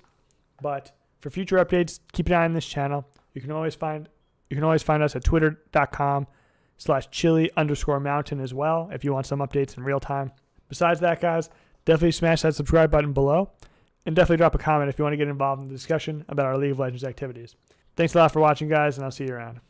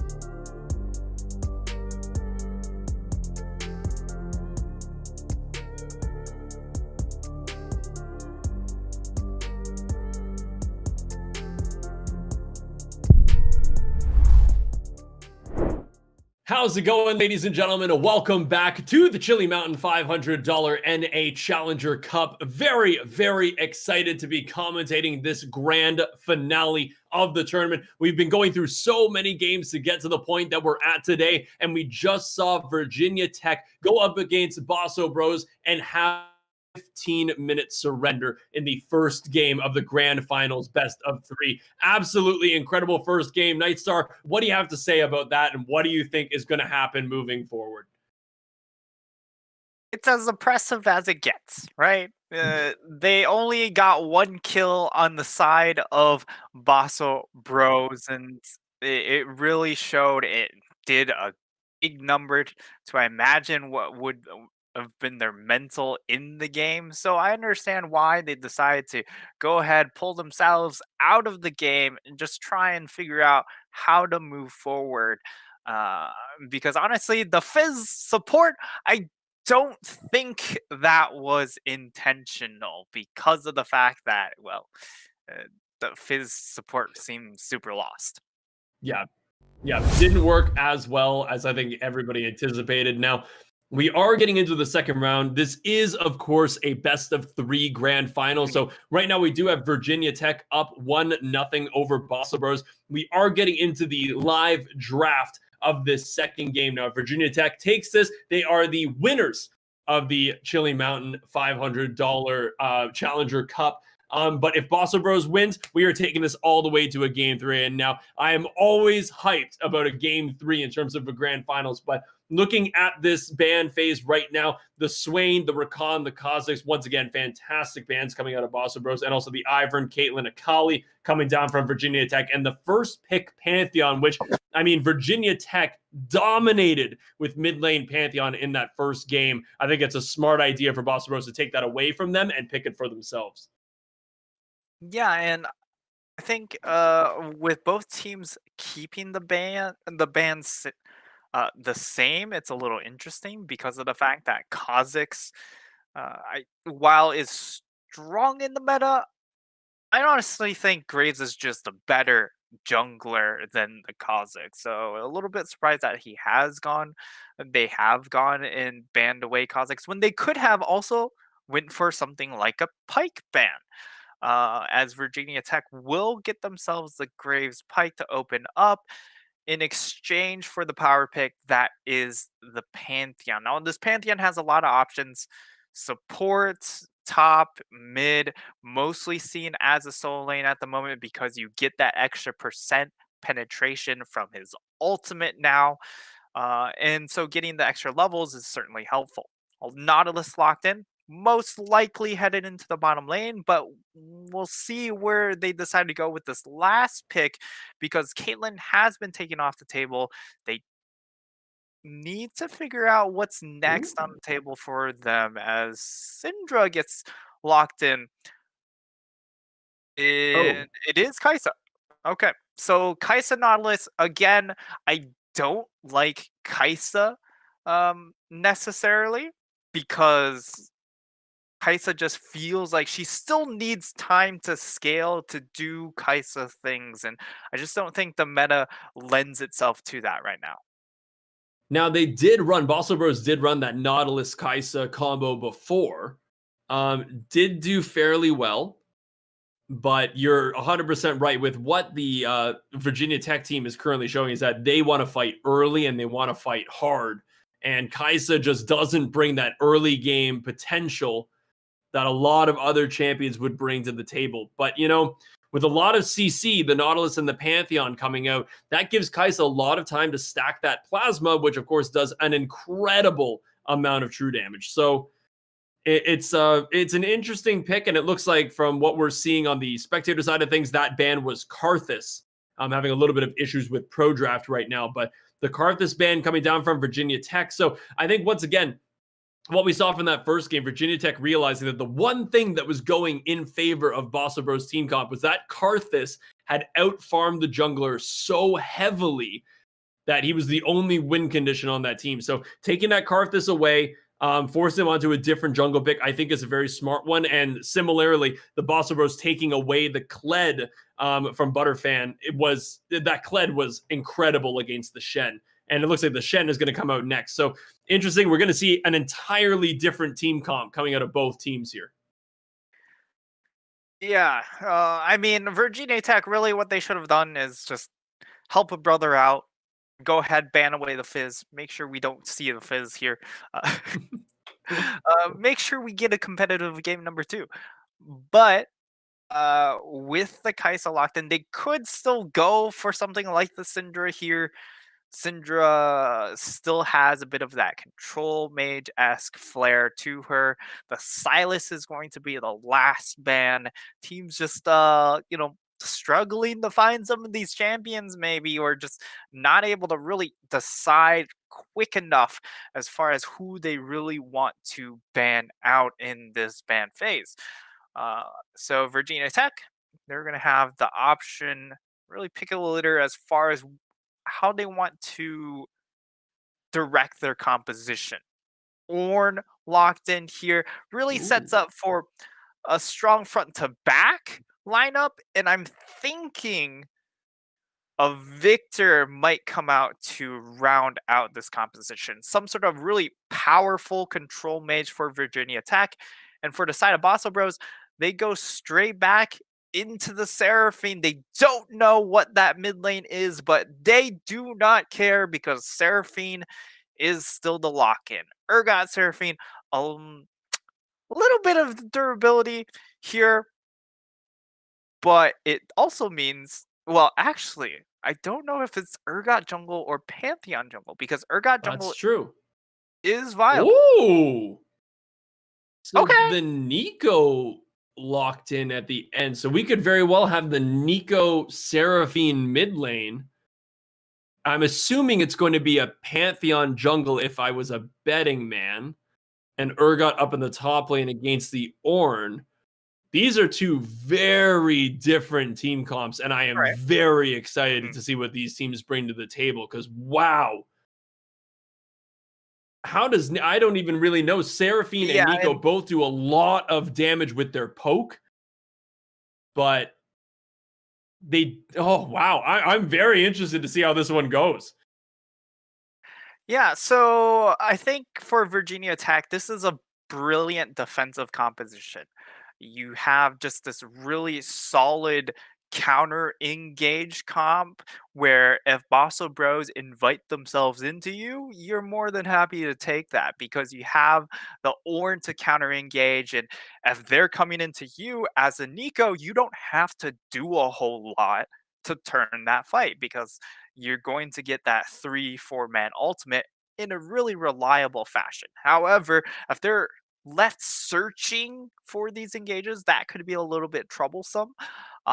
Because on the flip side, again, for Basso Bros, if they're running into your Urgot just has a lot easier time to execute. And in addition, the Seraphine has a much easier time as well. So I think when we're looking at these compositions, it comes down to the Urgot and even more so onto the Seraphine because she is going to be that big magic damage threat for this composition. And that goes the same for Virginia Tech. So a lot of AD physical damage on both of these sides. Yeah, you're not just kidding. Now, of course, the Nautilus being very tanky, I don't feel like it's going to be as tanky as that Ornn. And I feel like the team fight setup is really going to be on that Seraphine ultimate, that Ornn ultimate, to really make sure that they can get a pick or get a lot of crowd control down as fast as possible. Now, in terms of a bot lane, Kaisa Nautilus versus Pyke Ezreal, I'm very excited to see the Pyke again after we saw that Smite Infinity do such great work on that Pyke. We hadn't seen that in the past few games. If he brings that same Pyke to the table that he just brought last game, good luck dealing with that. Yeah, we finally did see an aggressive Pyke that really, really panned out, because the thing is, we were talking about it before when they had a Galio mid. Where's Pyke gonna gank? It's tough to gank a Galio. However, in this game, you've got a Seraphine in the mid lane. Pyke is perfect against somebody like a Seraphine to get those early roams with the Moby boots. If he gets a couple kills, that is going to be a very, very challenging lane for Seraphine, because if Pyke goes missing for 2 seconds, she is going to have to start playing very, very passively. It's also the first Ezreal that we're commentating in this second day of the tournament. He does incredible amounts of damage in the later game. He's got really good scaling from early to mid to late, but he's super passive as well. So I think this is really going to go in their favor. They really liked the Caitlyn when they were doing this before, but Ezreal, Pyke can leave. Pyke can roam and have no issues, and Ezreal will have no issues farming. Even against a Kai'Sa and a Nautilus, he can sit back and he can farm all day, every day, and not even worry that his support is roaming. Yeah. For Virginia Tech, you're going to be mostly playing around the Graves Pyke when it comes to this early mid game, just waiting for the Graves Pyke either to pair up or just, attack lanes on their own. So maybe even invading and looking for kills into the jungle by that duo. Now, on the flip side, the Kai'Sa Nautilus, again, I'm not a big fan of this duo at the moment. I just think Kai'Sa just needs too many items to to get online. And so much of the game right now is about the 1 and 2 item spike. Yeah. And if you are a 3-item champion, you still need to have a good 1-item spike to be able to bridge to that 3-item breakpoint. And Kai'Sa just doesn't feel like she has that. Now, that said, again, Seraphine exists in this game, and she is the most broken champion at the moment because of how much power is just constantly being pumped into her kit. So if they hit 25, 30 minutes, Seraphine could just take over. That's going to be the question we have to answer. Are they going to get to 30 minutes? Good question. No idea how this game is going to go, but we are entering into game number 2 of the grand finals of this NA Challenger Cup from Chili Mountain. Virginia Tech up 1-0 over Boso Bros, but very, very excited to see how this second game goes. We're going to be on the Rift in just a minute with the second game of the grand finale.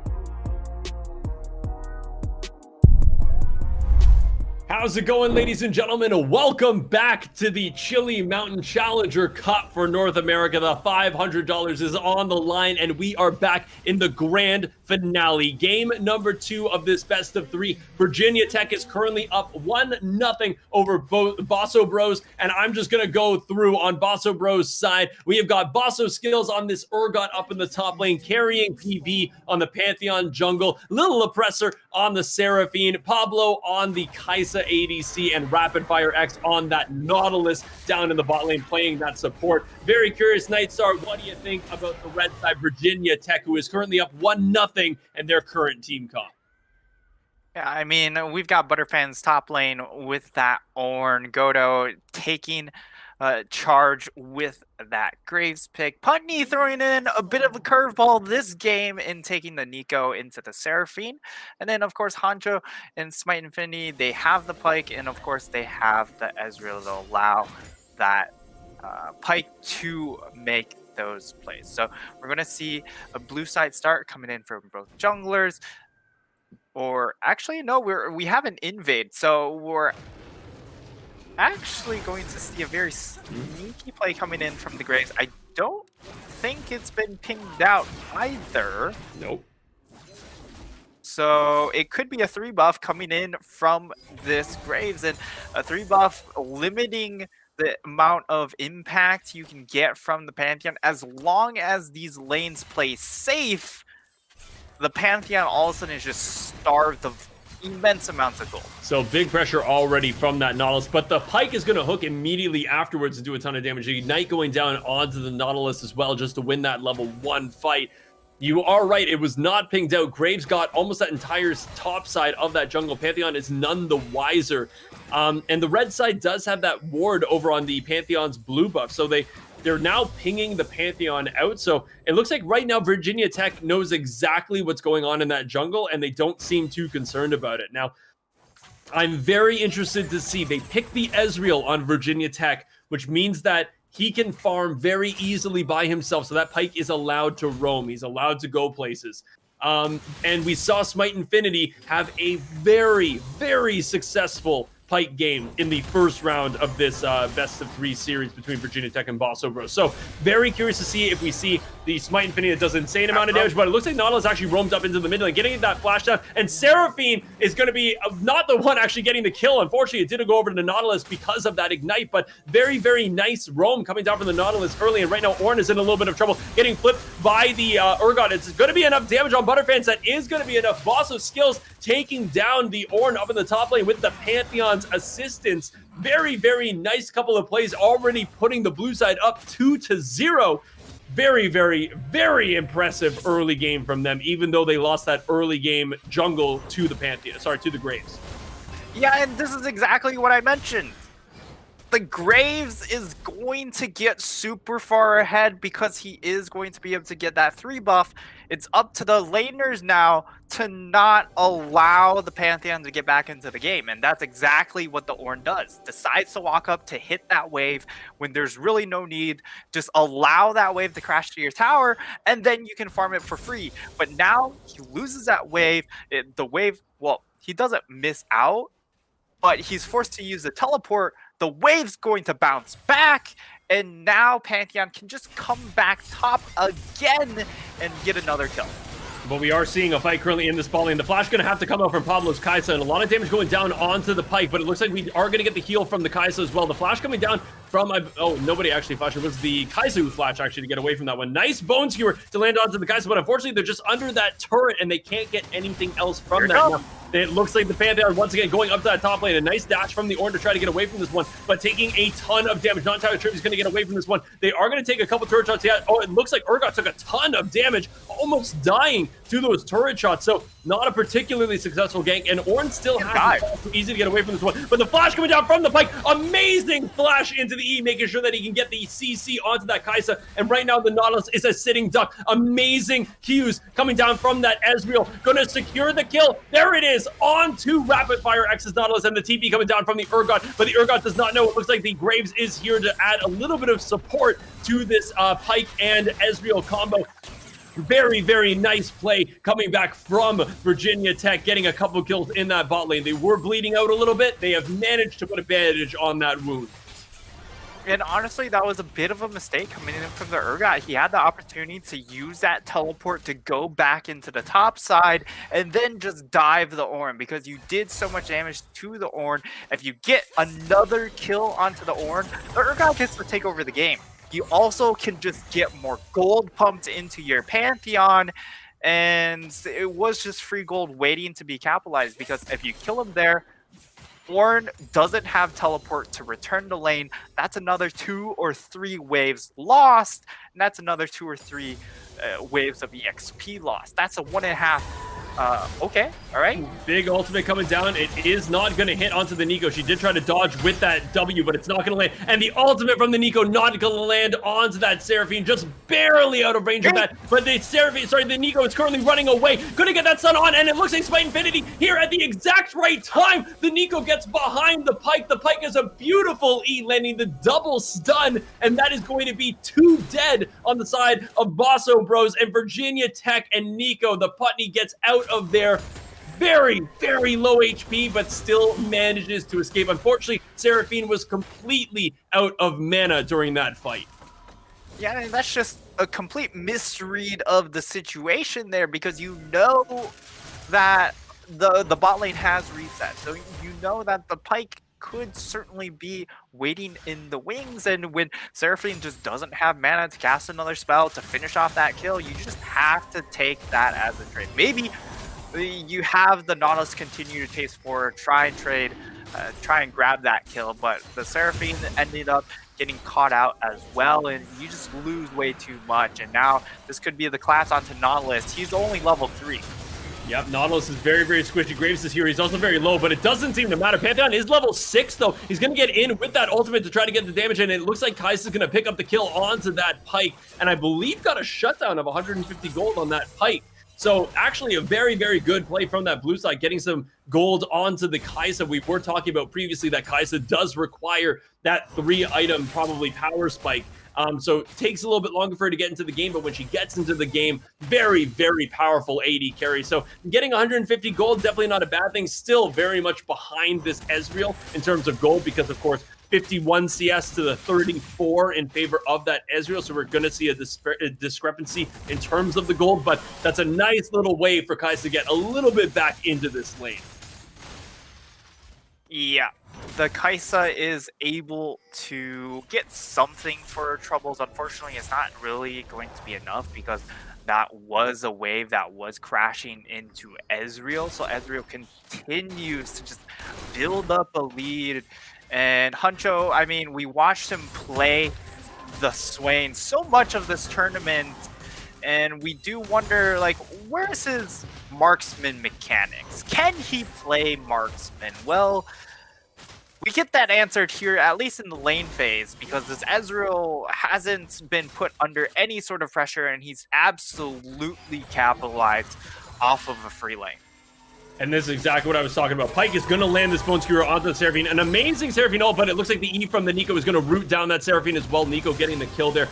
This is exactly what I was talking about previously, of that Pyke normally in the other games that we've seen Pykes, he was ganking somebody like a Galio, like a Pantheon, things like that, that make it very difficult for Pyke to be successful even in those roams. But when you have a Seraphine in the mid lane who doesn't have that heal, Pyke is going to capitalize so hard on that Seraphine. And it looks like right now Pantheon trying to fight for a scuttle grab, but has to remember that that Pyke was still here for that gank, gets that ultimate down, gets that execute down, and everybody's going to be walking away with a pocket full of gold. Both the Nico and the Graves taking assistance on that one. Graves even picking up the Rift Herald on that one. And unfortunately, I hate to even bring this up, but the Pantheon didn't even get the scuttle grab after all that.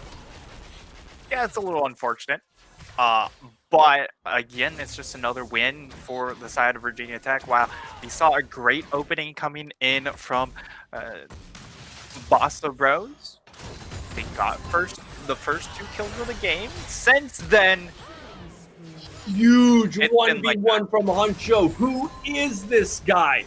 Amazing ultimate with the W onto the Kai'Sa, huge amounts of damage, flashes to get that final auto attack on, and we have to remember as well, this Kai'Sa is currently sitting on her flash, her heal, and her ultimate, and while all this is going on, the Seraphine getting dove once again, but a huge amount of damage going down onto the Pyke. That's going to be enough. The Nico is going to take a kill onto the Seraphine, but unfortunately Nico is going to pay with her life against that Pantheon and the Nautilus. Very nice roam from the jungler and the support there from the blue side, but gotta just say, the Kai'Sa died in a solo 1v1 against his Ezreal with heal and flash and ultimate available. Just seems inexcusable, but the Graves is going to take a lot of damage. He's going to try to get out of here. A heal coming out from the Ezreal is going to keep him alive for a little bit longer, but it's not going to be enough. Orin going to get that call of the Forge God going. It looks like it might be enough to hopefully kill this Pantheon, but currently it's just the Nautilus that's the target. Nautilus is going to die. Butterfan's picking up his first kill of this game. Kai'Sa's the next target. Orin is so tanky, even though it's not that far into this game. The Nico TPing in as well, trying to get the damage on. Pyke is back alive, and he's going to get the execute down onto the Pantheon. Nico picking up a kill. Orin picking up his second kill of the game. Phenomenal double TP play coming out of Virginia Tech. And Virginia Tech, they just turn that play on its head and they continue to accumulate more and more bags of gold. Just sitting and waiting to be claimed. Putney, he's looking fantastic. He is swimming in gold, has that 1,000 gold advantage over that Seraphine, and we talked about Seraphine being a very key component of just their composition or team identity in general, and it's not having a good time here. And now, I've got to say, that Bone Skewer from that Pyke, launching the Nautilus over to his Seraphine so they can just get a swift double kill. You know, it's just looking like the same thing. You know, finally we're seeing Smite Infinity's Pyke really show up. He's got the damage, he's got the roams, and unfortunately when you're facing Pyke, and yeah, it looks like Kai'Sa right now is going to die as well. They're toying with their food a little bit. I don't know who's going to end up taking this kill. If I were them, I would give it over to that Graves, who's currently 1-1-4, but not entirely sure who it's going to go over to, or are they just going to let her be? No, they are not. That's going to be a kill for Putney. And it looks like while all this is going down as well, the Ornn is going to flash in and get a solo kill onto that Ornn. Now, he is onto the Urgot. He is probably going to die for this one. A shutdown of 450 gold going in favor of that Pantheon. But wow, I've just got to say, Virginia Tech right now is putting on a clinic of how to play League of Legends. 16-7 with 27,000 to 21,000 at 12 and a half minutes into this game. What are Bosso Bros going to do? Yeah, and I don't know if it's a clinic as much as a lecture on how to demoralize your opponent here, because that last scene in that bot lane, that's it. Nice catch onto that Graves, though. Great Seraphine ultimate with the catch from the dredge line on the Nautilus, but it looks like a nice E coming down from that. Nico is going to buy themselves just a little bit more time, and they are going to escape from that one. But once again, I just feel like right now, I don't feel like they should have picked that Seraphine mid. As great as Seraphine is, right now, Smite Infinity's Pyke has been the bane of her existence.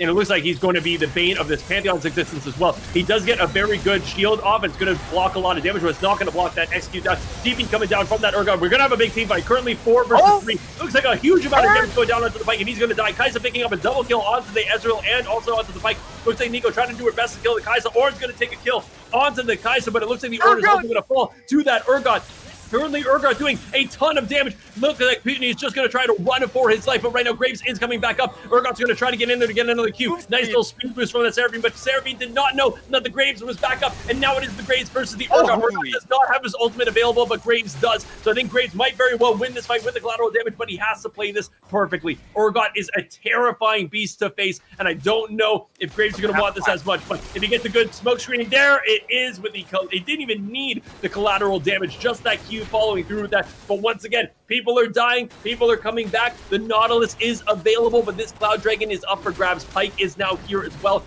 Support versus jungler versus support and jungler. Graves does not have smite for this, but neither does Pantheon. So this is a terrifying situation to be if you are a jungler right now, but it looks like Virginia Tech has to run away from this one. Collateral damage is not going to seal the dragon, and Pantheon and Bosso Bros are going to get their first dragon of this game.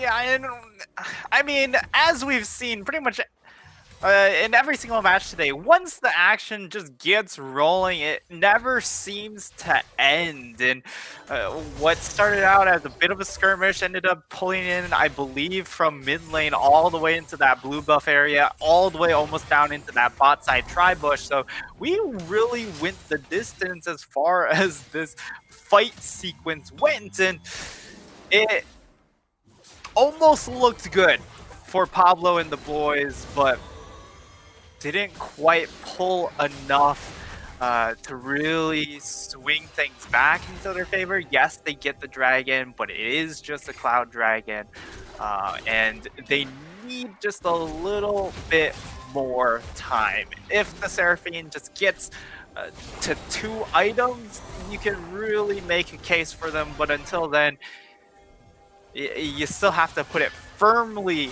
in Virginia Tech's court.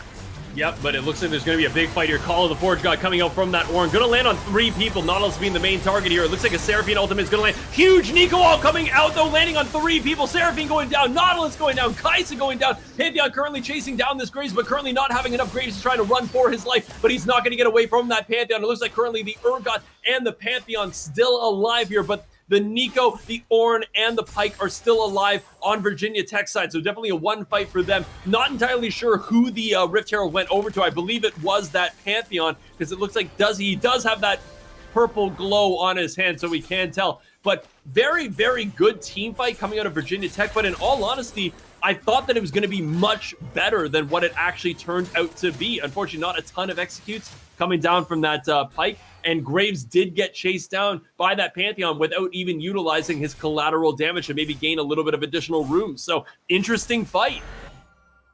Yeah, definitely a very interesting fight because it was still so close. Only a 1 kill differential in that trade. And I mean, Lil Oppressor was able to get off everything that Seraphine wants to get off into a team fight. And it really was the perfect fight for the Seraphine. And that's why it looked so close. Able to get such a nice ultimate, but at the same time, Putney with that Nico. I had some questions about the Nico because not a ton of mastery points, and maybe it is a Smurf, but mastery points do kind of matter on a champion like Nico, who is very technical, has to find the proper flanks, has to be able to line up a lot of these skill shots properly, and if you don't have enough practice, it can look really, really ugly. But so far, so good, and 7 kills to his name. Definitely looking really, really powerful. Oh, absolutely. And we saw exactly what happened during that team fight. A huge 3-person Call of the Forge God coming out of that Ornn, which gives Nico all the time that she needs to get that ultimate down on several targets. But, you know, once again, it was a very, very close fight because you have that Seraphine ultimate doing the exact same thing, but even more so than the Nico.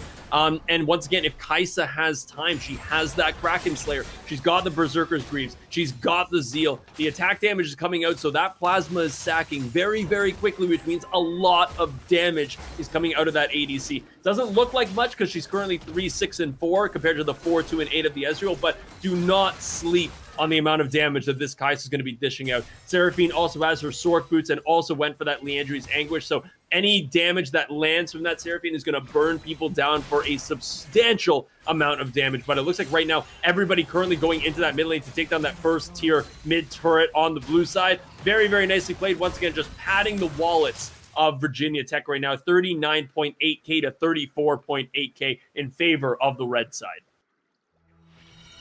Yeah, and I understand why the Seraphine wants to get the Liandry's because you're expecting to try and get more damage. But honestly, again, Everfrost, a really, really underrated item, and you just get more and more AP. Of course, you want AP on this champion because of her really, really nice ratios. And once you are able to get that mid-game spike on your 2 items, all of a sudden the extra 15 AP you keep getting off of each subsequential legendary item just makes those shields ever more fat, and you just keep your team up forever. But right now, still desperate to find gold, and as a result, we're going to see Virginia Tech being able to capitalize and get themselves a second dragon. It does get it in exchange for the Rift Herald being thrown down topside, but I don't know how much they're actually going to be able to get off of this play. Now, I mean, they're currently sending 4 members up to this topside with this There's Rift a lot Herald, of investment. there's a lot of investment. And once again, I think it's just going to be 1 Rift Herald charge on the 2nd tier turret. So not even a particularly successful Rift Herald. They summoned it to maybe get that 1st tier turret, but it already went down. So 1 charge out of the 2nd Rift Herald, not the most substantial thing when you still have that bottom lane and mid lane 1st tier turret available. I'm surprised that they chose to throw it up topside.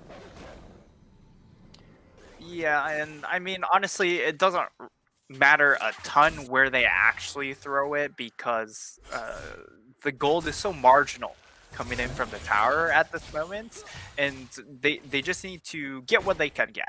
And I think that's kind of what they were doing there. But to invest 4 people to walk all the way up there to try and maybe see if anyone overextends is a little bit silly. But I understand that you're trying to kind of go for Hail Mary plays at this point in time. 5k gold behind at 21 minutes. Yes, your composition scales better, but you need a lot of picks to go in your way to truly say that you're going to be outscaling. Otherwise, Ornn items, man.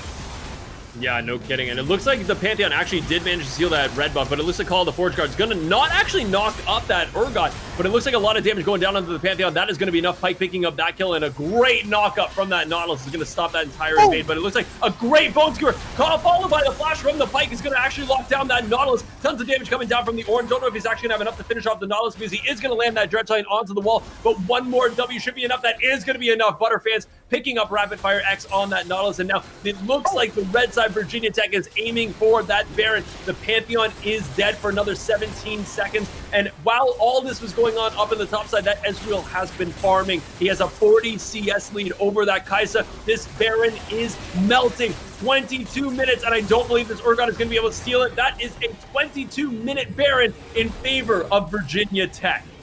Yeah, and I love how Virginia Tech kind of responded there. They're like, we get all these kills, and oh, by the way, I guess we're here at Baron. Do you want to do Baron?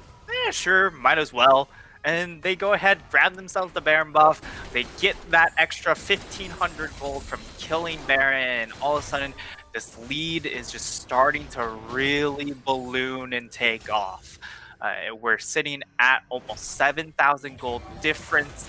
The Nico's large. The Ornn items are going to be starting to come in as well. So while Ornn himself is behind by 1,000, the amount of value he's starting to bring out with each subsequent level is going to be an absurd amount of value. And I mean, we also just have to look at the gold charts that are currently up. A 2,000 gold lead in favor of that Nico over top of the Seraphine. But the biggest one that we always have to talk about is this Pyke.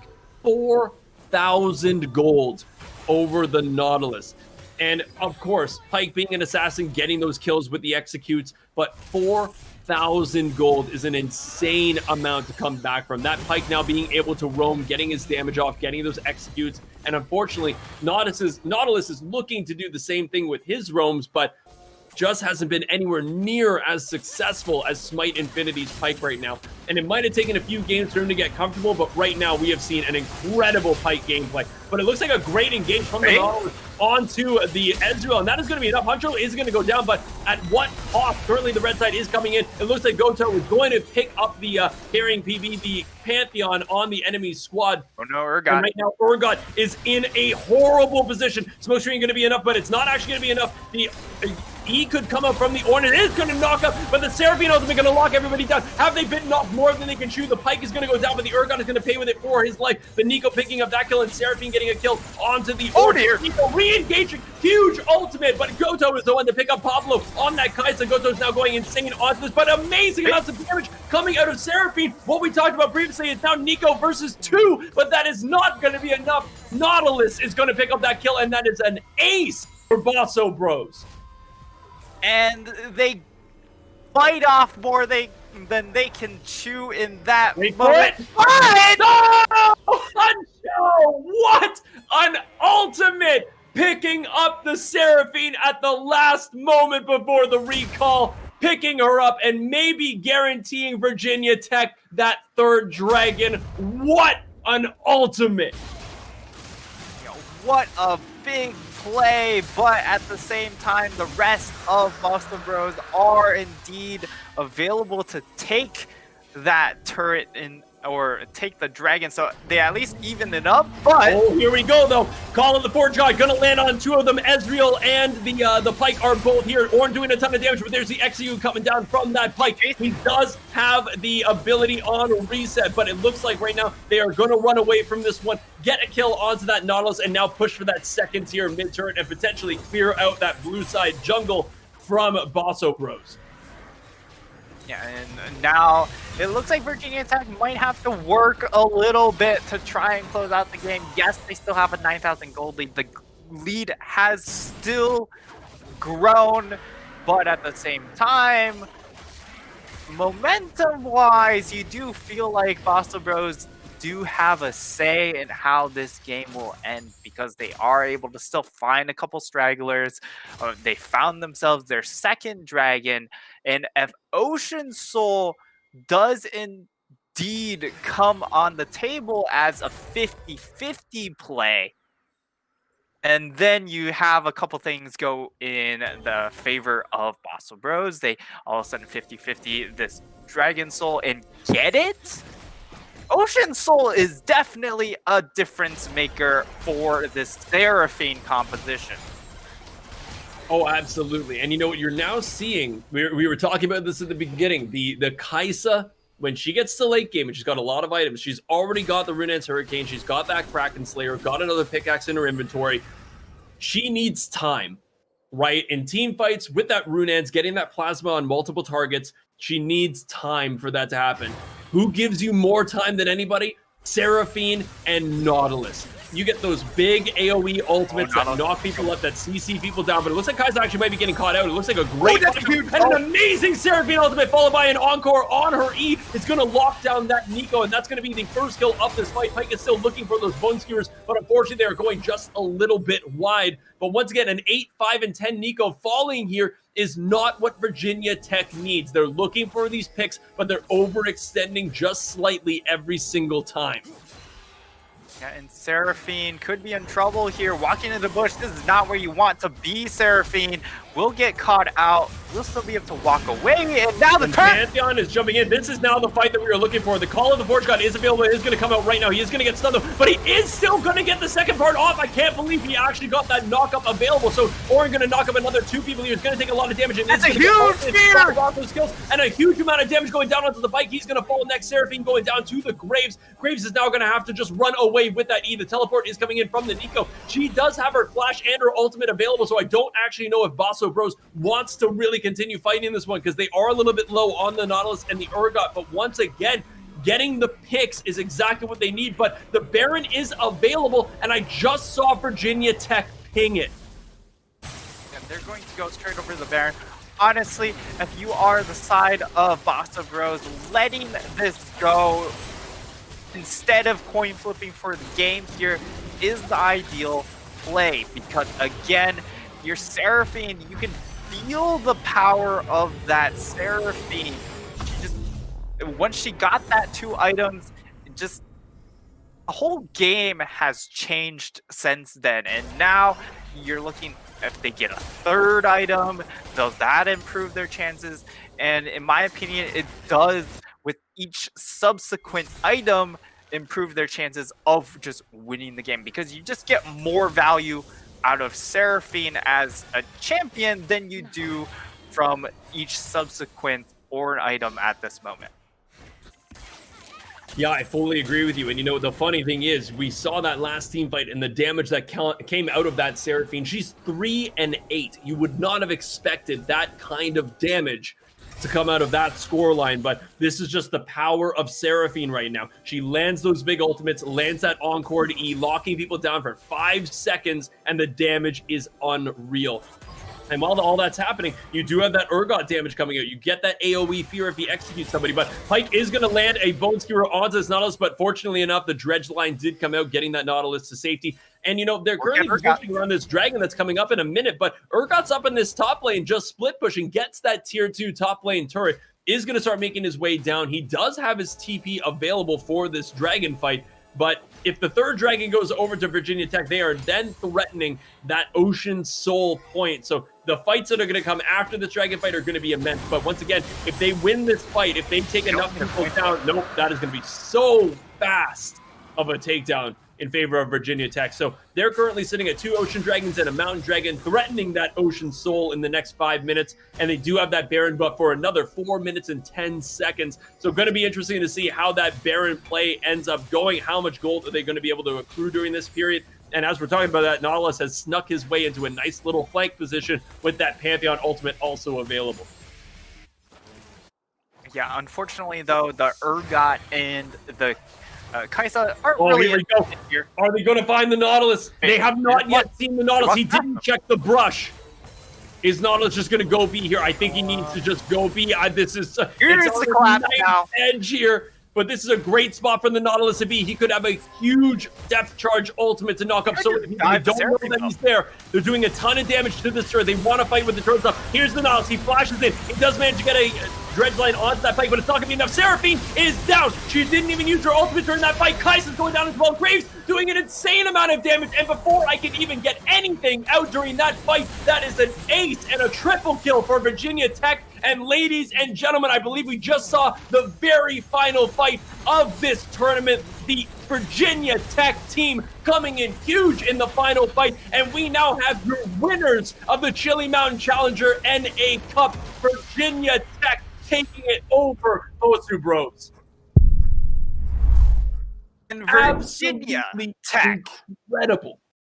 Yeah, the Virginia Tech just take that game by storm at the end, and honestly, this entire series was just in their hands. They got to dictate whether or not Bosu Bros lived or died, and in this game here, they went for the Hail Mary to try and answer. You can question whether or not they should have gone for that play, because they did end up exposing the key player on their team, which was Seraphine. And things just went awry very quickly. But take nothing away from Virginia Tech, because they went out and earned this victory. I mean, once again, I love the play from Nautilus, because Virginia Tech didn't know at all that Nautilus was in that brush. If they wanted to find a play, that was the play. He landed a great hook on the pike, but once again, Smite Infinity has shown on several occasions here that using that E to get away from the pike after he gets engaged on has been flawless for the past 3 games. And unfortunately for Bosu Bros is that Seraphine died without getting that ultimate off. That gigantic ultimate that can make or break a team fight wasn't utilized. So unfortunate that they couldn't get that one off, but you're seeing the damage charts that we're looking at right here. Seraphine, 19,000 damage. Next closest person was 12,000, and it looks like everybody on the side of Virginia Tech did a ton of damage, with Nico coming in at 19,700. I mean, Virginia Tech, I got to give a lot of credit to Bosu Bros.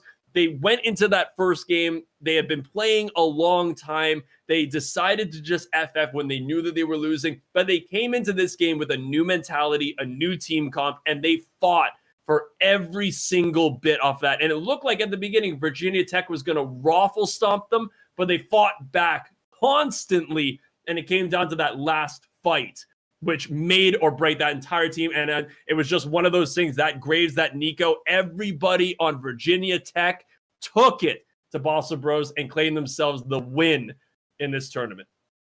Yeah, they really grinded out that last couple of minutes in that game to try and contest, try and pull it to game number 3.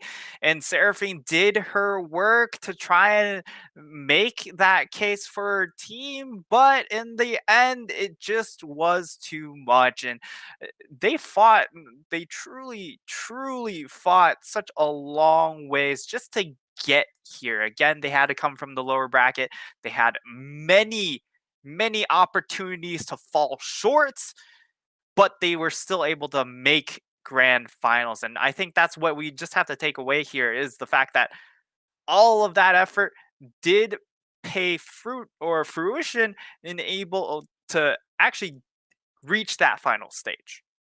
Oh, absolutely. You know, when we get to this stage in the grand finals of this tournament, there were no losers here. We saw some phenomenal gameplay out of both teams. But once again, from everybody here, we got to give a huge congratulations to Virginia Tech. Just an absolutely amazing performance all throughout the winners bracket, getting to the grand finals and 2-0 in the end.